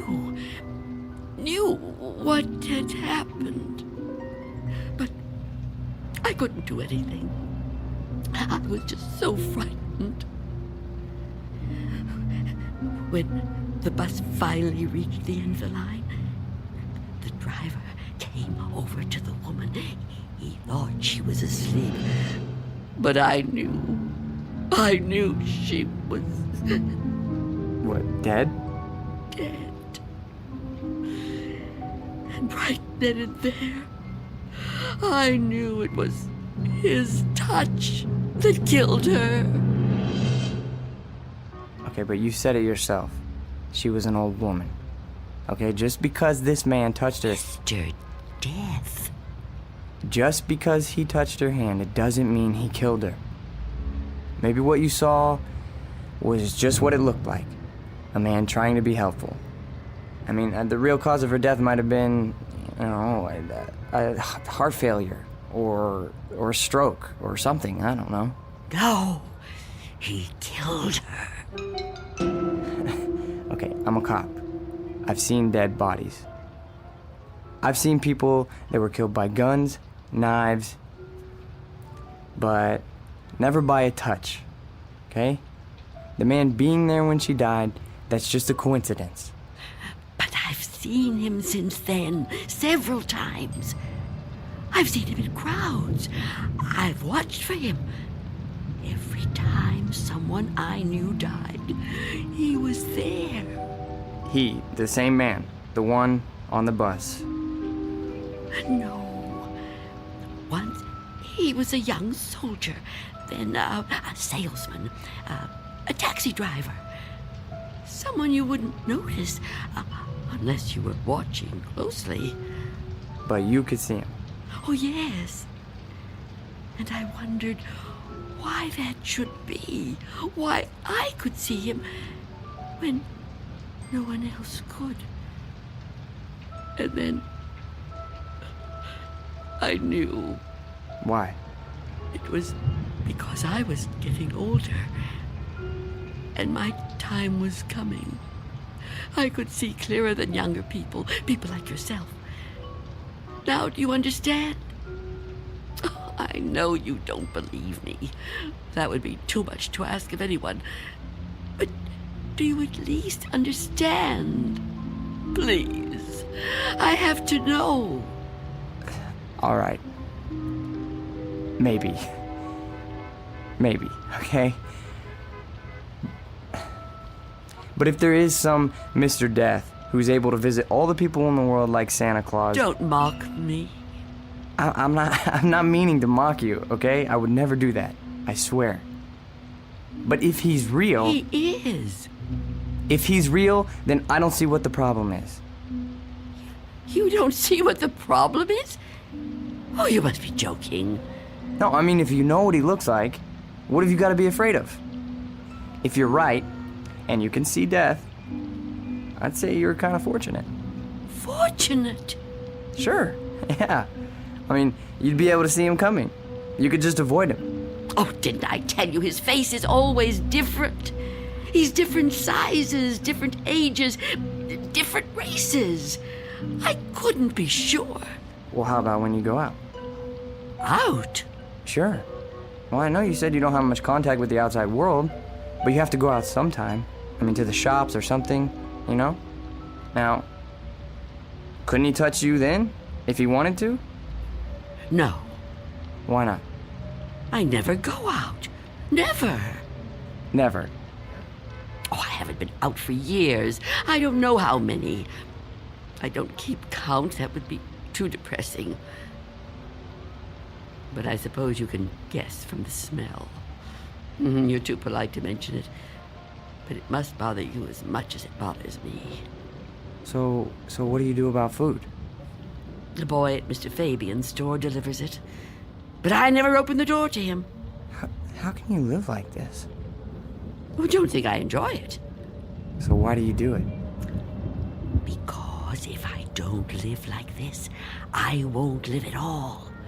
If I don't watch out, if I let down my guard even for a moment, he'll get in. I know he will. I haven't always lived like this, you know. I was young once. People said I was pretty. I lived out in the sunlight. I hated to be inside, even for a minute. My mother always said I'd spoil my fine complexion, but I didn't care. I loved outdoor things. I lived out in the sunlight, so warm, so beautiful. Beautiful, like I once was. You're still beautiful. Oh, no, I'm not. I'm old and cold. I miss the warmth of the sun so much. See that patch of sunlight on the floor? Where's it coming from? I think it's coming in from between the cracks in the boards of the window over there. Oh, yes. It's so warm to the touch. You know, I've always hated the dark and the cold. And now I'm old. I've lived a long time, but I don't want to die. I've heard people say it was his time when an old person dies. But it's not your time if you're not ready to die. I'd rather live in the dark than not live at all. Miss Dunn, I promise you, there's nothing to be afraid of. We're all alone here. Okay, there's nobody outside the door. I know you're upset, okay? And you're clearly under a lot of pressure. But I think all you need is some rest. Oh, officer. Yeah, and I need help. Oh, I don't know what to do. Just give me some medical attention. Look, I don't know how badly I've been hurt, okay? But I've lost a lot of blood. And I need help soon. Or I don't know how much longer I can... I've told you I can't go out there. You can't ask me to do that. Look, this whole Mr. Death thing, I promise you, you don't have anything to worry about. Shh. Someone's coming. Well, get them to help me. No! There's nothing to be afraid of. Please, answer it. Go on. That's right. Go ahead. You're doing fine. Answer it. Go on. I'm keeping the chain on. That's fine. Do whatever you want. Just see who it is and get them to call for help. I'm sorry, lady, but I got my orders. No! Get away! Officer Belden, help me! I can't fool around any longer. Step aside, I'm coming in.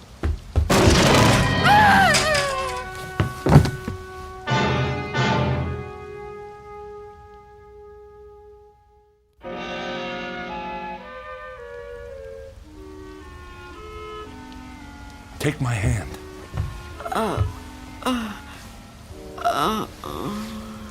Easy, lady. Just lie quiet there till you get your strength back. What? You gave me quite a scare there when you fainted like that. Sorry I pushed you when I put my shoulder to the door. You started to faint and I offered you my hand, but you passed right out. For a second I thought that... Well, I don't even want to talk about that. But I'm glad you're okay. And still, I live. Huh?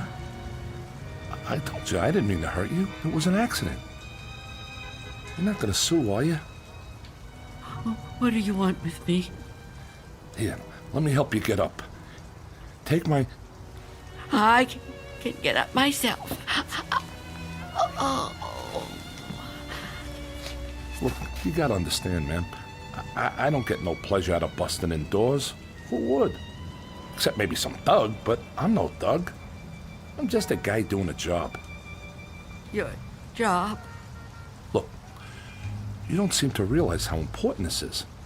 I've got a crew and equipment coming in an hour to pull this tenement down. Begging your pardon, man, but looking at this place, I say it's long overdue. Frankly, I'm kind of surprised it's still standing. And you're really not Mr. Death? Mr. Who? I don't know what you're talking about, ma'am. My name's Armstrong. Bud Armstrong. I don't know about any Mr. whatever you said. All I know is I got a contract to demolish this row of buildings. That's what I got to do. Everybody else moved out a long time ago. Until the other day, I thought this whole building was deserted. I seen them windows boarded up, and I figured you moved out when the rest of them did. Thank goodness I met that guy from the grocery store, that Mr. Fabian. Oh, Mr. Fabian.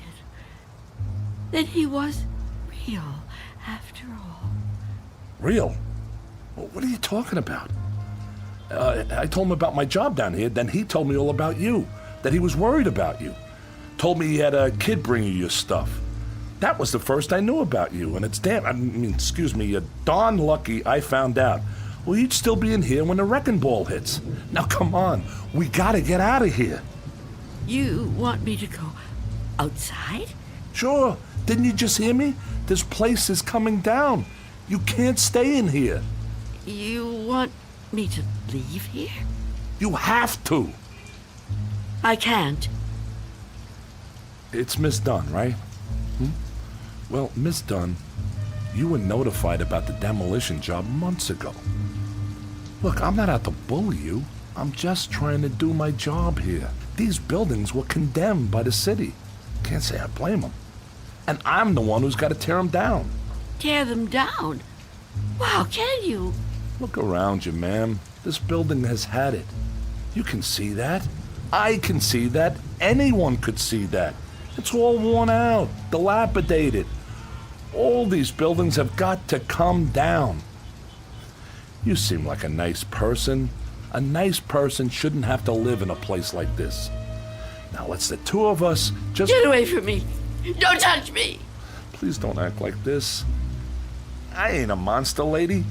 I've got a heart just like anybody else, and I can see how you could get attached to a place, but, not want to see it wrecked. But when a building's this old, it's not fit to live in no more. It's dangerous. It's got to come down to make room for a new one, a stronger one. That's life, lady. Old make room for the new, you know? No. People get the idea that I'm some kind of destroyer.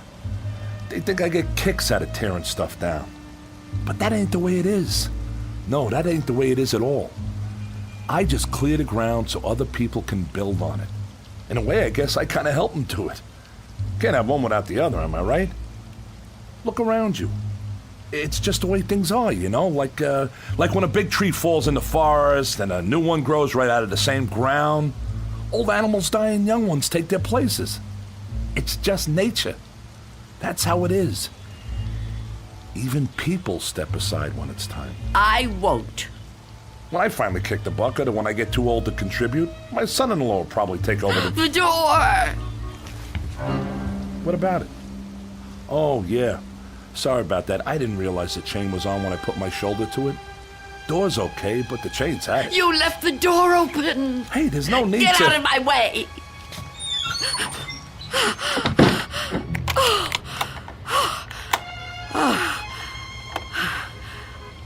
You don't have to do that.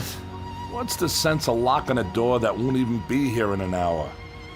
I'm on the clock here, and we've waited long enough. If you've got any possessions you want to keep, Miss Dunn, I'd move them out while there's still time. I'll help you. You think you're helping me? I'm not going to leave here. Not with you. Not with anyone. Don't try to touch me. I don't want anyone near me. Now look, ma'am, I've been nice to you. I've been trying to go easy. I know this must be tough for you. Any kind of move is a big upset, especially to an older person like you. But if you insist on staying here, I'll have to call a cop. A cop? A police officer? It's just for your own good. Please, cooperate, lady. Hey, where you going? Of course, Mr. Belden. Explain it to him. Tell him the reason I can't go out there. I know you understand. I've told you everything. You'll help me, won't you? You'll help me stay. Well, say something. What are you doing? Who are you talking to? Oh, Mr. Belden is a policeman.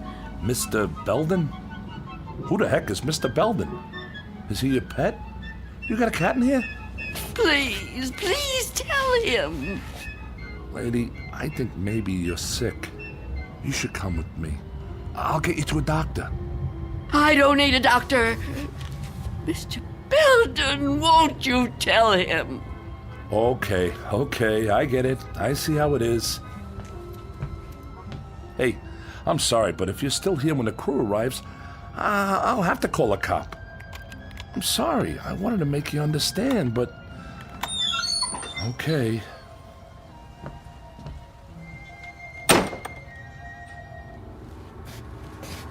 What's the matter with you? Why didn't you say something? Why didn't you help me? I thought you understood. I thought you'd help me. I think the question you should be asking yourself, Wanda, is how he looked straight at this bed and didn't see me. You called me Wanda, but I never told you my first name. Oh, no. No. It's not true. It's not true. Yes, it is. The mirror, Wanda. Look in the mirror. What do you see? I can't. I won't. Look in the mirror, Wanda. What do you see? I see nothing. Nothing but an empty bed. Turn around. Now what do you see? I see you, Mr. Death.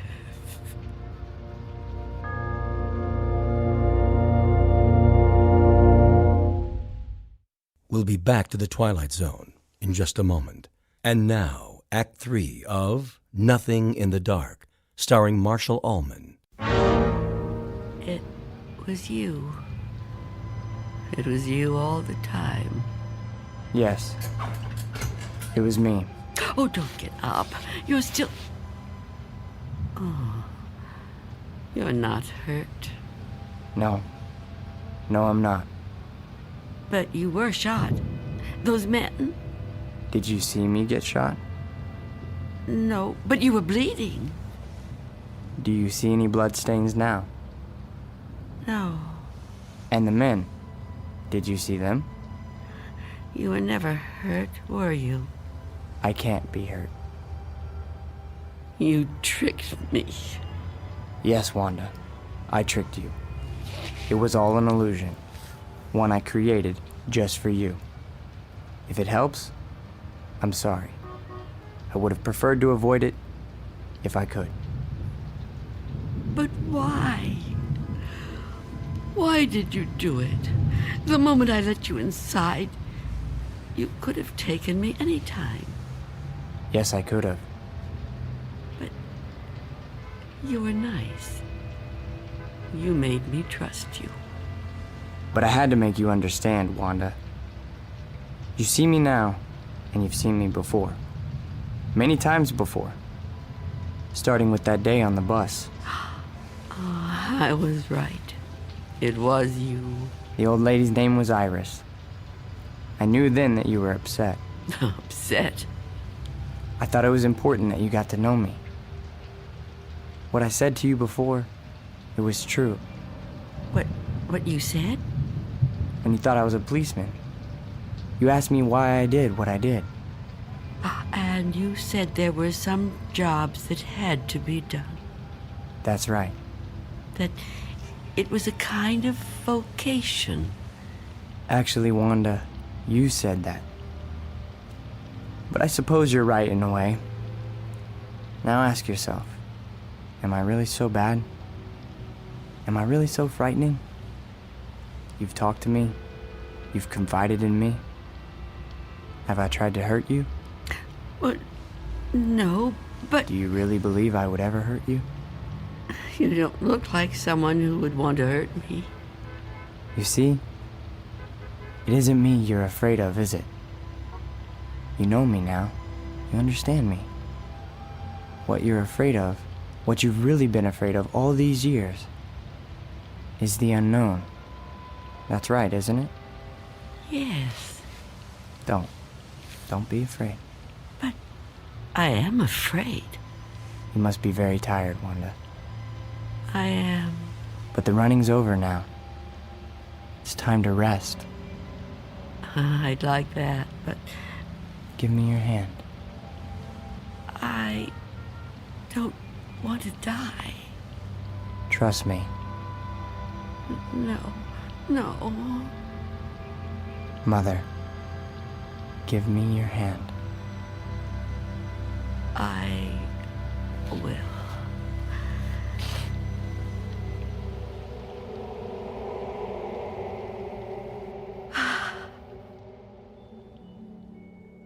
There. You see? See? See what?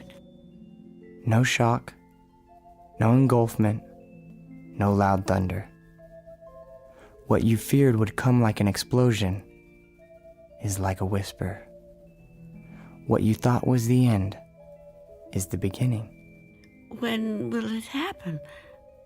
When will we go? Go. Yes. I'm ready now. Look over there, on the floor. What is there to... Oh.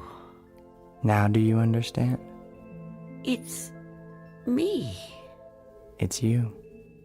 My body. I look so calm. You see? We have already begun. Come with me. Yes. Please. I'd like to.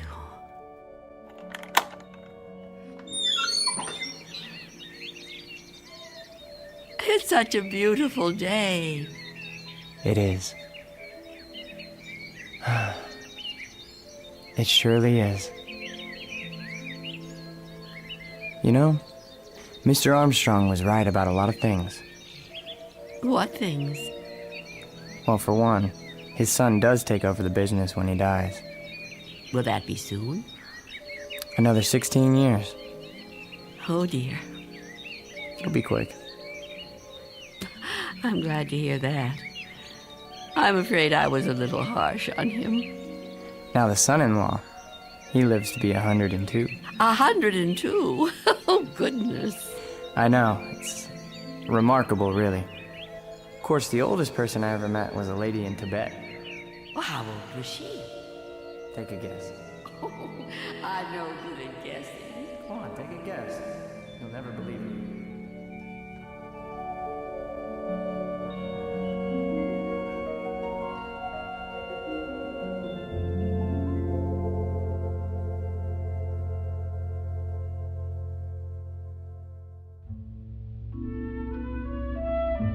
There was an old woman who lived in a room, and like all of us, was frightened of the dark, but who discovered in the minute last fragment of her life that there was nothing in the dark that wasn't there when the lights were on. Object lesson for the more frightened amongst us. In or out of the Twilight Zone.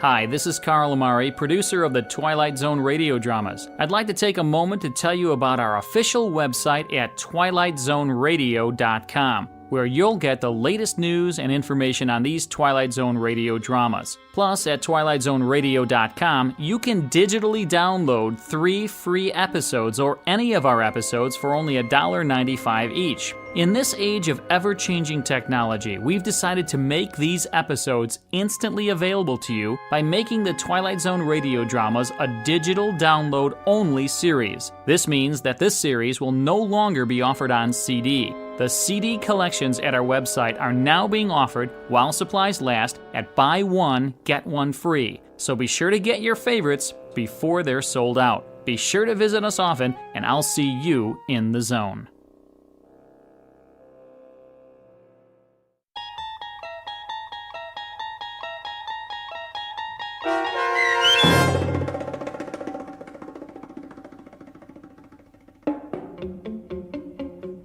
Nothing in the Dark, starring Marshall Allman, with Stacy Keach as your narrator, was adapted for radio by M.J. Elliott and written by George Clayton Johnson. Heard in the cast were Roz Alexander, Jeff Morrow, Doug James, and Mike Starr. This copyrighted radio series is produced and directed by Carl Amari for Falcon Picture Group and Westwood One. Custom Foley effects, sound design, and mixing are done in the Cerny American Sound to Picture Theater by Cerny American creatives Matt Sorrow, Bob Benson, Todd Beyer, and Tim Cerny. To learn more about the Twilight Zone radio dramas and to contact us, visit our official website at twilightzoneradio.com. Miss Dunn, it's Doug James speaking.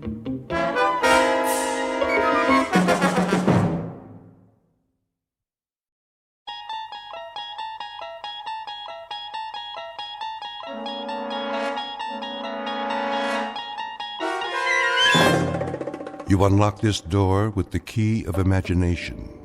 Beyond it is another dimension, a dimension of sound, a dimension of sight, a dimension of mind. You're moving into a land of both shadow and substance, of things and ideas. You've just crossed over into the Twilight Zone.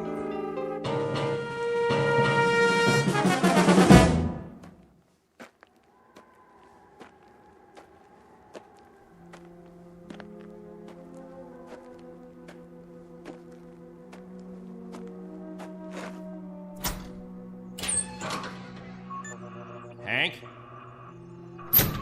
Hank! Oh, morning, Captain. Anything on the radar? Not yet. No signal at all. Try 4.0, true. It'll probably come from that direction. I had her on that all morning, sir. Still nothing. You're past your time, aren't you? Who's your relief? Al Baines, Captain. Baines? I'll see what happened to him. Yes, sir.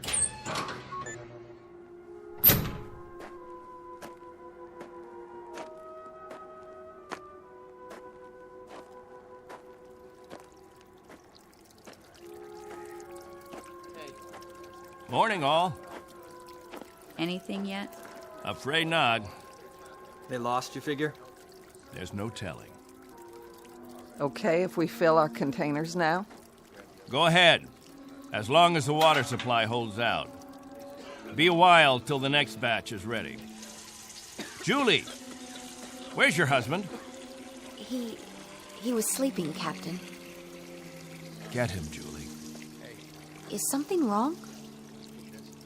There's something wrong. Yes, sir. How does it taste today, Henry?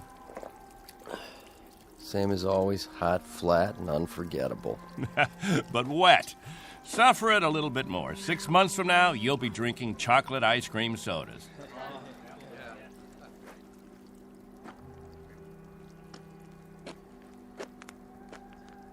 You want to see me, Captain?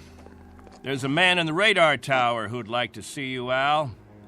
He would have liked to see you 2 hours ago when you were supposed to relieve him. I overslept.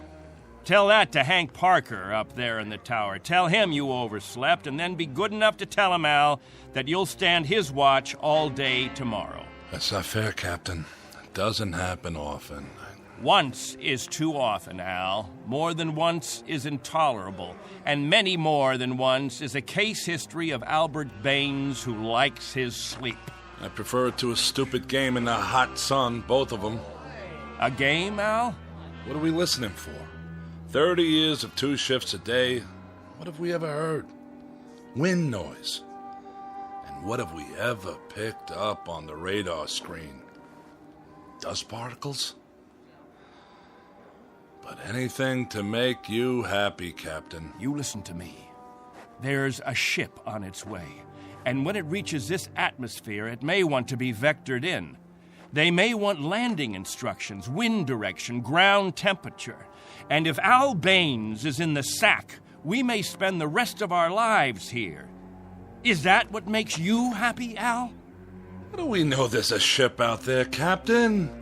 A lot of garbled static 2 months ago that you told us was a message, and then nothing.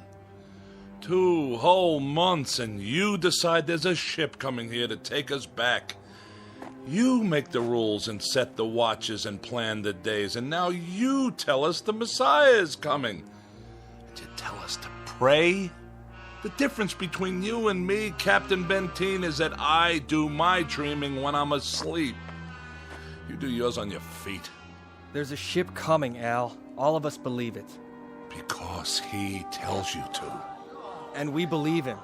Whatever Captain Benteen says, that's what will happen. Sure you believe him.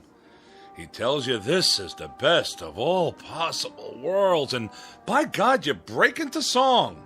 You're sweating your lives away on this rock, but the captain says it's paradise, and we have to clap our hands. Rule by hypnosis. Al, there's a ship coming. This happens to be a fact. There's a ship coming. Believe it. I tell you, it'll happen. And you know it's real, just as you know this is real. You haven't forgotten our ship, have you? The Pilgrim 1? The first spaceship sent up to colonize the outer regions? And this plaque, placed here by the 130 men, women, and children who established the first off-Earth colony. We owe them our belief, because they had faith. Don't ever forget that. Now, if you'll excuse me, I better go check on the generator.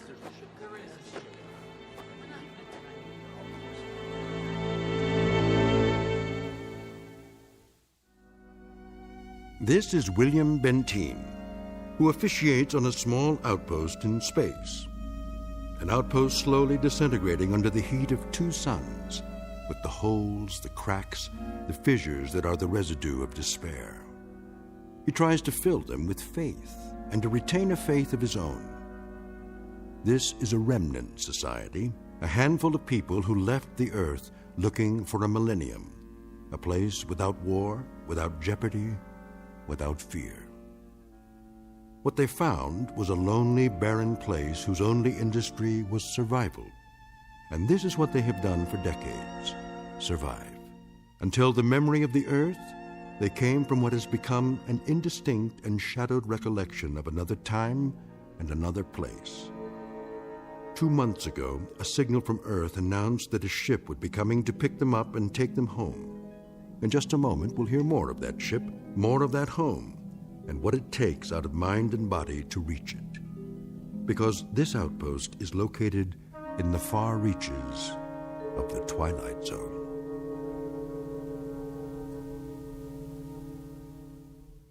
And now, The Twilight Zone, and our story, On Thursday We Leave for Home, starring Barry Bostwick with Stacy Keach as your narrator.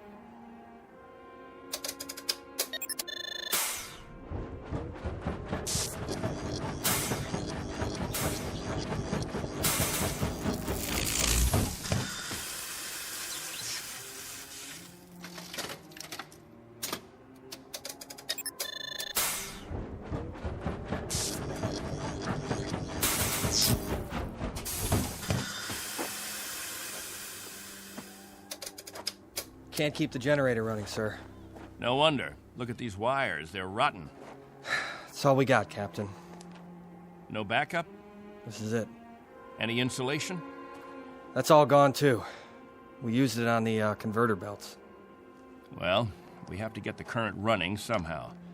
If that refrigeration unit stays off, the temperature in the underground rooms will go up 50 degrees. Well, we could stop the saltwater converter for a day or so, switch the parts. Then we'll have to do that. Tell the people to fill up all the jugs they have. We'll be shutting off the water in 6 hours. Yes, sir. Captain, what about the ship? It's on the way. We know that much. Then everything will be different. When we get back, the things that are old and worn out, we'll throw them away. Just throw them away. Captain Benteen. What? The main square. Come quick.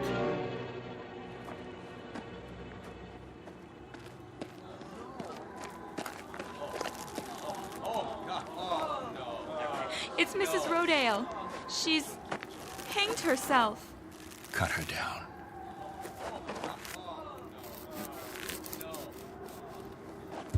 Oh! Mommy, what happened? Is that lady all right? Get them out of here. Come, children. God have mercy on her. You men there prepare her. We'll bury her in an hour. Yes, sir.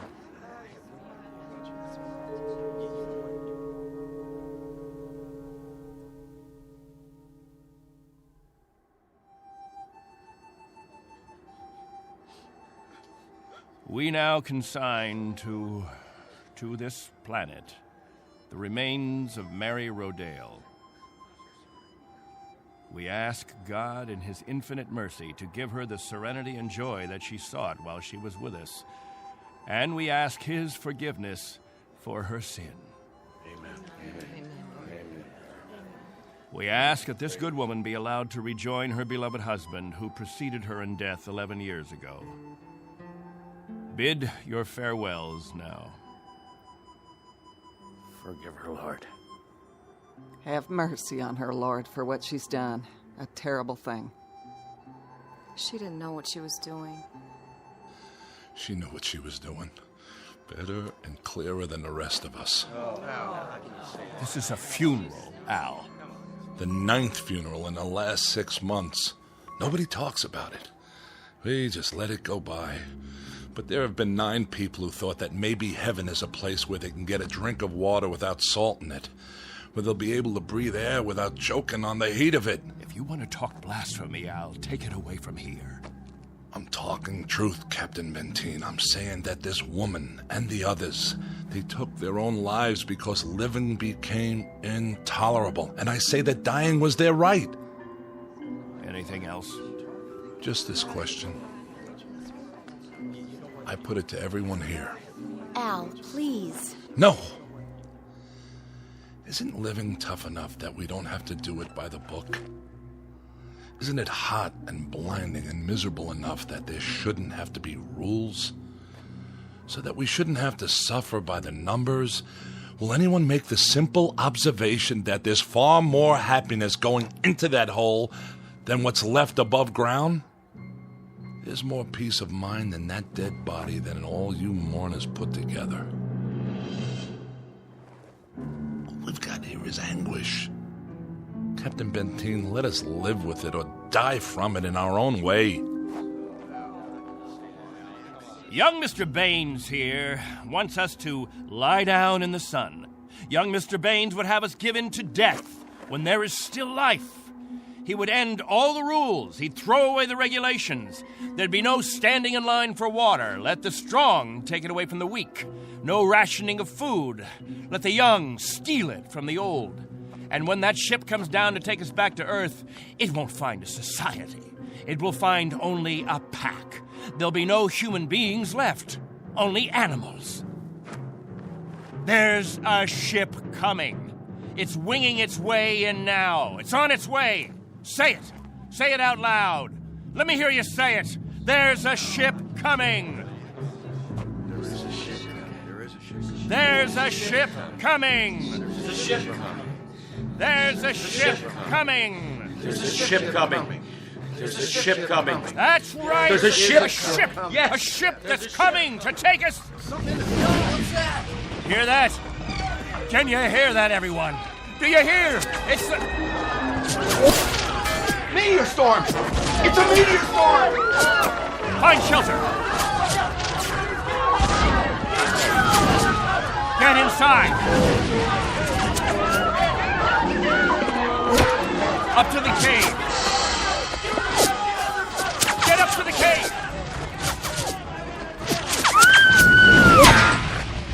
Julie! It's Julie. She's bleeding. Quickly, we have to move. I can't. Something hit my arm. I think it's broken. Stand aside, I'll carry it.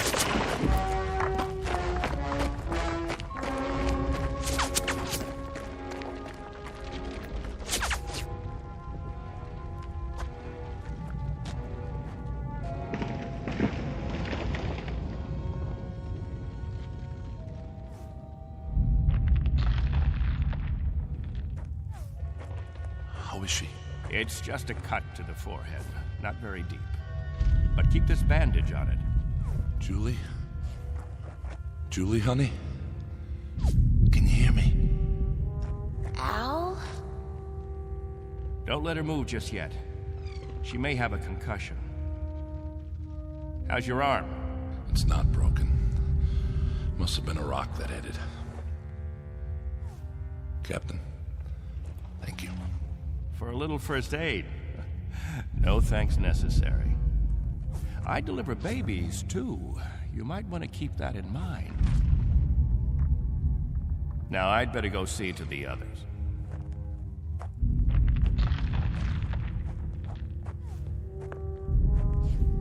Will it go on much longer, Captain? I wish I knew. It sounds like it's spending itself. I've seen meteor storms before, Captain, but nothing this size. What about the damage, Henry? 2 underground cells destroyed. At least, that's what it looked like from out front. Everybody accounted for? I think we're all here, Captain. I've checked. Nobody's missing. Thank God. Everyone try to stay calm. The worst of it is over.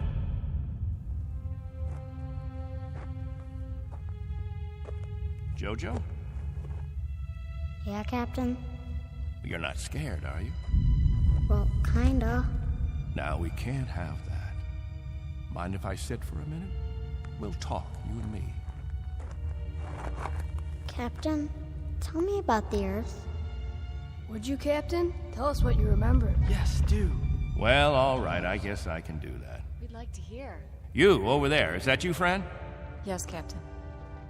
And you, Buck. Yes, sir. You fill in the holes if I leave out anything. Straighten me out if I'm wrong about any of my recollections. Jojo, I was a boy of 15 when we arrived here. But I remember Earth. I remember it as a place of color. I remember that in the autumn, the leaves changed. They turned different colors, red, gold, orange. And I remember streams of water that flowed down hillsides, and the water was sparkling and clear. And I remember clouds in the sky, white, billowy things that floated like great, majestic ships. They looked like sails. What are sails? Don't you know what sails were? In ancient times, that's how ships moved across the water.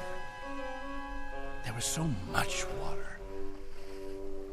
The men unfurled large sheets of canvas against the wind, and it was the wind that moved them.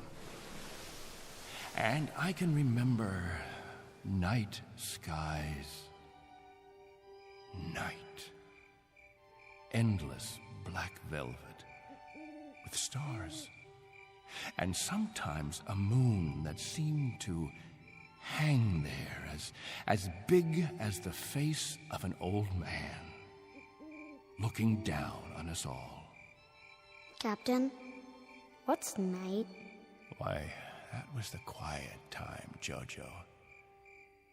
Night was when the earth went to sleep. It was the cover it pulled over itself. Not like here, with 2 suns always shining, always burning. It was a darkness that felt like a cool hand brushing over tired eyes. And there was snow on winter nights, gossamer things that drifted down and turned the earth all white. And we could build snowmen the next morning and see our breath in the air. And it was good then. It was right. So, why did you leave there? Oh, we thought we could find another Earth, Jojo. Then we found this. We thought we could escape war. We thought we could build an even better place. And it took us 20 years to find out that we had left our home 1 billion miles away, only to be stranded, like visitors, transients, that no roots could take hold in this ground. But it was too late. So we spend the next 30 years watching a clock and a calendar and waiting. But we can't wait any longer. Not a day, not an hour. We have to get back home. There's no more time. I'll go outside and survey the damage.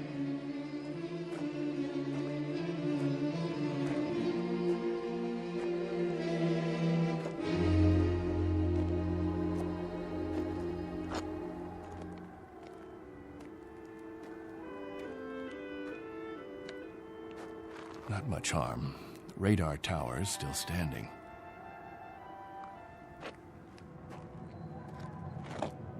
What? Why, it's... Al! Al Baines, do you hear that noise? All of you, come out here. Do you hear it? What is that? That's not a meteor. That's not a meteor. And it's not wishful thinking. Not this time. Those are rocket engines. Look, I remember the sound of them. That's the ship. The ship has come at last.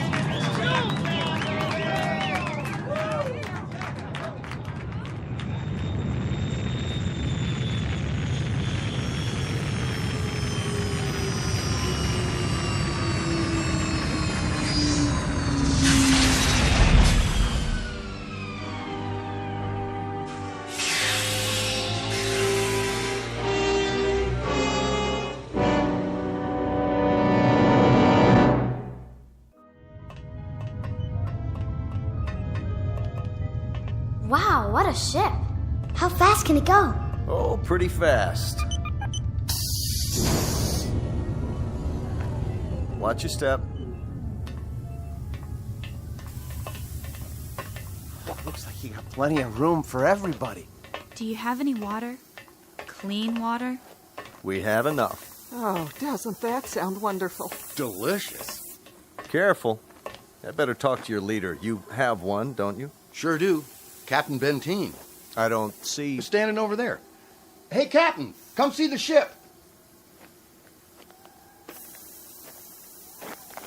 Mr. Benteen? I'm Benteen. Colonel Sloan. I command the Galaxy 6. Our orders are to transport you all back to Earth. Colonel, what took you so long? 6.5 months, Mr. Benteen. 100 times that. We've been waiting for 30 years. Does it all look like this? Salt flats and scrubby mountains. 2 suns, hot and perpetual. 30 years of it. 30 years. The children have never seen Earth, and some of the older ones don't even remember it. They'll see it now. Our orders are to get you aboard as soon as possible. We figure that we should be able to lift off on Thursday. Are you still using Earth time? Of course. Good. That'll give you 3 days to prepare. Unfortunately, your people will only be able to take what they can carry. Over 200, aren't there? 187 men, women, and children. It may be a little crowded, but we'll fit you all in. You've been used to a lot of space, Mr. Benteen, haven't you? Space? Room to move around. That's all there is here. That and the heat. I can feel it. They'll make the trip standing on their heads if necessary. I'm sure they will, but I don't think that'll be necessary. Do you know, can you understand, what a godsend this is for all of us? It's hard to imagine. I can only say your country's very, very proud of you.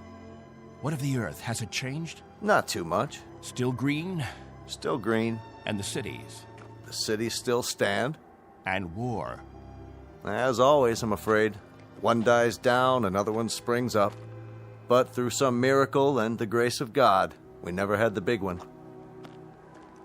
Now, Mr. Benteen, all things considered, I think you'll find it very much as you left it.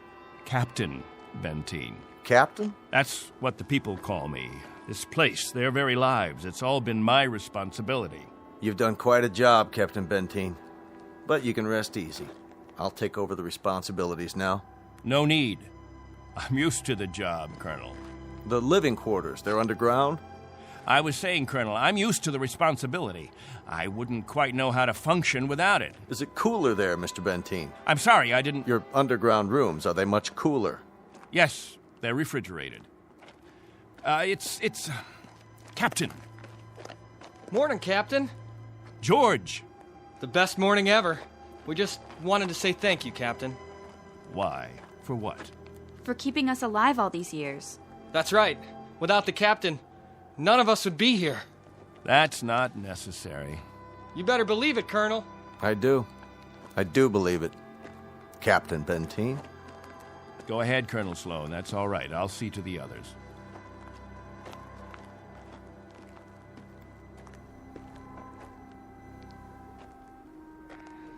You know, I don't need this. I'm not gonna take this. Hi, Captain. Julie, where's your bandage? Oh, I don't need it anymore. But we put one around your head so the cut would heal. What's this? Isn't it incredible? It's called a medicinal patch. You wear it for 24 hours. It accelerates the growth of new skin. Look at her forehead, Captain. You can hardly see the scratch. Better put the sling back on your arm, Al. I don't need a sling. Just this metal band.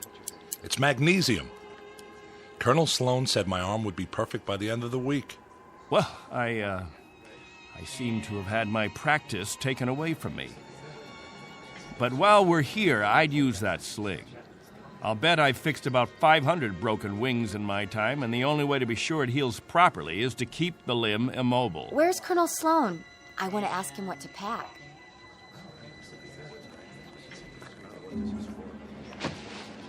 Eleanor, let me help you with that bundle of clothing. Thank you kindly, Captain. I'll carry it for you. No, thank you, crewman. I've got it. Here you go, ma'am. I don't know how to thank you. Are all the crew as strong as you? That's our job, ma'am. Nothing to it.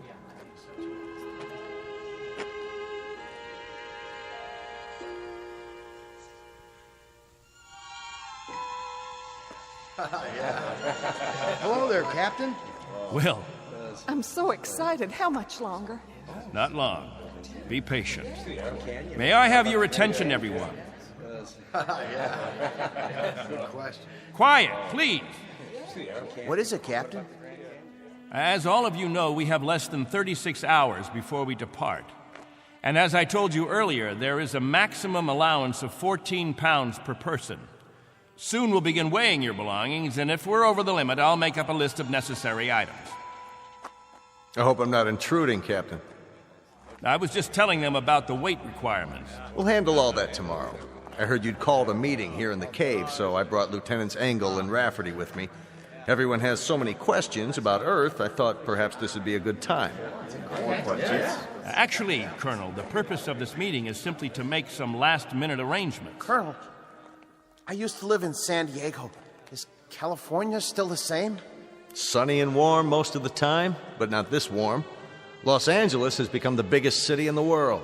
These kinds of questions, we could just as well handle them when... Colonel Sloan? Are there still major leagues? My dad used to tell me about baseball and the World Series. The leagues are just as before, American and national. What about the Dodgers? They came in 10th last season. I'm told they need pitchers pretty desperately. I'll tell you what, when we're finished here, we'll improvise a ball and bat and have ourselves a game. How does that sound? Yes! That'd be great. Let's do it. I think it's a little hot for that kind of activity. What we could do is have some group singing. We haven't done that for a while. I got an old sack. That'll be the ball. Who's got a stick? What are we waiting for? Let's go. Please, wait. We haven't finished yet.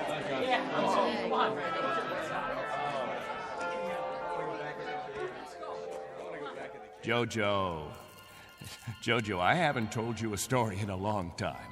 How would you like to hear a story about... What have you got there? This is what they call candy. One of the spacemen gave it to me. It tastes... Sweet, Jojo. It tastes sweet. Yeah, sweet, Captain. Want a bite? No, thank you, Jojo. Back on Earth, we can get all we want. Something, Captain? I'm not sure. I'm not at all sure. You've promised them all candy. You've made it sound as if that was what the Earth is made of. Sugar and spice and everything nice. Maybe they ought to be told the truth.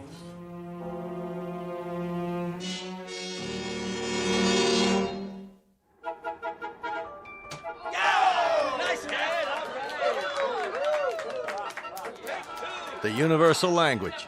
Baseball. You have a limited vocabulary, Colonel. Do you have any idea what the temperature is? At this hour, it's about 110. I don't know whether your crew can take it, but I know my people. They're going to pay for this little athletic event. Some of the older ones, it might even be serious for them. It's just a game, Benteen. My guess is that it's worth it. Now, I'd better get back to the ship. Colonel Sloan. Something else, Mr. Benteen? Colonel, when we get on the ship, you can tell us what to do and we'll all fall into line. But here, in this place, I'm in command. I'm not trying to usurp authority, Mr. Benteen, but I really don't see what harm a little game... It's still Captain Benteen. For now. Galaxy crewmen, back to the ship. That's an order. It's time for rest now. All of you go back to your homes. I'll announce when the new day will start. I don't know.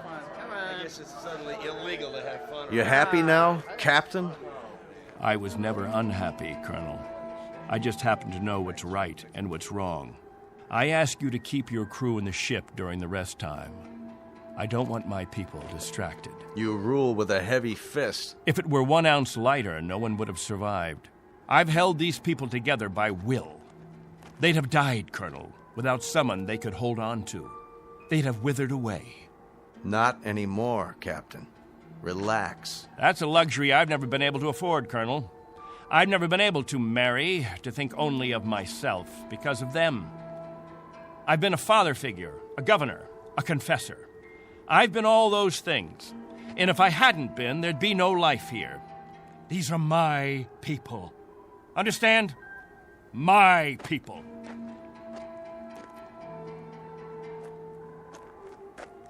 What's with him, Colonel?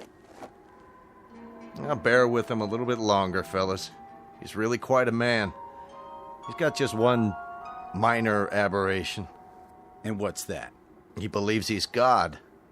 As far as he's concerned, we're booting him out of heaven.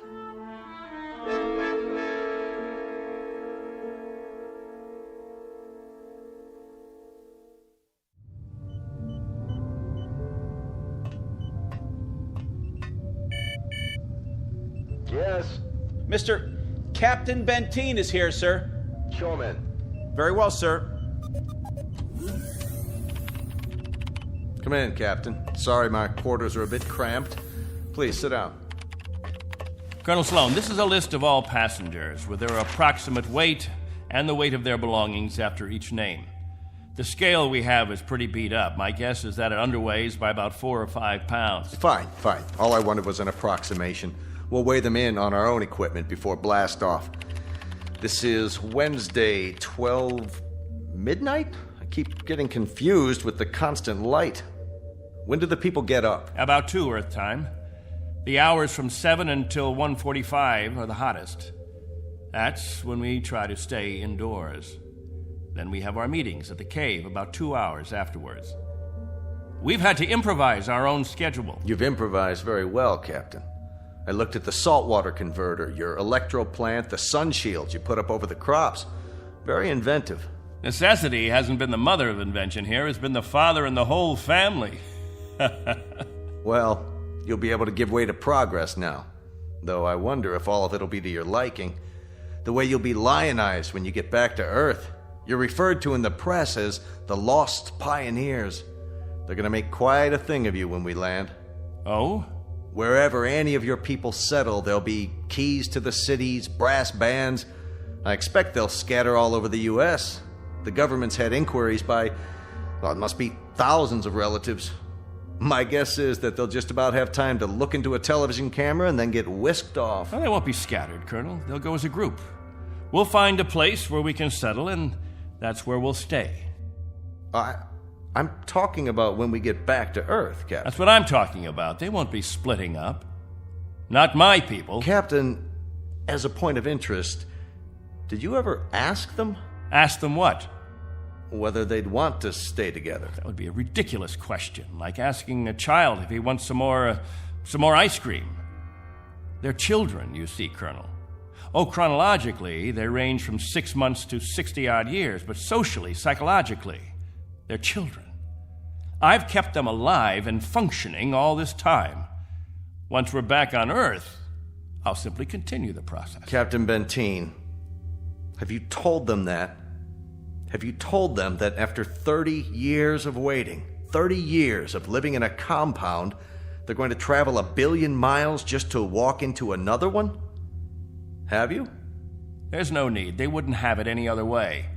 To leave them to their own devices, that would be an act of cruelty. Captain, do me one favor. Just ask them.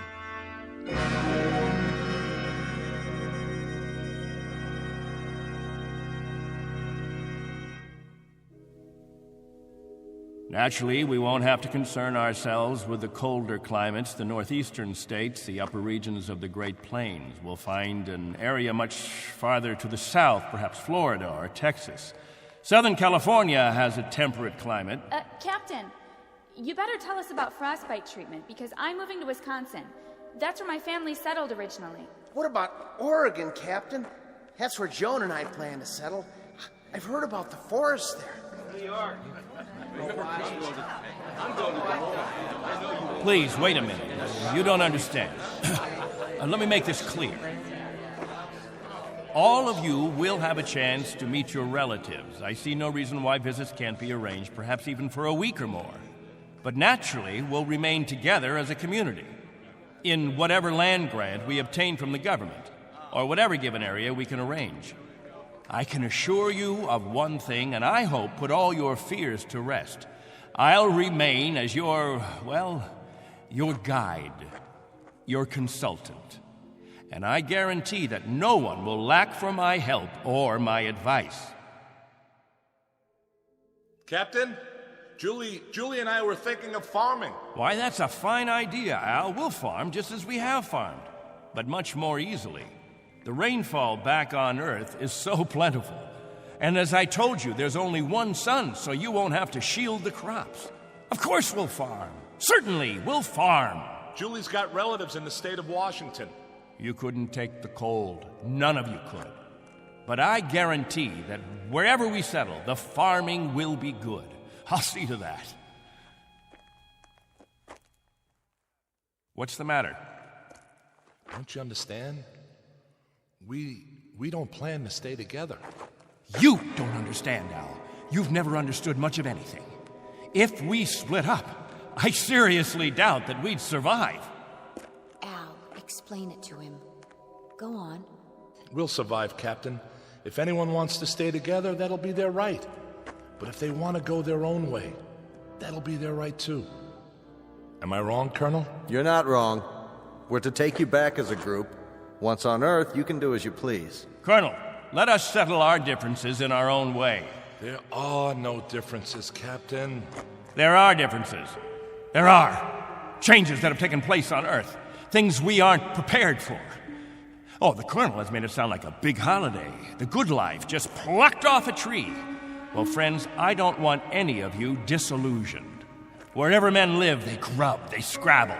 They have to dig to stay alive. It's a fact. But together, that's the word, together. We've got to stay together. Think of that word now. Let's say it out loud. Everybody, now. Together. Together. Together. Together. Together. Looks like the congregation isn't with you anymore, Captain. What's the matter with all of you people? Wait.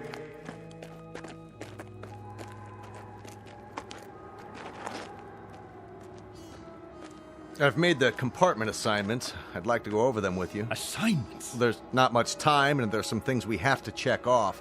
There's a decompression problem that we've got to tell them about, and a moment of weightlessness shortly after we leave the atmosphere that I want to explain to the children. Do you know what we called you while we waited for you to come? We called you the Messiah. Did you? You were supposed to bring freedom, but that's not what you brought. You brought selfishness, dissatisfaction, divisiveness. With all the misery we've had here, those germs never infected us. I brought nothing but a ship and a crew and a means of escape. You've had no diseases, no viruses. Did it ever occur to you why? You've lived in a test tube, Captain. Antiseptic and germ-free and sterile. Sure, you're a group, a cell, but that's all over with. Now it's time for you to be what God meant you to be, individuals. Time to break the test tube. Time to rejoin the human race. What I'd like to know is why in the name of God you're so reluctant about it. Because I remember the human race. This is incredible. Oh, it's really incredible. I was wrong, Colonel. I've been telling them about an Earth that doesn't exist. An imaginary garden. No, we can't go back. It's too late. Captain, really?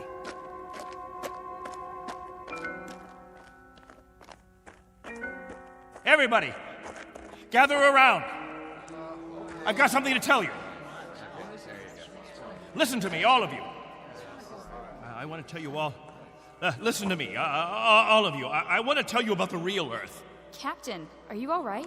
Let's talk about the diseases. What? The viruses, the cancers, the floods and the freezing, the wetness and the cold. And there are other miseries, worse than anything we've experienced. Hatred, jealousy, violence. Listen to me. It's an Earth we don't know. We can't leave here. We'd be committing suicide. We'd die of things we've never been exposed to before. We'd die of the loneliness that animals get in a zoo. Because we don't belong. We don't belong to his kind. Do you understand me? We don't belong there. Captain Benteen, why don't you let your children vote on it? Only if they know what's waiting for them. Only if they understand that Earth isn't any garden. It's never been, and it never will be. That's fair enough. I'll tell you what Earth is. The same as it's always been. It's a race struggling to survive, just as you have survived. Captain Benteen is right when he tells you that it isn't all a place of beauty. There may still be wars and prejudice and strife. I suppose there will always be jealous men and angry men and unforgiving men. But it has one thing you don't have. Every man is his own master. There won't be anyone telling you when to eat and when to sleep and when to meet, what to sing and how to play. Instead of heat, you may feel cold, and instead of thirst, you may feel hunger. But you'll be men and women. You won't be sheep. You won't be a kindergarten. And when you pray to God, his name won't be Benteen.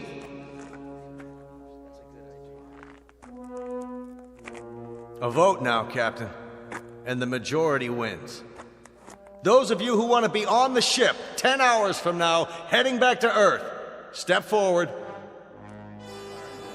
All right, I'm going. Let's go. Let's go. Go. That's it. I suppose that makes it unanimous, Benteen. Even you, Jojo? Well, I want to go with the Colonel. Give me something, anything. Give that sledgehammer. Here. No, let it go. Angle! Rafferty! There, sir. Stop him! He's running for the ship! No. Captain, no, please!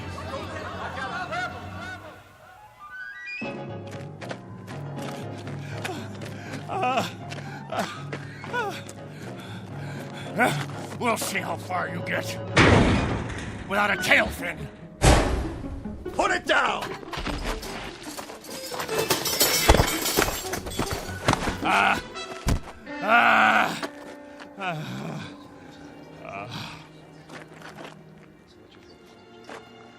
You all right, Colonel?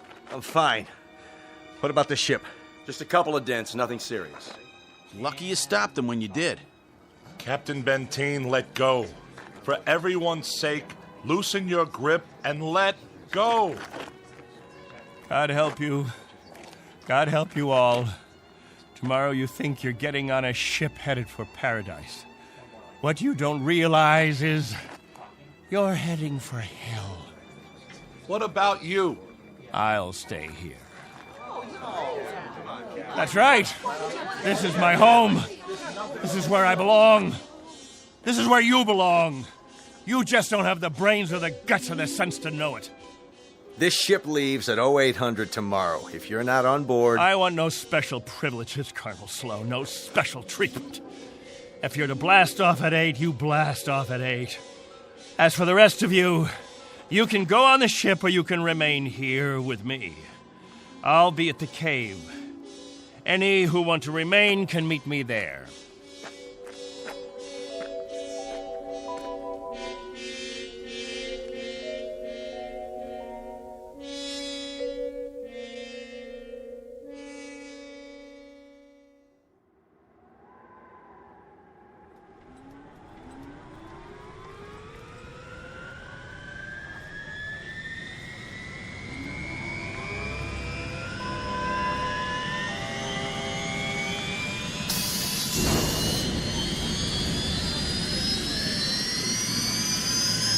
That's it, folks. The rocket's fired up. Everybody on board, single file.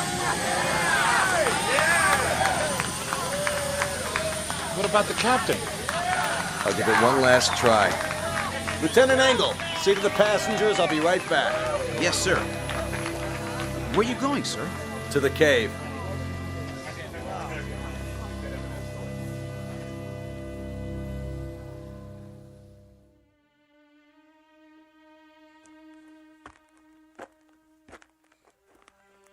Captain?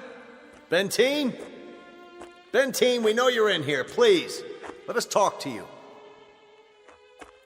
He's not going to show himself, Colonel. We're leaving now. We have to blast off in 5 minutes. If we don't, we'll have lost our orbital position. Benteen, it has to be now. Captain! Captain, please, come out! Remember this. If we leave without you, there'll be no other ships. This is where you'll live the rest of your life. And this is where you'll die. All right, Benteen. As you prefer. Let's go, Baines. Goodbye, Captain.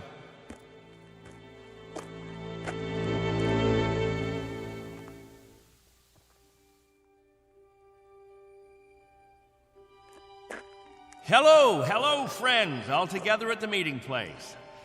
Any new business today? No?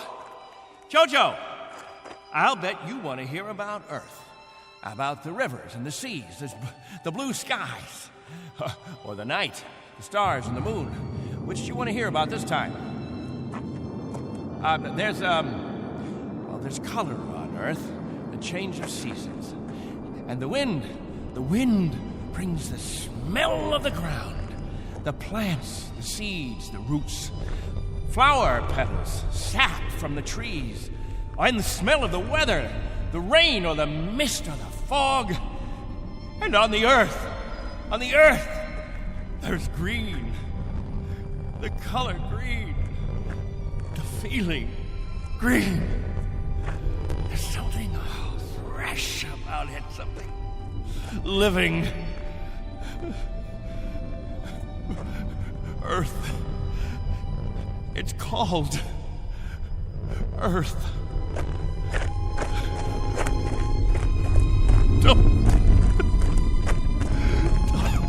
Don't leave me. Please. Oh, don't leave me.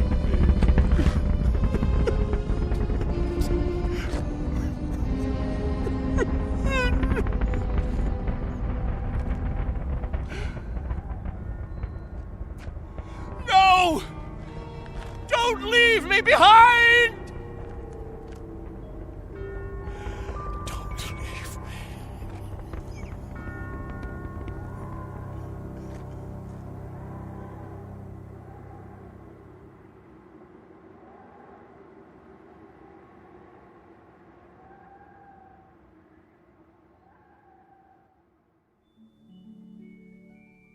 A man named Benteen, sometimes known as Captain, who had certain prerogatives. He could lead, judge, legislate, even dictate. It became a habit, and finally, a necessity. William Benteen, once a god, now a population of one, on a distant outpost in the Twilight Zone.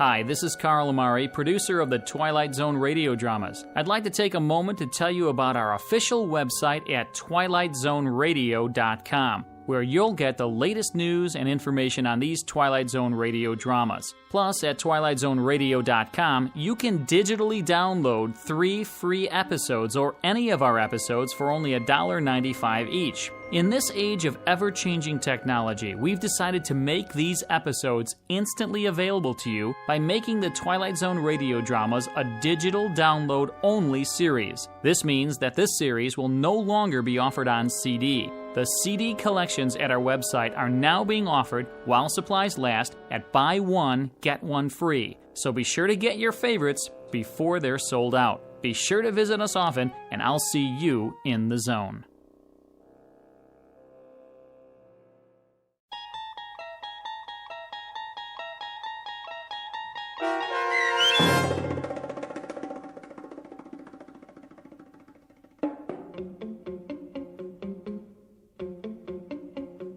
On Thursday, We Leave for Home, starring Barry Bostwick with Stacy Keach as your narrator, was adapted for radio by Dennis Etchison and written for The Twilight Zone by Rod Serling.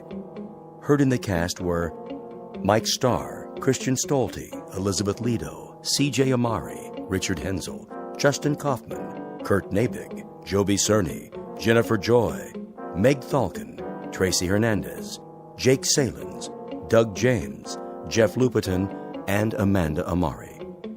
The producers of The Twilight Zone wish to thank CBS Enterprises and the Rod Serling Estate for making this series possible.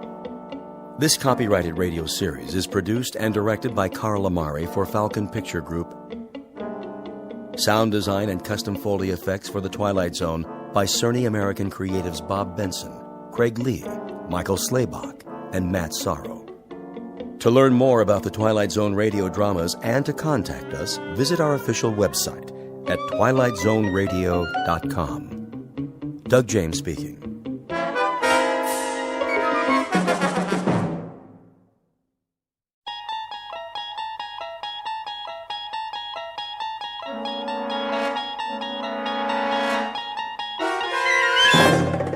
You unlock this door with the key of imagination.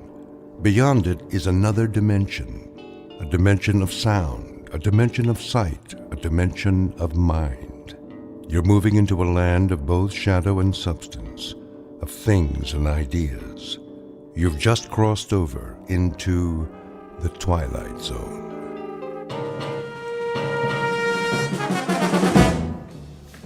Westbound monorail will be departing on track 10 in 3 minutes.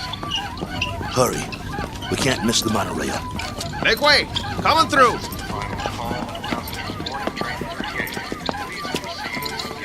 Keep pushing. I'm doing my best.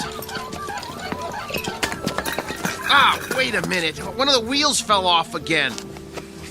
Get it while I hold him up. Okay, I got it. Here. Let me slip it back on. Westbound monorail Hurry. will be departing on track 10 in 2 minutes. All aboard for all points west. Excuse me, conductor. Yeah? Is this the monorail to Kansas? Sure is. Better get on board, though. But you know, you should have checked your cargo. This ain't cargo. It's a B-2. A what? A B-2. Whoa! What is that? Is that a man? Is he alive? That, sir, is a B-2 boxing robot. Wow. He sure looks real. Yeah, he looks even better in the ring when we activate him. Westbound monorail will be departing on track 10 in 1 minute. Conductor, we bought a ticket for him. Here you go. He's fighting tonight. We have to keep an eye on him so he doesn't get damaged. Well, he's got a ticket, so get him on board. We're pulling out. Sure thing. Okay, I got this end. Okay, ready? 1, 2, 3, lift. Come on. Oh, my goodness. How much does this guy weigh?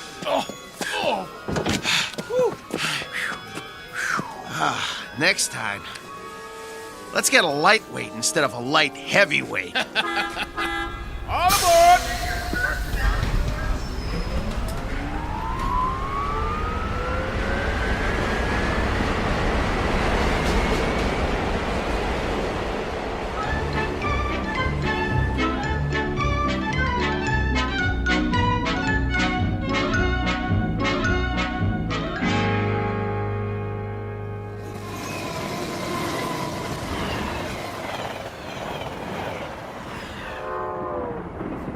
Ladies and gentlemen, kindly observe the no smoking sign and ensure that your seatbelts are securely fastened. Thank you. Here's our seats. C11 through 13. Let's sit him down in the window seat. He gets the window seat? Get him seated. Hey, you hear him squeaking? Not only is he saying he doesn't want the window seat, he's saying he doesn't want to sit down, period. He needs his silicone Teflonic joint lubricant changed. We'll pick up some as soon as we get paid. Well, first we gotta find some. Shouldn't be no problem. Come on, I told you. They don't make it anymore. Well, that's crazy. Still plenty of B2s in the business. Name one. This one. We'll find some. All right. Wow. Sure is hot. It'll be hotter where we're going. Wish I had a beer. Well, it wouldn't do you any good. I already had 3 and I'm still thirsty. Not Maxo. He don't need a thing. Never complains. Then, why does he squeak so much? You think he'll be all right? Yeah, if he doesn't get hit. Can it, Pole? Hey, come on. No use glaring at me, Steele. You know he's shot. That ain't true. A little overhaul is all he needs. Well, yeah. A little 10 grand overhaul with parts they don't make anymore. When you talk, you think he was ready for the scrap heap. Ain't he? No, he ain't. Just because he's a little old? Well, try ancient. Plenty of fight left in him. Well, you think he's okay or not? Steele, I don't know. And that's a fact. He needs work. Like what? Well, for starters, the trigger in his left arm. It's been rewired so many times it's just about had it. He's got no protection left on that side. Plus, his eye lens is cracked. Leg cables are worn out, no tension left in him. Even his gyro's off, not to mention he needs silicone Teflonic joint lubricant. We'll get him some. Where? I'll find it. Yeah, after the fight. What about during? He'll be creaking around that ring like an antique steam shovel. This ain't 1940. It's 2040. Be a miracle if he goes 2 rounds. It ain't that bad, Paul. Actually, it's worse. Wait till the promoter gets a load of battling Maxo from Philadelphia. We'll be lucky to get monorail fare back home. The contract is signed. You can't back out. Well, the contract is for battling Maxo in fighting shape, not this bucket of antique hardware. Just you wait. Maxo's gonna do all right. Against a B7? It's just an experimental B7. It ain't got the bugs worked out yet. That's why they took a bout with us. Well, after tonight, battling Maxo's new nickname will be One Round Maxo. That's enough. He's been doing okay for 5 years and he'll keep doing okay. So what if he needs a little work? So what? If he wins some money, we can get him all the silicone Teflonic lubricant he needs, and a new trigger for his left arm, and new leg cables, and everything. He's gonna do all right. You'll see. Maxwell's gonna do just fine.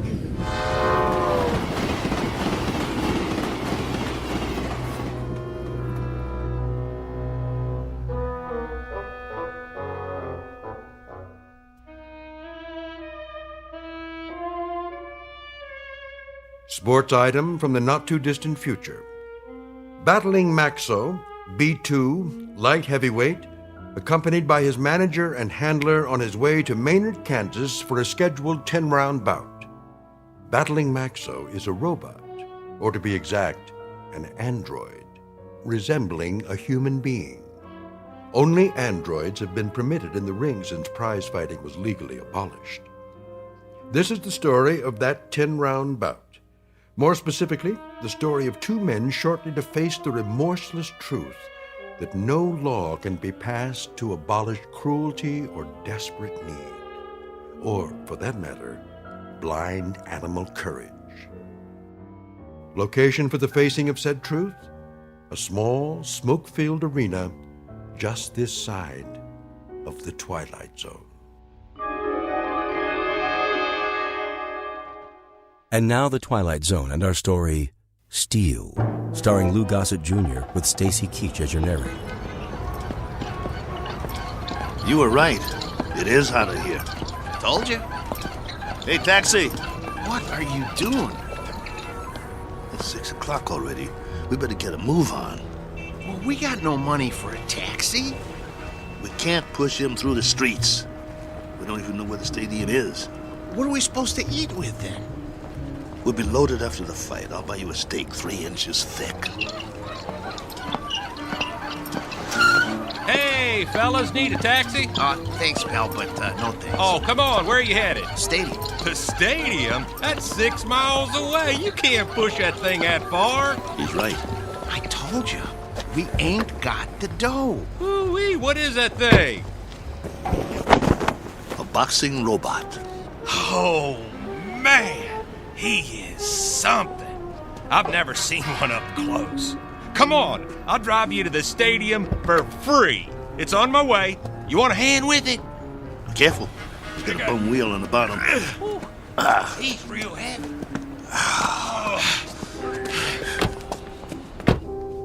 Oh boy, this is a real honor taking a fighter to the stadium. Well, thanks. Hey, which robot is that? This is Battling Maxo from Philly.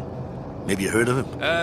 No, but, you know, I'm no expert. He was almost light heavyweight champ once. No kid. Yes, sir. You ever heard of Dimsy the Rock? Don't think so. Why don't you give it a rest? Dimsy was number 3 in the light heavy ranks, on his way to the top. Well, my boy took him out in the 4th round. Left cross, bang! Almost put Dimsy to the ropes. It was beautiful. No kid. Yeah. Used to be in the game myself. Light heavy. Before they passed the law. Called me Steel Kelly because I never got knocked down. Not once. I was number 9 in the ranks before they outlawed human boxers. Wow. That's something. Anyway, tonight is going to be a good fight. Driver, have you ever seen a fighter from here called The Flash? Oh, yeah, you bet. Man, that is one good fighter. Won 7 straight. He's riding a bullet to the top of the rankings. You just wait. Matter of fact, he's fighting tonight, too. They're bringing in some heat from back east to fight. Flash is gonna slaughter him. Oh, where'd you guys say you were from? Philly. Oh, man, you're not. We are. Oh, look, I didn't mean nothing. I didn't know. Skip it. Forget it, pal. Doesn't matter. You're right. Why don't you shut your trap for once? Look, fellas, I'm sorry. Well, you guys need anything else? Anything? Do you know where we can get some silicone teflonic joint lubricant? Oh, do they still make that stuff? No, they don't. Just trying to be funny. They haven't made it in years. Hey, look! They got the fight card posted for tonight. You guys are the 3rd fight out of 7. Woo! Your fighter must be pretty good. Oh, the Maynard Flash, B7 versus Battling Maxo, B2. You got a B2? Yeah. Well, at least you're not at the bottom of the card. We do have that going for us. Drop it, Paul. You'll see. You'll all see. It's nothing personal, Kelly. It's just the way it is. Well, it'd be a miracle if he wins. Hey, if he does, can I have his autograph? Sure thing. Thanks for the lift. Good luck, fellas. You're gonna need it. Steele, you know, Maxo's not programmed to sign autographs, right? I know. Let's roll him inside.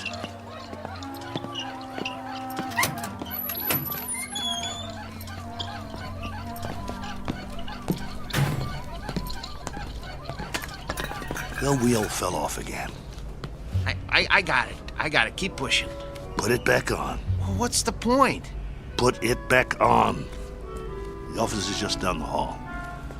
I want Maxo to make a good first impression. Well, let's just hope his head don't fall off next. Keep quiet and let me do all the talking. What's wrong with you anyway? After 7 months, we finally get a bout, and all you can do is complain? Some bout? We're in Maynard, Kansas. What's this, the prize-fighting center of the nation? It's a start, ain't it? It's our first step on the comeback trail. The purse will give us enough to get Maxwell back in shape. And if we win, it would mean we get fights all over the place. Oh, spare me. We don't have a chance. I don't get you. He's our fighter, and we stick behind him no matter what. Why are you writing him off before he even gets in the ring? Don't you want him to win? I'm a Class A mechanic, Steele. I'm not some daydreaming kid. I know machinery. We got a piece of dead iron here. Technology always moves forward. We got a B2, not a B7. No way he's gonna win this fight. Shh, keep your voice down. It's simple engineering, that's all. Maxwell will be lucky to get out of the ring with his head on. Bull! It's an experimental B7. It's probably full of bugs, full of them.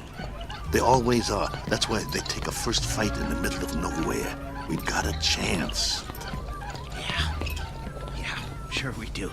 Remember, keep your mouth shut. Yeah. Mr. Nolan? Nah, I'm Oscar. Mr. Nolan will be back in a couple of minutes. I'm Steele Kelly, battling Maxwell's owner. Oh, yeah, I heard of you.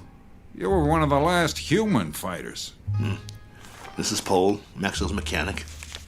Hi. It was getting late. We were wondering if you'd make it. Never missed a fight. Yeah, pull up a chair. I got some paperwork to do.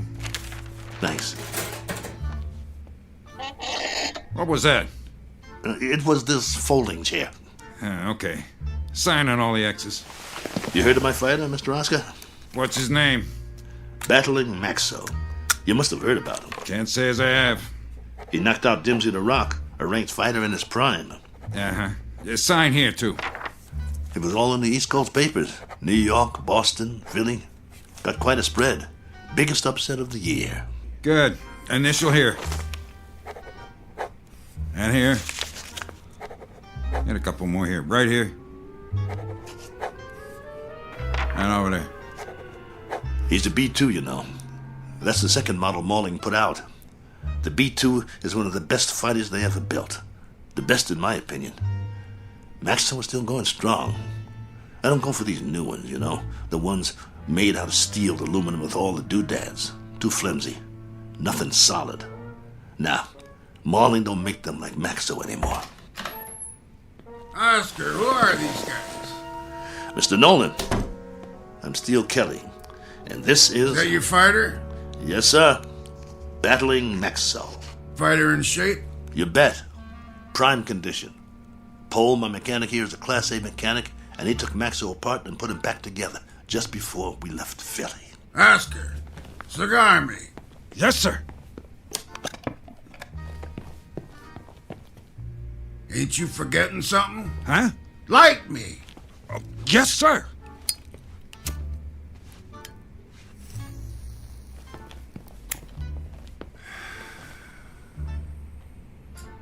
You know, Steele, you were lucky to get this bout. We ain't staged a bout with nothing less than a B4 in must be 2 years now.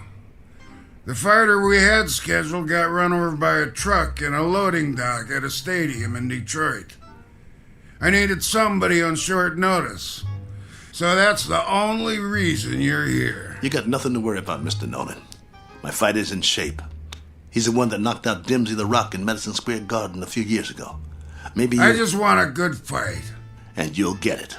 Maxwell's in top shape. No first-round knockout. No, nothing like that. People pay to see action. Do you have a prep room we could use? We want to check him over and make sure he's perfect. Down the hall, third door on the right, next to the janitor's closet. Thanks. Your bout is at 9. Got it. You won't be sorry, Mr. Nolan. I don't like guys that are late. Understood. Poe, let's get Maxwell to his prep room. Mr. Nolan, I was wondering... I know what you're wondering. You get your money after you deliver a good fight, not before. No problem. We'll get him ready. And Steele. Yeah? Don't slam the door. I hate loud noises. Come on. I'm coming. Oh, my stomach hurts. Don't be scared. It'll be okay. Oh, I ain't scared. I'm hungry. I haven't eaten all day. How can you think of food at a time like this? This one counts. It's our chance for a comeback. We've got to get him in that room, and we've got to check him out real good. What time is it? I'm busy pushing. Come on, check your own watch. I don't have a watch anymore. I had to pawn it. The one your wife gave you? Ex-wife. Hey, look, we got 2 hours before the bout begins. Have we got time for a sandwich? I want you to check him out real good. His arm, his gyro, everything. What for? Did you hear me? Yeah, but I work better on a full stomach. You get to work. I'll get you a sandwich. Maxwell's gonna take that B7, but good.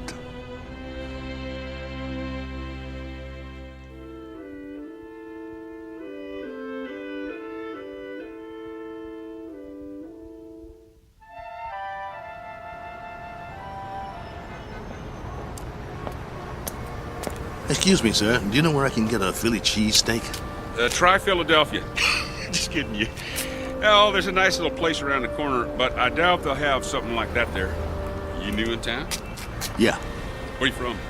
Philly. Well, that figures. What brings you to town? I got a fighter in the third fight tonight. Really?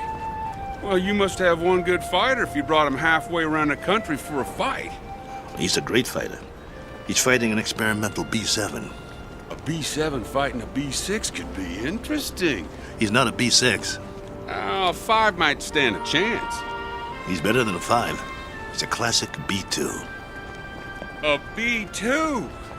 Oh, well, I've never seen one of those, but I hear they're great bleeders. Good luck.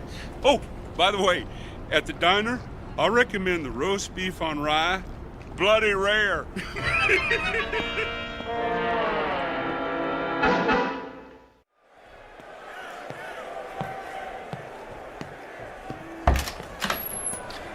We got a big crowd out there tonight. What took you so long, Steele? I'm starving. Here's your sandwich. How's Maxo? What kind of sandwich did you get me? Roast beef on rye. Well done with silicone Teflonic joint lubricant on the side. What? It's mayo. How's Maxo? Did you get me a pickle? How's Maxo? I love dill pickles. Oh, here it is. Okay, well, the answer to your question is Maxo is still big as life and twice as ugly. I cleaned him up a little, though. The B2's always looked real. Look at him. You'd swear he was real, wouldn't you? He's got that natural-looking flesh, great muscle tone. He could have been a male model if he wasn't a fighter. Come on, get to it. Well, outwardly, he hasn't aged a bit. His hair's still curly? Just like mine. Yeah, but he's got a little bit more than you do. Hey, when I had him made, they gave him my good looks. That's a matter of opinion. Quit stalling. What's the good news? Well, that was the good news. And, I also turned his power source on, and that's still good.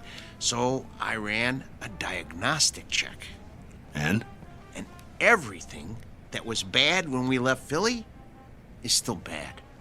There's got to be something we can do. Open him up again.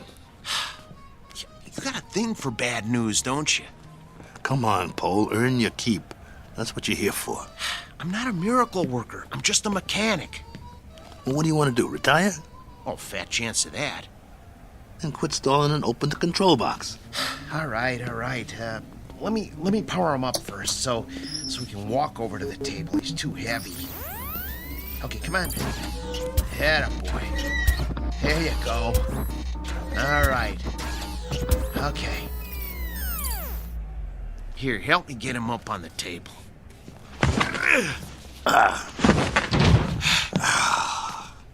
That's my boy. The doctor will see you now. Lift his arm.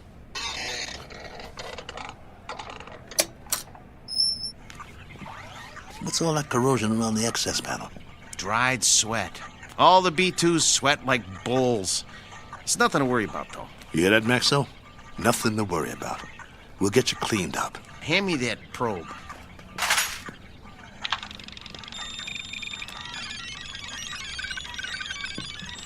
Well? Well, all electronic systems are functional. Huh.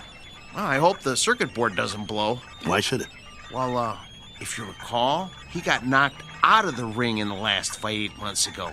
It jarred all his electronic systems.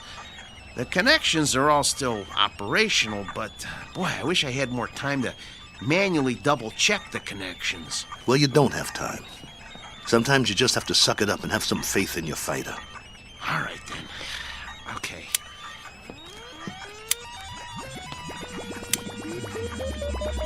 Well, I activated all his systems. Keep your fingers crossed and just hope nothing blows.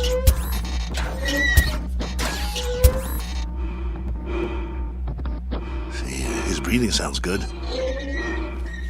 His arms are creaky, but they'll quiet down when he warms up. Look, beads of sweat are forming on his forehead. I told you these were good sweaters. Can you hear me, Max?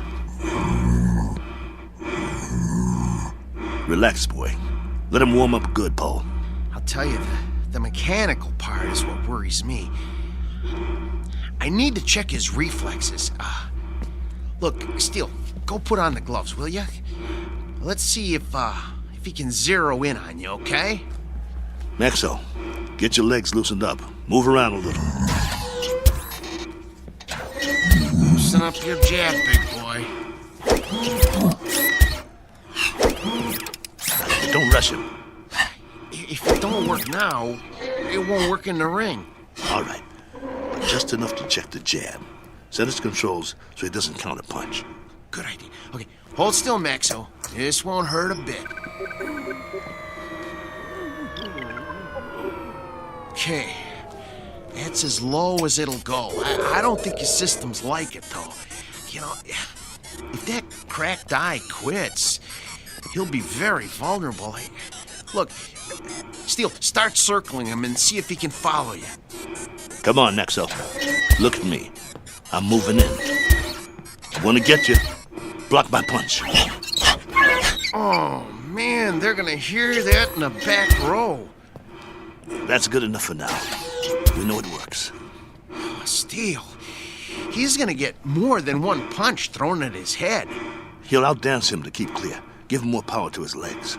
Those cables are bandy. I don't like doing this. There's not much tension left in him. He seems to be moving all right. Yeah, but, boy, a heavy wind might knock him over. Put him on automatic. Oh, no. Come on. Let's not push our luck. Do it. All right. Here goes nothing. Maxo, gloves up. That's it. Beautiful. Now, let's see if he can move in for the kill. Kelly, Steele, no. Leave his systems on defense. He might have a couple of rounds if we leave him on defense. It takes less energy. You know, he's gonna get beat to pieces if we let him move in. No, do it. You use your head? He's a B2. He's gonna get slaughtered anyway. Look, if we let him go on defense, we might be able to salvage him for pieces. Nolan paid to see him on offense. It's in the contract. Activate his jab. Come on, it doesn't have any lubricant in it. Do as I say. All right. Activating the jab. Shut him down! Shut him down!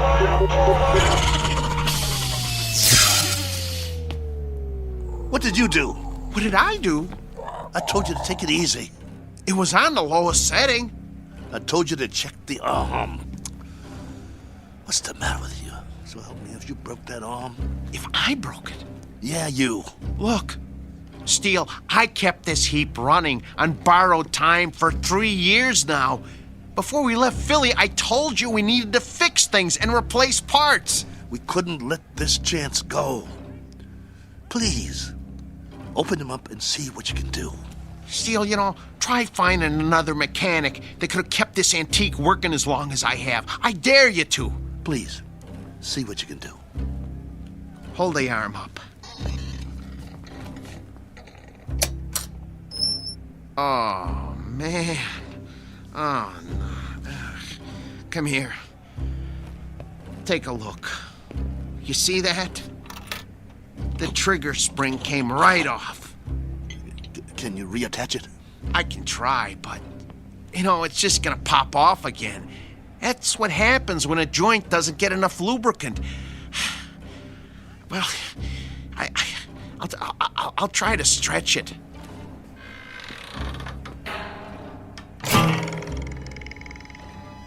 Oh, nuts. Oh. Well, that's that. No. One jab too many. We gotta do something. What? Fix it. I can't. You just can't fix a spring. Once it can't spring, it ain't a spring no more. I told you it was getting ready to break, and to get a new one last year. He's got to be fixed if he's going out there, and he has to go out there. They fronted me the monorail fare. Steele, he needs a new spring. Nothing else will work. Well, can't you get another spring? Where? They don't make them anymore. It's a special spring. I can't just take one off a washing machine or something. Quiet. Yeah? 10 minutes. Something wrong? Oscar, can you make out about the one after the next one? Mr. Nolan does not make changes. We just need a little bit more time to make some last-minute adjustments. Sorry, pal, no can do. We want him tip-top, don't you? Nolan's got you on next. What's the difference? Third? Second? It's all the same, right? Second's the semi-main. That ain't for a B2. Maybe some B2s, but this one... They want to see a fight, not an execution. But I'm telling you... 10 minutes or you're out of here. Be a shame after coming all this way. Right, boys? Right. Well then, I guess that means... We'll have to hurry. You heard the man? I heard him, but it's over. We're finished. No, we're not. There must be a way. What? Sell them for scrap and get a couple of monorail tickets? We hung in there as long as we could, but this is it. I have to hand it to you, Steele. You wouldn't give up. Quiet. I'm thinking. There is one way. It just might work. What might work? If they don't watch the fights. Who? Nolan and Oscar. Maybe they don't even come out of their office. What are you talking about? Oh, no. Oh, no. Oh, no, no, no, no, no, no, no. No, you can't do this. Get the trunks and robe off Maxwell. I'll change my clothes. Steele, you are out of your mind. You can't go into a ring against a B7. I used to be pretty good. I can get through a couple of rounds. Just bob and weave, throw a punch every once in a while. You'll get killed. You heard that, Tub. We deliver a fight or we don't get paid. Steele, come on. You're never gonna get away with this. They won't let you. Who's gonna stop me? You can't make them think you're... Steele, for God's sake. I can if you help me. Nobody here knows what Maxwell looks like. If Nolan and the other guys don't watch the bout, we'll be all right. Steele. The crowd won't have a clue. B2s sweat, bleed, and bruise just like the new ones. Give me the boots. Look, I got an idea. You know what I can do? I can wire my sister. She'll send us the dough to get us back east. Tape up my hands. Steele? Steele. I got another idea. Wait. Look, hold still. I know a guy in Philly who wants to sell a B5 cheap. We could hustle up the cash and, Concentrate on wrapping my hands. If you don't take them right, I could break them on the first punch. Steele, this is suicide. It's a B7 out there. Don't you get it? It's a B7. You're gonna get mangled. Quit talking. I gotta do this. Hurry up. There's no more time, Paul. Put the gloves on me. Oh, I don't want to do this. Please don't do this. Look, let me go into the office and let me talk to them. Maybe they'll understand. No, they won't understand. So you're not going anywhere. You're gonna stay right here and lace up my gloves. Ow! You'll help me or I'll beat your brains out on this wall. But you're gonna get killed, Steele. Then I'll get killed. Better me than you, right? I got us in this mess. I'll get us out of it. Get the heap out of there! You heard the boss. Lace my gloves up tight. We gotta fight.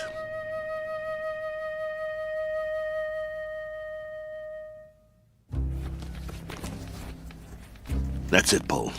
Tie him off tight. Oh, you really want to go through with this? Yes. Let's go. How do I look? Like a broken down old fighter. So I'll pass for a B2? That's what I said. You look like a broken down old fighter. Here, let me put a towel around your neck. Pull up the hood on my robe, too. I'll keep my head down so they can't see my face. You better do that in the ring, too. Let's go.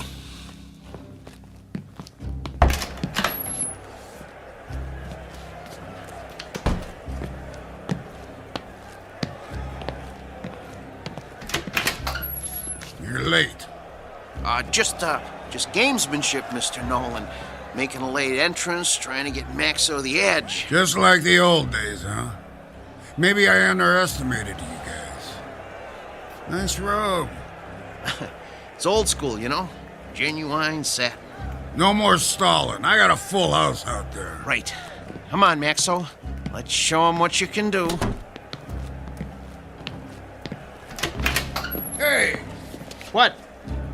Where's that... What's his name? The owner. Oh, you mean Steele? He's already out there. One step ahead of you.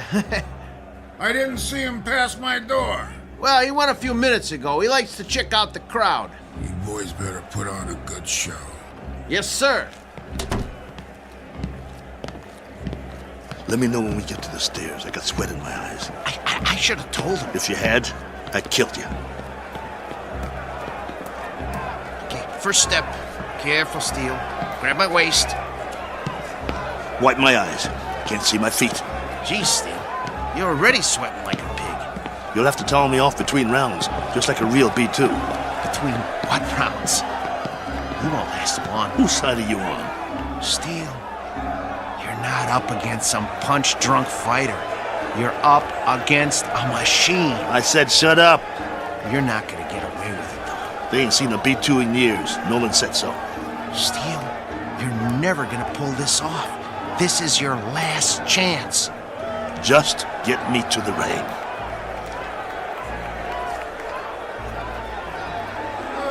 Hey, if it ain't battling Maxo! Go back to Philly, you bum! Rattling Maxo's more like it. You're terrible! What is it, a bucket of rolls? Okay, Steele, here's the ring. 2 steps to the apron. I can see them. Okay, I'm gonna pull the ropes apart. Hey, send him back to the junkyard! Ladies and gentlemen, the next contest of the evening, a 10-round light heavyweight bout featuring out of Philadelphia, the B2 Battling Maxo!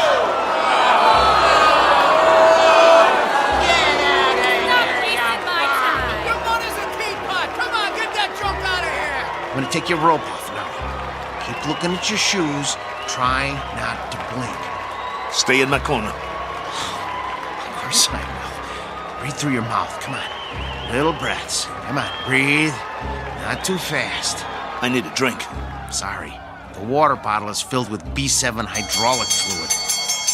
And now, entering the ring, his opponent, our own B7, the pride of Kansas, the Maynard Flash!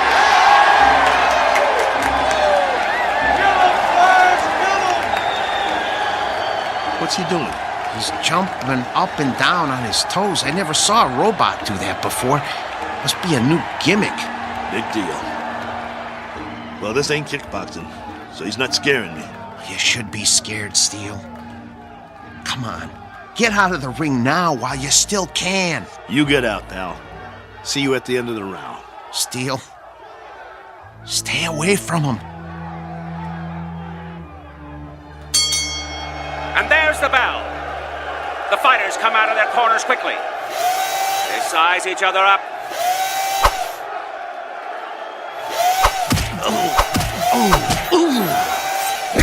Oh, the Flash landed a vicious right. And another. And another. Come on, get away from him. Get away from him. Maxo backs away. Come on, I got money on this fight! Come on, I can take it. The Flash is the aggressor. He backs Maxo into the ropes. Hey, no holding.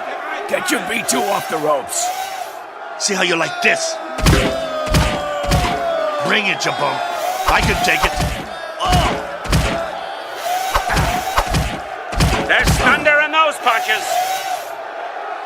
Your mother's scrap metal. Maxo, backpedal. The Flash swings wildly. If he lands one of those, he'll take Maxo's head off. The Flash is coming in for the kill. That one was lethal. Stop the fight. Come on, somebody stop it. Stop it. Maxo is down. It's over. It's over. It's over.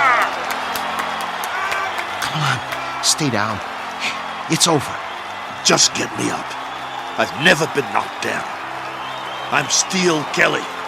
In the time of 1 minute and 22 seconds of the first round, your winner, the Maynard Flash! That's it. Haul him out of here. Move it! Is he broken or what? No, he's okay. Just a second, okay? Steel, can you stand? Come on. Talk to me. Are you bleeding? Put the towel over my face. Yeah, sure. Get the robe. What? The robe. I'm gonna walk out of here like a man. Come on, before they start throwing things.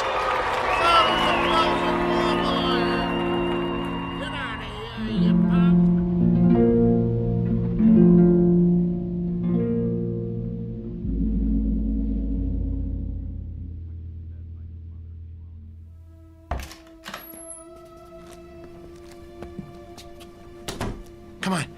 I'm gonna help you. Let me help you up on the table. Come on. Here we go. Sit. Come on.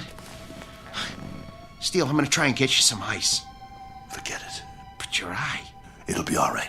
I think right now you need a good stick man instead of a mechanic. That eye looks terrible. Actually, I think you need a doctor. Oh, man, you are really a mess. I don't have nothing with me. No needle, no thread, no iodine. That's not what I need. All I got is a couple of Maxo shop rags. Well, maybe we can stop the bleeding with them. Go. What? Where? Go get the money. But I can't leave you now. All right.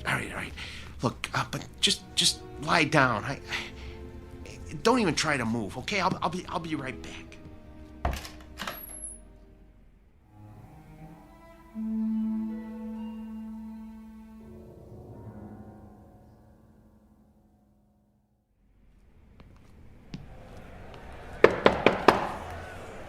Yeah?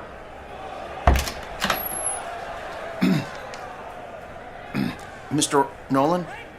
Over that quick, huh? Yeah, I guess.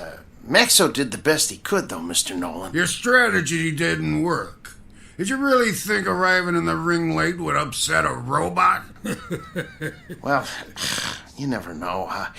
But that B7, it must have been tweaked or something. I never saw anything like that. Me neither, and I hope I never do again. Get your boy and clear out. Yeah, we will. Only first. You heard the boss. Well, you see, my boss Hiding out, huh? Don't even want to show his face. Something like that. Come here. What? Mr. Nolan says you should come over to the desk. Okay. I want you to deliver something to your boss. Yeah? Piece of advice. Can you handle that? Yes. Now listen real close.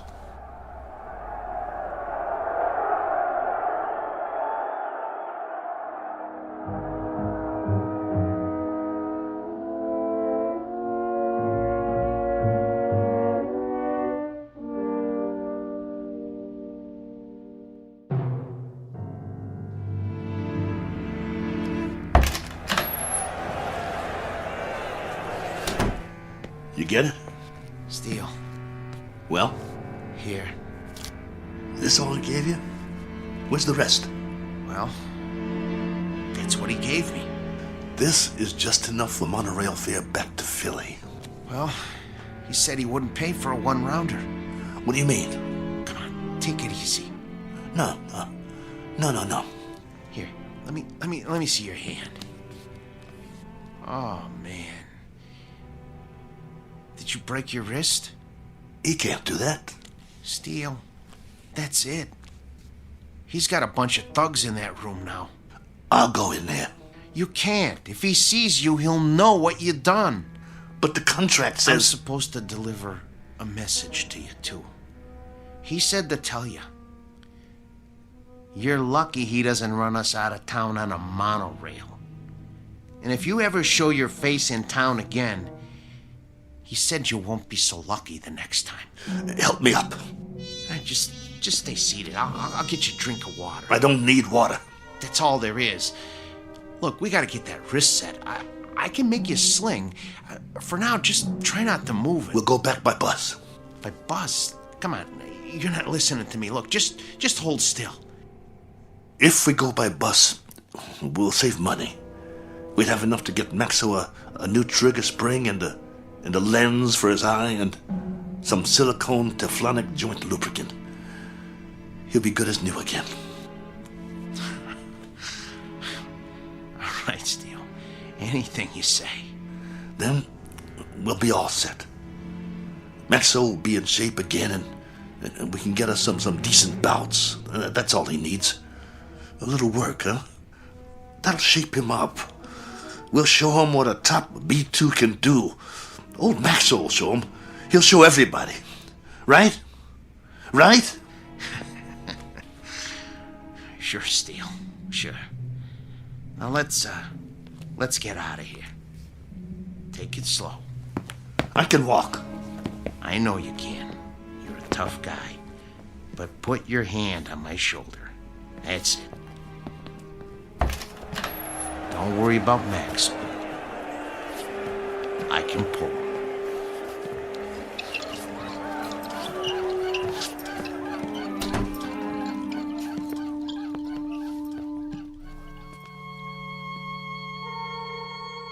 Portrait of the Losing Side. Proof positive that you can't outpunch machinery. Proof also of something else. That no matter what the future brings, man's capacity to rise to the occasion will remain unaltered.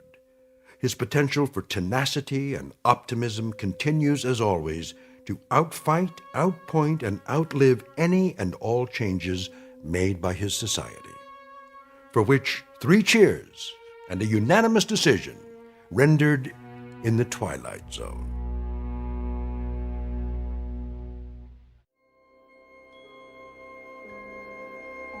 Hi, this is Carl Amari, producer of the Twilight Zone radio dramas. I'd like to take a moment to tell you about our official website at twilightzoneradio.com, where you'll get the latest news and information on these Twilight Zone radio dramas. Plus, at twilightzoneradio.com, you can digitally download 3 free episodes or any of our episodes for only $1.95 each. In this age of ever-changing technology, we've decided to make these episodes instantly available to you by making the Twilight Zone radio dramas a digital download-only series. This means that this series will no longer be offered on CD. The CD collections at our website are now being offered while supplies last at buy one, get one free. So be sure to get your favorites before they're sold out. Be sure to visit us often, and I'll see you in the zone.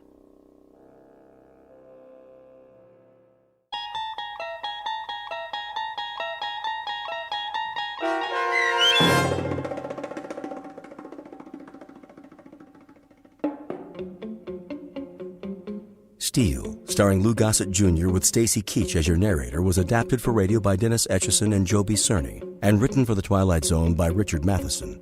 Heard in the cast were Joby Cerny, Danny Goldring, Rich Komenich, Sam Darrence, Pat Fraley, Tim DiDavo, and Jennifer Joy. This copyrighted radio series is produced and directed by Carl Amari and Joby Cerny for Falcon Picture Group.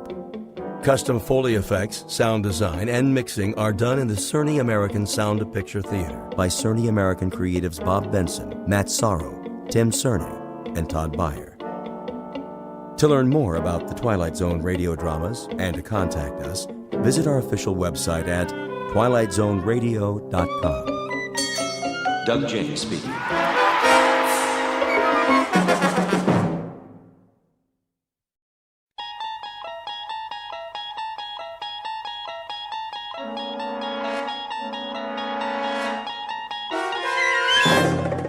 You're traveling through another dimension, a dimension not only of sight and sound, but of mind. A journey into a wondrous land whose boundaries are that of imagination. Your next stop, the Twilight Zone.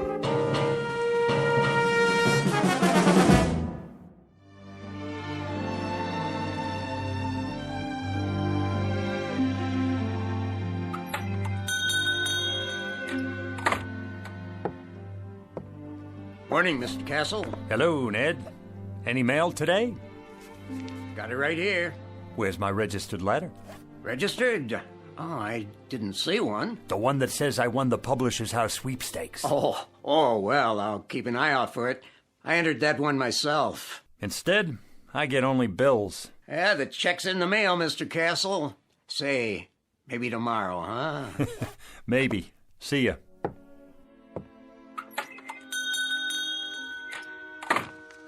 Another bill, and another, and another.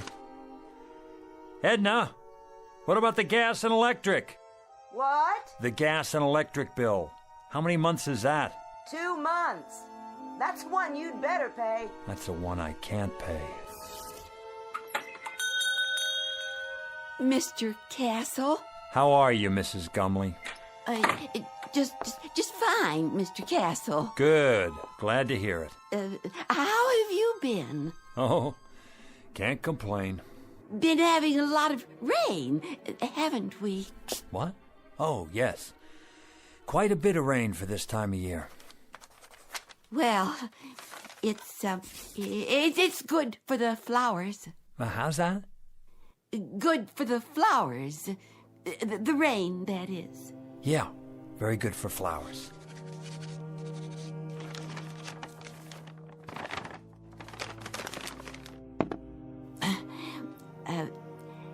An heirloom today, Mr. Castle. An heirloom, Mrs. Gumley. You don't say. Oh, yes, Mr. Castle. Been in my family for years. Has it now? Years and years. It's supposed to be very valuable. Hand-blown glass is what it is. Mrs. Gumley, it's just a plain old glass wine bottle. Do you know what it's worth, actually? Nothing. Not even a deposit. If you could find the store where it came from, that's what they'd give you. Nothing.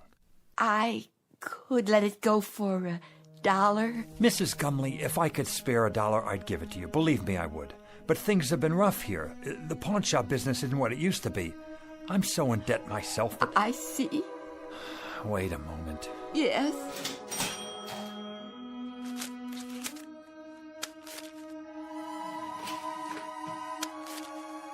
$1 it is, then.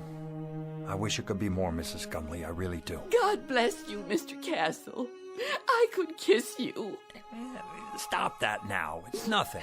You're a wonderful man. Good luck to you. And to you. Better days for all of us.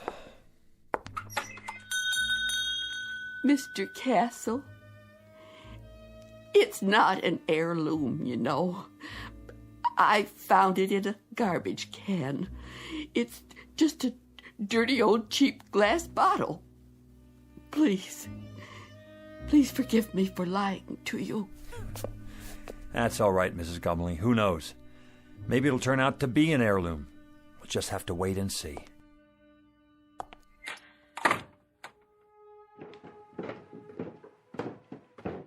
Who was that? No one. It sounded like Mrs. Gumley. Then I heard the cash register.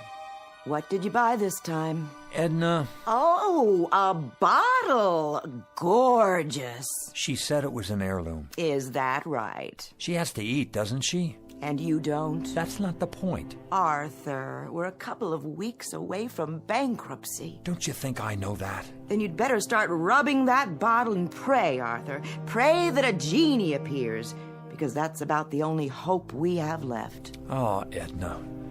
Edna, please.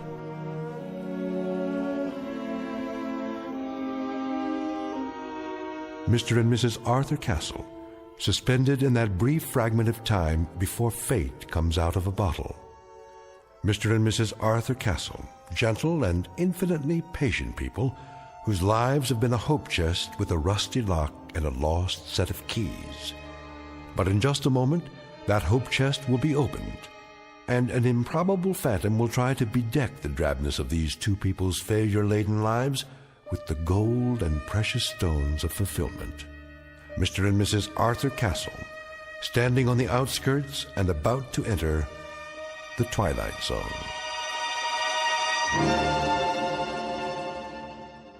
And now, back to our story from the Twilight Zone, The Man in the Bottle, starring Ed Begley Jr., with Stacy Keach as your narrator. Here, give me the bottle straight into the trash with it. If you won't do it, I will. Wait, it's worth a couple of cents. A couple of cents, Arthur. A couple of cents. We've got more creditors than we've got cheap watches. You promised me no more handouts. Look, Edna, maybe all that's left for me is to try and find someone who I can feel sorry for. Can you understand that? I need to feel that I'm doing something of value. Maybe a man can be a failure for only so long, and then it catches up with him. Arthur, you're not a failure. Of course I am. Look around you, Edna. In this clutter, you see the legacy of 100 years. My grandfather owned this shop, and it finally broke his heart. Then my father, and it killed him too. The meanness of it, Edna. The shabbiness of it. The hand-to-mouth of it. This isn't just a hock shop where you buy the pitiful little residue of other people's failures. It's a shrine to failure. That's what it is. It's a mausoleum, a burial ground for people's hopes. Arthur, please don't talk like that. Edna, what happens to us anyway? What happens to us? Have you ever thought of that? We're not old people, and yet this place is making us old.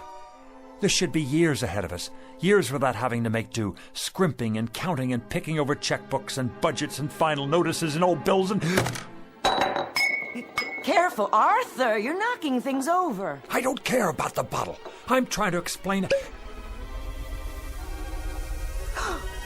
Arthur, what's all that smoke? I don't know, but it seems to be coming from inside Mrs. Gumley's bottle. How do you do? Where did you come from? From the bottle, of course. The bottle? It fell to the floor, the cork popped out, and here I am, at your service. I'm supposed to buy that. What do you take me for? Rather than go into any lengthy generic explanation of my existence, suffice it to say that I am here, and I am, in fact, a genie. In a business suit, with a derby hat and a walking stick. And you expect me to believe that you're a genie? That's quite correct. There's no such thing, except in fairy tales. On the contrary, I am living proof, in a manner of speaking. Arthur, who is this man? You'll have to do better than that, mister. I don't know what you're trying to pull here. Very well, I'll get right to the point. I can offer you 4 wishes with a guaranteed performance. 4 wishes? Aha! You got that wrong. It's supposed to be 3. In every book I ever read, it was 3 wishes. Better get your story straight. That's a myth, I'm afraid. Oh, they may have offered only 3 in the beginning. But for some time now, 4 has been the operant number. Some considerable time. It's proven to be the most effective option. Think about it. Too few, and a person may waste the opportunity of a lifetime, so to speak. Too many, and, well, the possibilities can get out of hand. Frivolous, in other words. The opportunities tend to cancel each other out, if you see my point. You've got your answers down, I'll give you that. I think I better sit. Well, Mr. Castle, Mrs. Castle, what do you have in mind? Arthur, I don't understand. What's happening here? Don't worry, Edna. The bottom line is he's a con man. He has to be. But I see him. Don't you? I don't know what I see. Could be some kind of hypnotist or something. Remember that guy on television? He made an elephant disappear. Child's play. Smoke and mirrors. You're telling me you're not a magician? Nothing of the sort. I grant 4 wishes to the owner and then go back inside the bottle for a century and a day. 100 years. Inside a bottle. Plus 1 day. A nice touch, don't you agree? Until a summons comes from the next owner. What if there isn't another owner? But, my dear fellow, there must be. Consider the span of a man's life. 70. Isn't that the tradition? So let's say nobody calls you, or it's the wrong day. Ah, you've hit the nail on the head. I've learned to cultivate patience beyond anything you can possibly imagine. All of which means you're extraordinarily lucky today, as am I, in a manner of speaking. Maybe he's from the lottery. We didn't play the lottery this week, Edna. Just as well. The odds are quite unrealistic. What I'm offering you transcends any lottery the world has ever known. They're strictly nickel and dime operations in comparison. I have to think this over. Take your time. Interesting shop you have here. Chinese vases, Tiffany lamps, bric-a-brac of every sort. Mostly imitation, of course. No offense. Nonetheless, I have the distinct feeling I've seen some of these items before. How could you if you haven't been out of the bottle in 100 years? I meant the originals. The originals? How old are you? If I told you, you wouldn't believe me. Nice silver cigarette case. Faux Victorian, isn't it? My uncle's. He passed it down from his great-uncle, who bought it in Liverpool in 1914. Is that what he said? How much? Take it. Get back to the subject. What else about the wishes? Oh, yes. Now, I think the business at hand is for you and Mrs. Castle to decide the nature of your 4 wishes, keeping in mind, of course, that each wish is irrevocable. Once made, it is fulfilled, and once fulfilled, it is a matter of record. It can only be altered by yet another wish. Clear, Mr. Castle?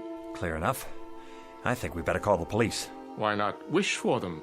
I can bring you Scotland Yard, the Federal Bureau of Investigation, or every bobby in the City of London. That won't be necessary. Is it the police you want? No. That's not what we'd wish for. Arthur, are you out of your mind? Go ahead, Mr. Castle. You were saying? Well, if I had a wish... You believe him? Just for the sake of argument, let's say that I wanted that broken glass in the case over there. Let's say I wanted it to be fixed. The glass display case? Unless that's too hard for you.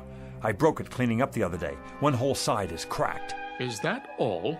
It's too expensive to replace and impossible to glue together. Impossible. Would you like to make it official, Mr. Castle? Arthur, be careful with this man. You don't know what he's after.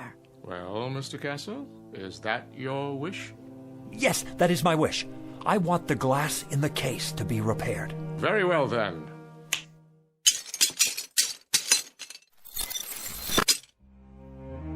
Am I dreaming? It's a magic trick. It has to be. No, you're not dreaming, Edna. I see it too. It's like new. How did you do that? Next. What? Well, Mr. Castle, you have 3 wishes left. 3 wishes. 3. Edna, 3 wishes. Anything we want. Think, Edna, think. What do we want? Why, I don't know. I asked you to think. I'm frightened. A new shop, Edna. An expensive shop on 5th Avenue. We could have that just for the asking. But Arthur... Or travel. Take trips. We could see the places we could never afford to visit, like Paris or Rome or even the South Seas. We could take a cruise around the world, first class. Surely there's a catch. Oh, money. $100,000. $200,000. $1 million. We wouldn't have to grub anymore. We wouldn't have to sit here and waste our lives away. Arthur, it isn't right. There's something unholy about it. Clothes, Edna. Expensive clothes. Jewels. A beautiful house. No more worries for the rest of our lives. Are you sure? Edna, we don't have to rot away here. We can have anything we want. Anything, Edna. Money. Money? The simplest of all requests, Mr. Castle. Simple? For you, maybe. How much would you like? In what denominations? Edna, how much do we want? I don't know. I just don't know. $1 million. That's what we want. $1 million. In what form? Gold? Silver? Of course, there are market fluctuations in precious metals, so there will naturally be an element of risk. Platinum shows the least movement. Diamonds are relatively stable at the moment. Forget it. Cash only. All negotiable U.S. currency. Very good. Denominations? No 50s or 100s. Make it $5 and $10 bills. Recent dates and no counterfeits. Where would you like it? Savings account or checking? Perhaps a numbered deposit in a Swiss bank. Right here. Here? Where I can see it. On the floor? Don't you worry about that. Just bring it here. I'll take care of the rest. That is your second wish. You understand English, don't you? That's our wish. Coming right up. Oh, just one thing. Aha! Arthur, I told you. Do you mind terribly if I... If what? If I smoke? Is that all? Of course, if you prefer otherwise. I see the no smoking sign on the wall. No, go right ahead.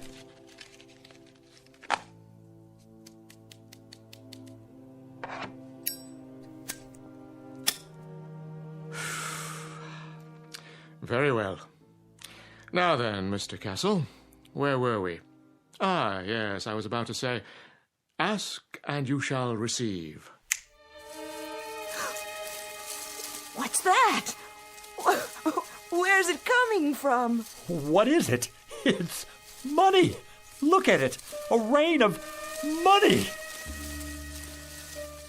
Edna, $1 million, Edna. $1 million.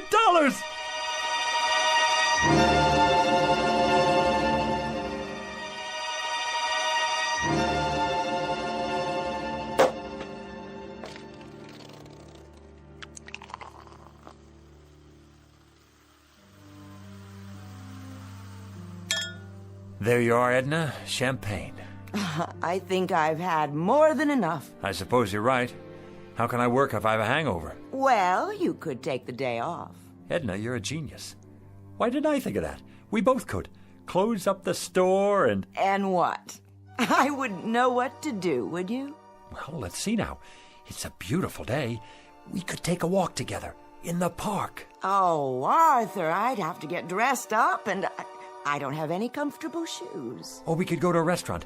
Any restaurant at all. But we've already had lunch. Then we could take in a film downtown, or a play, a musical. Do you know how many years it's been since we did that? And leave all this money out like this? I don't think that would be a good idea. So, we're prisoners here. We can't go anywhere, do anything, for fear that someone might steal it from under our noses. What good is it? Oh, Arthur, we can put it in the bank. That's tomorrow. The bank's closed now. Unless... What are you thinking? Call your brother on the telephone. Tell him to come over here. He needs money for his operation, remember? Oh, I like that idea. And while you're at it, call Avritton, the butcher, and Mrs. Tiola, and the checker at the market. And that nice girl at the bank. And the dry cleaner. And here, look in the book. All our old customers, the ones who can't afford to get their valuables out of hock. Call them all, every one. What will I say? Tell them we need their help.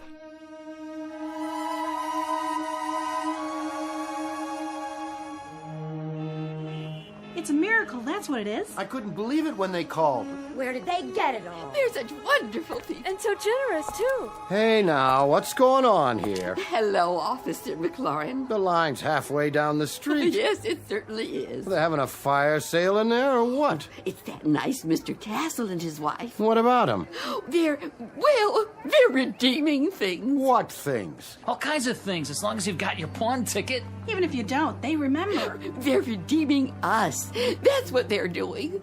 It's the loveliest gesture I've ever seen.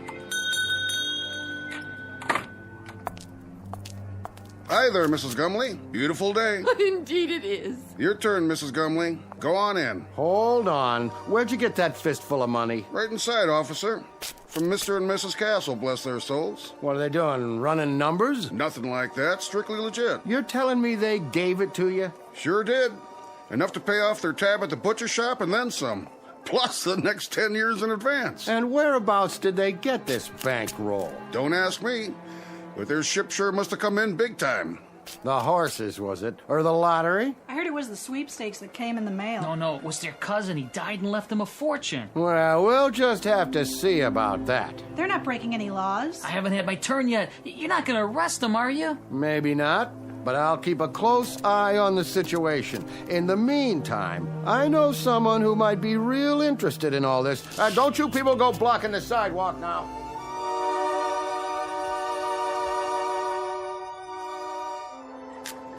Here you go, young man.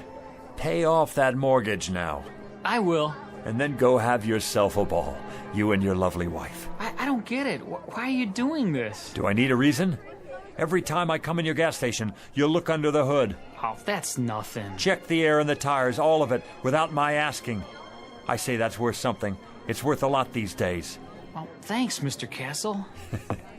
Bye now. Who's next? Mrs. Gumley, how are you? Very well, thank you. Here, you take this now. I want you to have it. So much. Don't you worry about it, Mrs. Gumley. Anything you need, anything at all, you come to us. There's more where that came from. For you, plenty more. God bless you both. But why are you giving me this money, Mrs. Castle? Why? Because you're so bright and cheery every time I'm in the market. Oh, Mrs. Castle, thank you. You put this in the bank now for when you get married. And for you, Mr. Jacks? And you too, Mrs. Teola. You have a nice day now.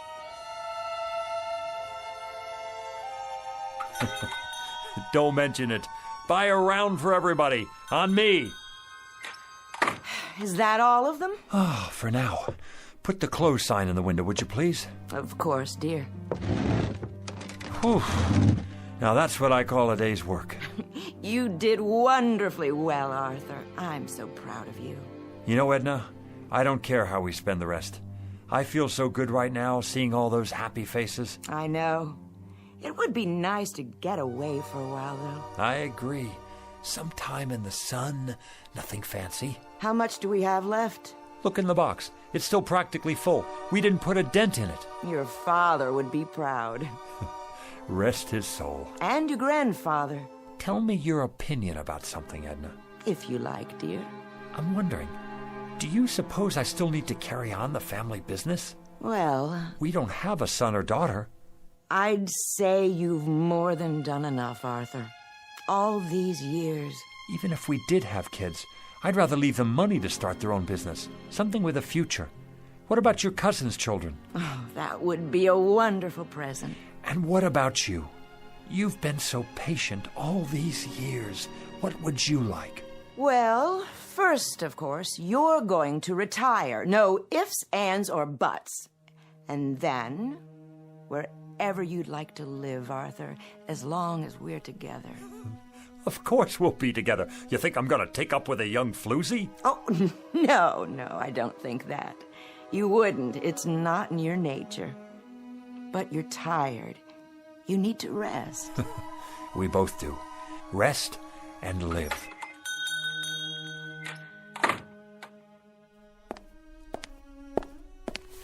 Yes. Good afternoon, Mr. Castle. Do I know you? Let me see.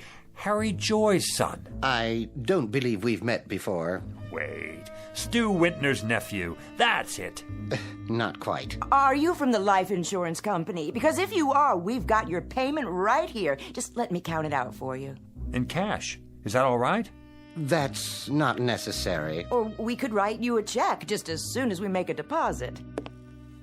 And quite a deposit it will be by the looks of all this. I told you, Arthur, we should have put it away. Let me give you my card. Internal Revenue Service. That's correct. There's a matter of an income tax, Mr. Castle. You just send us the bill and we'll pay it. But send the bill in a hurry, would you please? My wife and I will be taking off for Europe very shortly. Oh, could we? Consider it done. Where would you like to go first? The Eiffel Tower, an African safari, waltzing in Vienna, perhaps? Dancing? We haven't been dancing since I don't remember. Dependents? Just a few details for the record. Ask away, we have nothing to hide. How many dependents can you claim? The whole neighborhood. They don't count.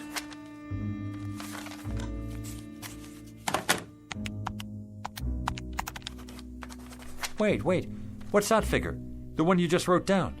Beginning with a sum of $1 million, taxed on the basis of a husband and wife, using the standard deductions and taking into account unpaid back taxes, approximately $907,000. Oh, that's how much I have left? Good! Fabulous! That's how much you owe the government. I beg your pardon? In addition, there's a state income tax involved, which, using thumb rule, would come to a rough figure of $35,000. You mean hundreds, don't you? Then there will be a matter of a 5% penalty. For what? If you fail to file a declaration within 30 days of today's date, but I'm sure you won't let that happen. The whole thing will amount to about, roughly, mind you, let's see here, $942,640. Arthur, we've given away a lot of money already. I'll figure out how much.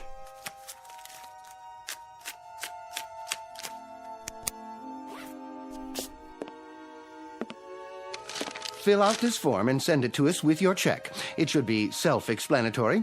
If you want to use the installment plan, we'll send you a statement after your records have been analyzed. Mr. Castle?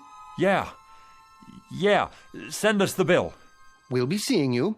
Good evening to you, Mrs. Castle.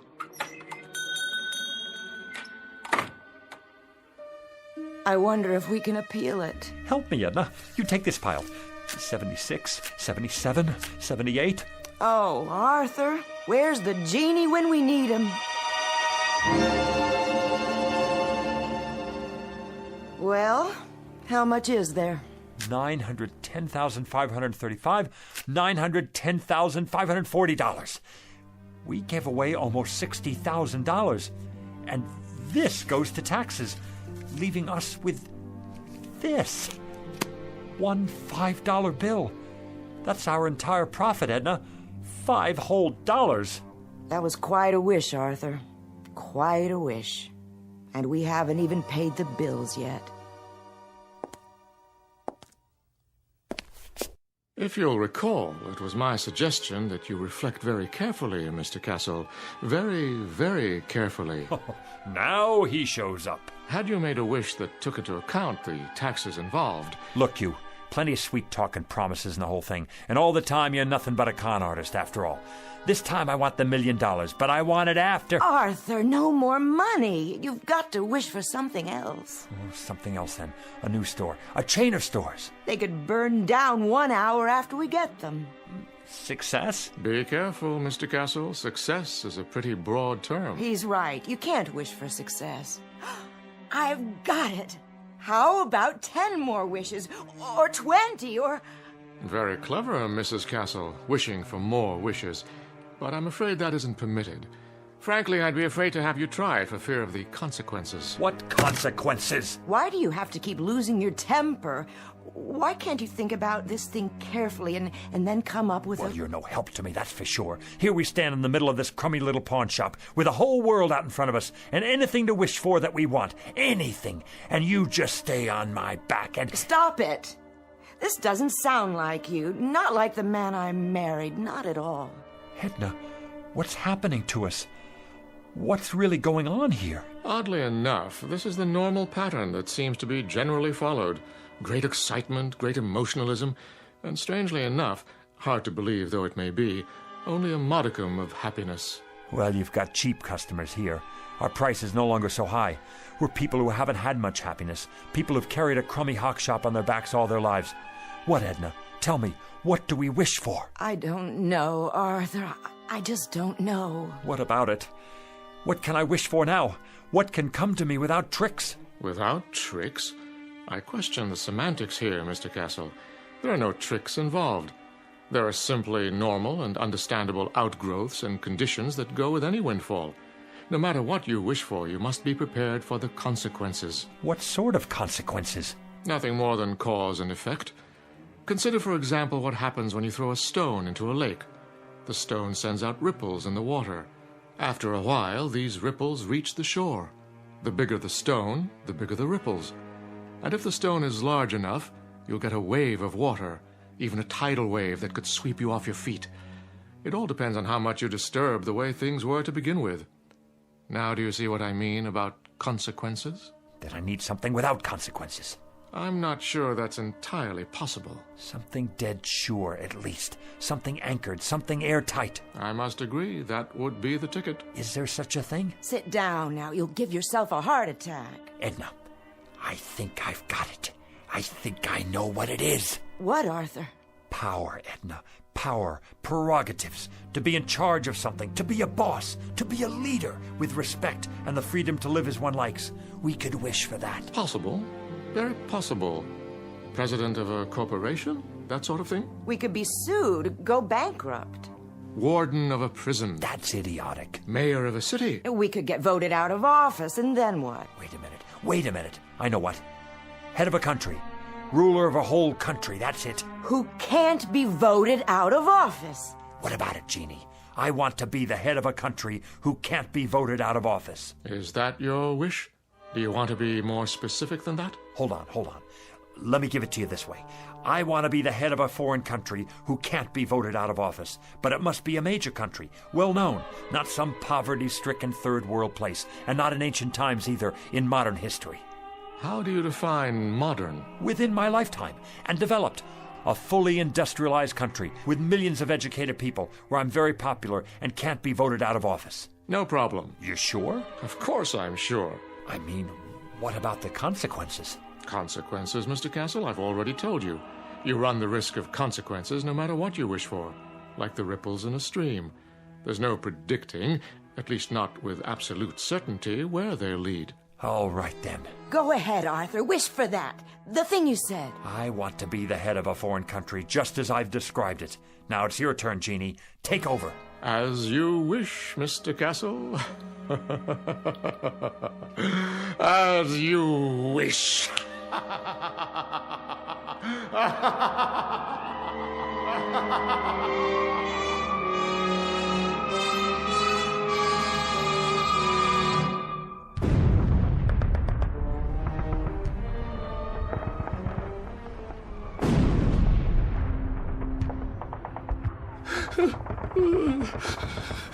You'll forgive me, sir. Yes? I have not slept in 3 nights now, but the situation is as I described. The first Ukrainian army has cut us off from the south. There's no sign of Wenk's reserve army. There is no reserve army. We are simply doomed. There is no hope for us. From now on, it is just a mass suicide. Did you hear what I said? They are already in Berlin. What about it, Führer? Führer? What do you want to do? Why do you call me that name? Here is what you asked for. Very quick and very painless, mein Führer. And we have the gasoline for you and Miss Braun. When you're finished. Head of a country. Can't be voted out of office. It's the end of the war and I'm in a bunker and I'm... Heil Hitler! It's almost the end. I've given them the poison. We'll take their bodies out into the courtyard and burn them when it's finished. Have the gasoline ready. I won't take the poison. I wish I were back where it all started. I wish I were Arthur Castle again. Oh, Arthur, you've broken it. What? Broken what? The bottle Mrs. Gumley brought in. Why? I have, haven't I? Not poison, an old wine bottle. Let me sweep it up for you. I can do it. It had no value anyway. No value at all. I'm here. My final wish. I'm really here now. Where is he?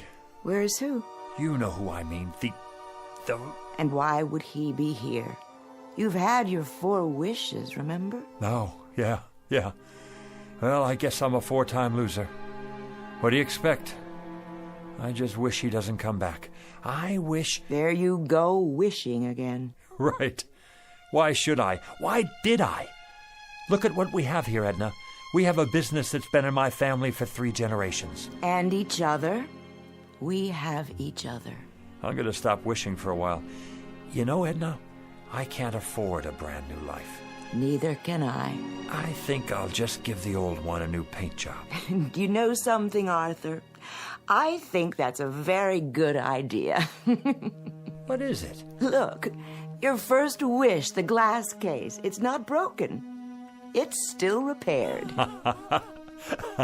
So we came out ahead after all. Nothing's ever a complete loss, is it? Careful, Arthur, with the broom handle. Well, we were ahead. Now you have more glass to clean up. You know something? I don't mind cleaning up any of it. Not at all. In fact, not at all.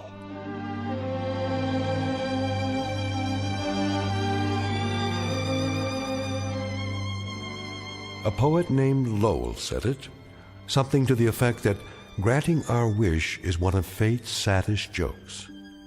Lesson to be learned out of a few fragments of broken glass in a trash can. And a word to the wise, to the garbage collectors of the world, to the curio seekers, to the antique buffs, to everyone who would try to coax a miracle from unlikely places.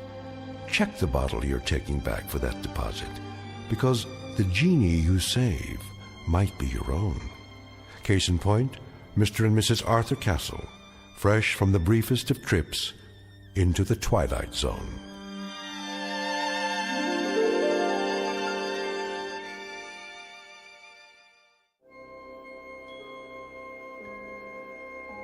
Hi, this is Carl Amari, producer of the Twilight Zone radio dramas. I'd like to take a moment to tell you about our official website at twilightzoneradio.com, where you'll get the latest news and information on these Twilight Zone radio dramas. Plus, at twilightzoneradio.com, you can digitally download 3 free episodes or any of our episodes for only $1.95 each. In this age of ever-changing technology, we've decided to make these episodes instantly available to you by making the Twilight Zone radio dramas a digital download-only series. This means that this series will no longer be offered on CD. The CD collections at our website are now being offered while supplies last at buy one, get one free. So be sure to get your favorites before they're sold out. Be sure to visit us often, and I'll see you in the zone.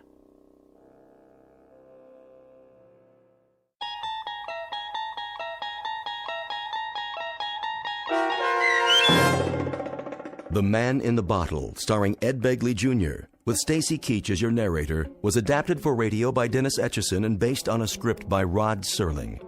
Heard in the cast were Linda Ryder, David Darlow, Guy Burrill, Rosalind Alexander, Richard Hensel, Rich Komanek, Carl Amari, Diane Trice, Irene Olson, and Richard Shavson. To learn more about the Twilight Zone radio dramas and to obtain audio cassettes and CDs of these programs, visit our website at twilightzoneradio.com. This copyrighted radio series is produced and directed by Carl Amari and Roger Wolski for Falcon Picture Group. Doug James speaking.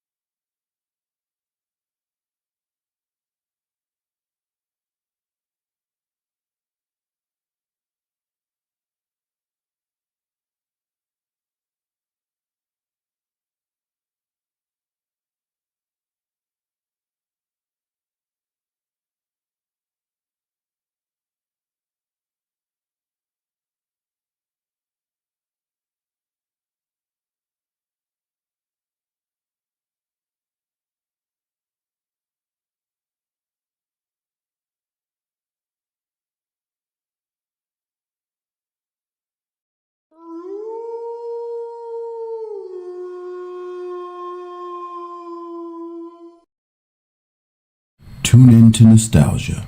Tune in to now. Golden Radio Hour.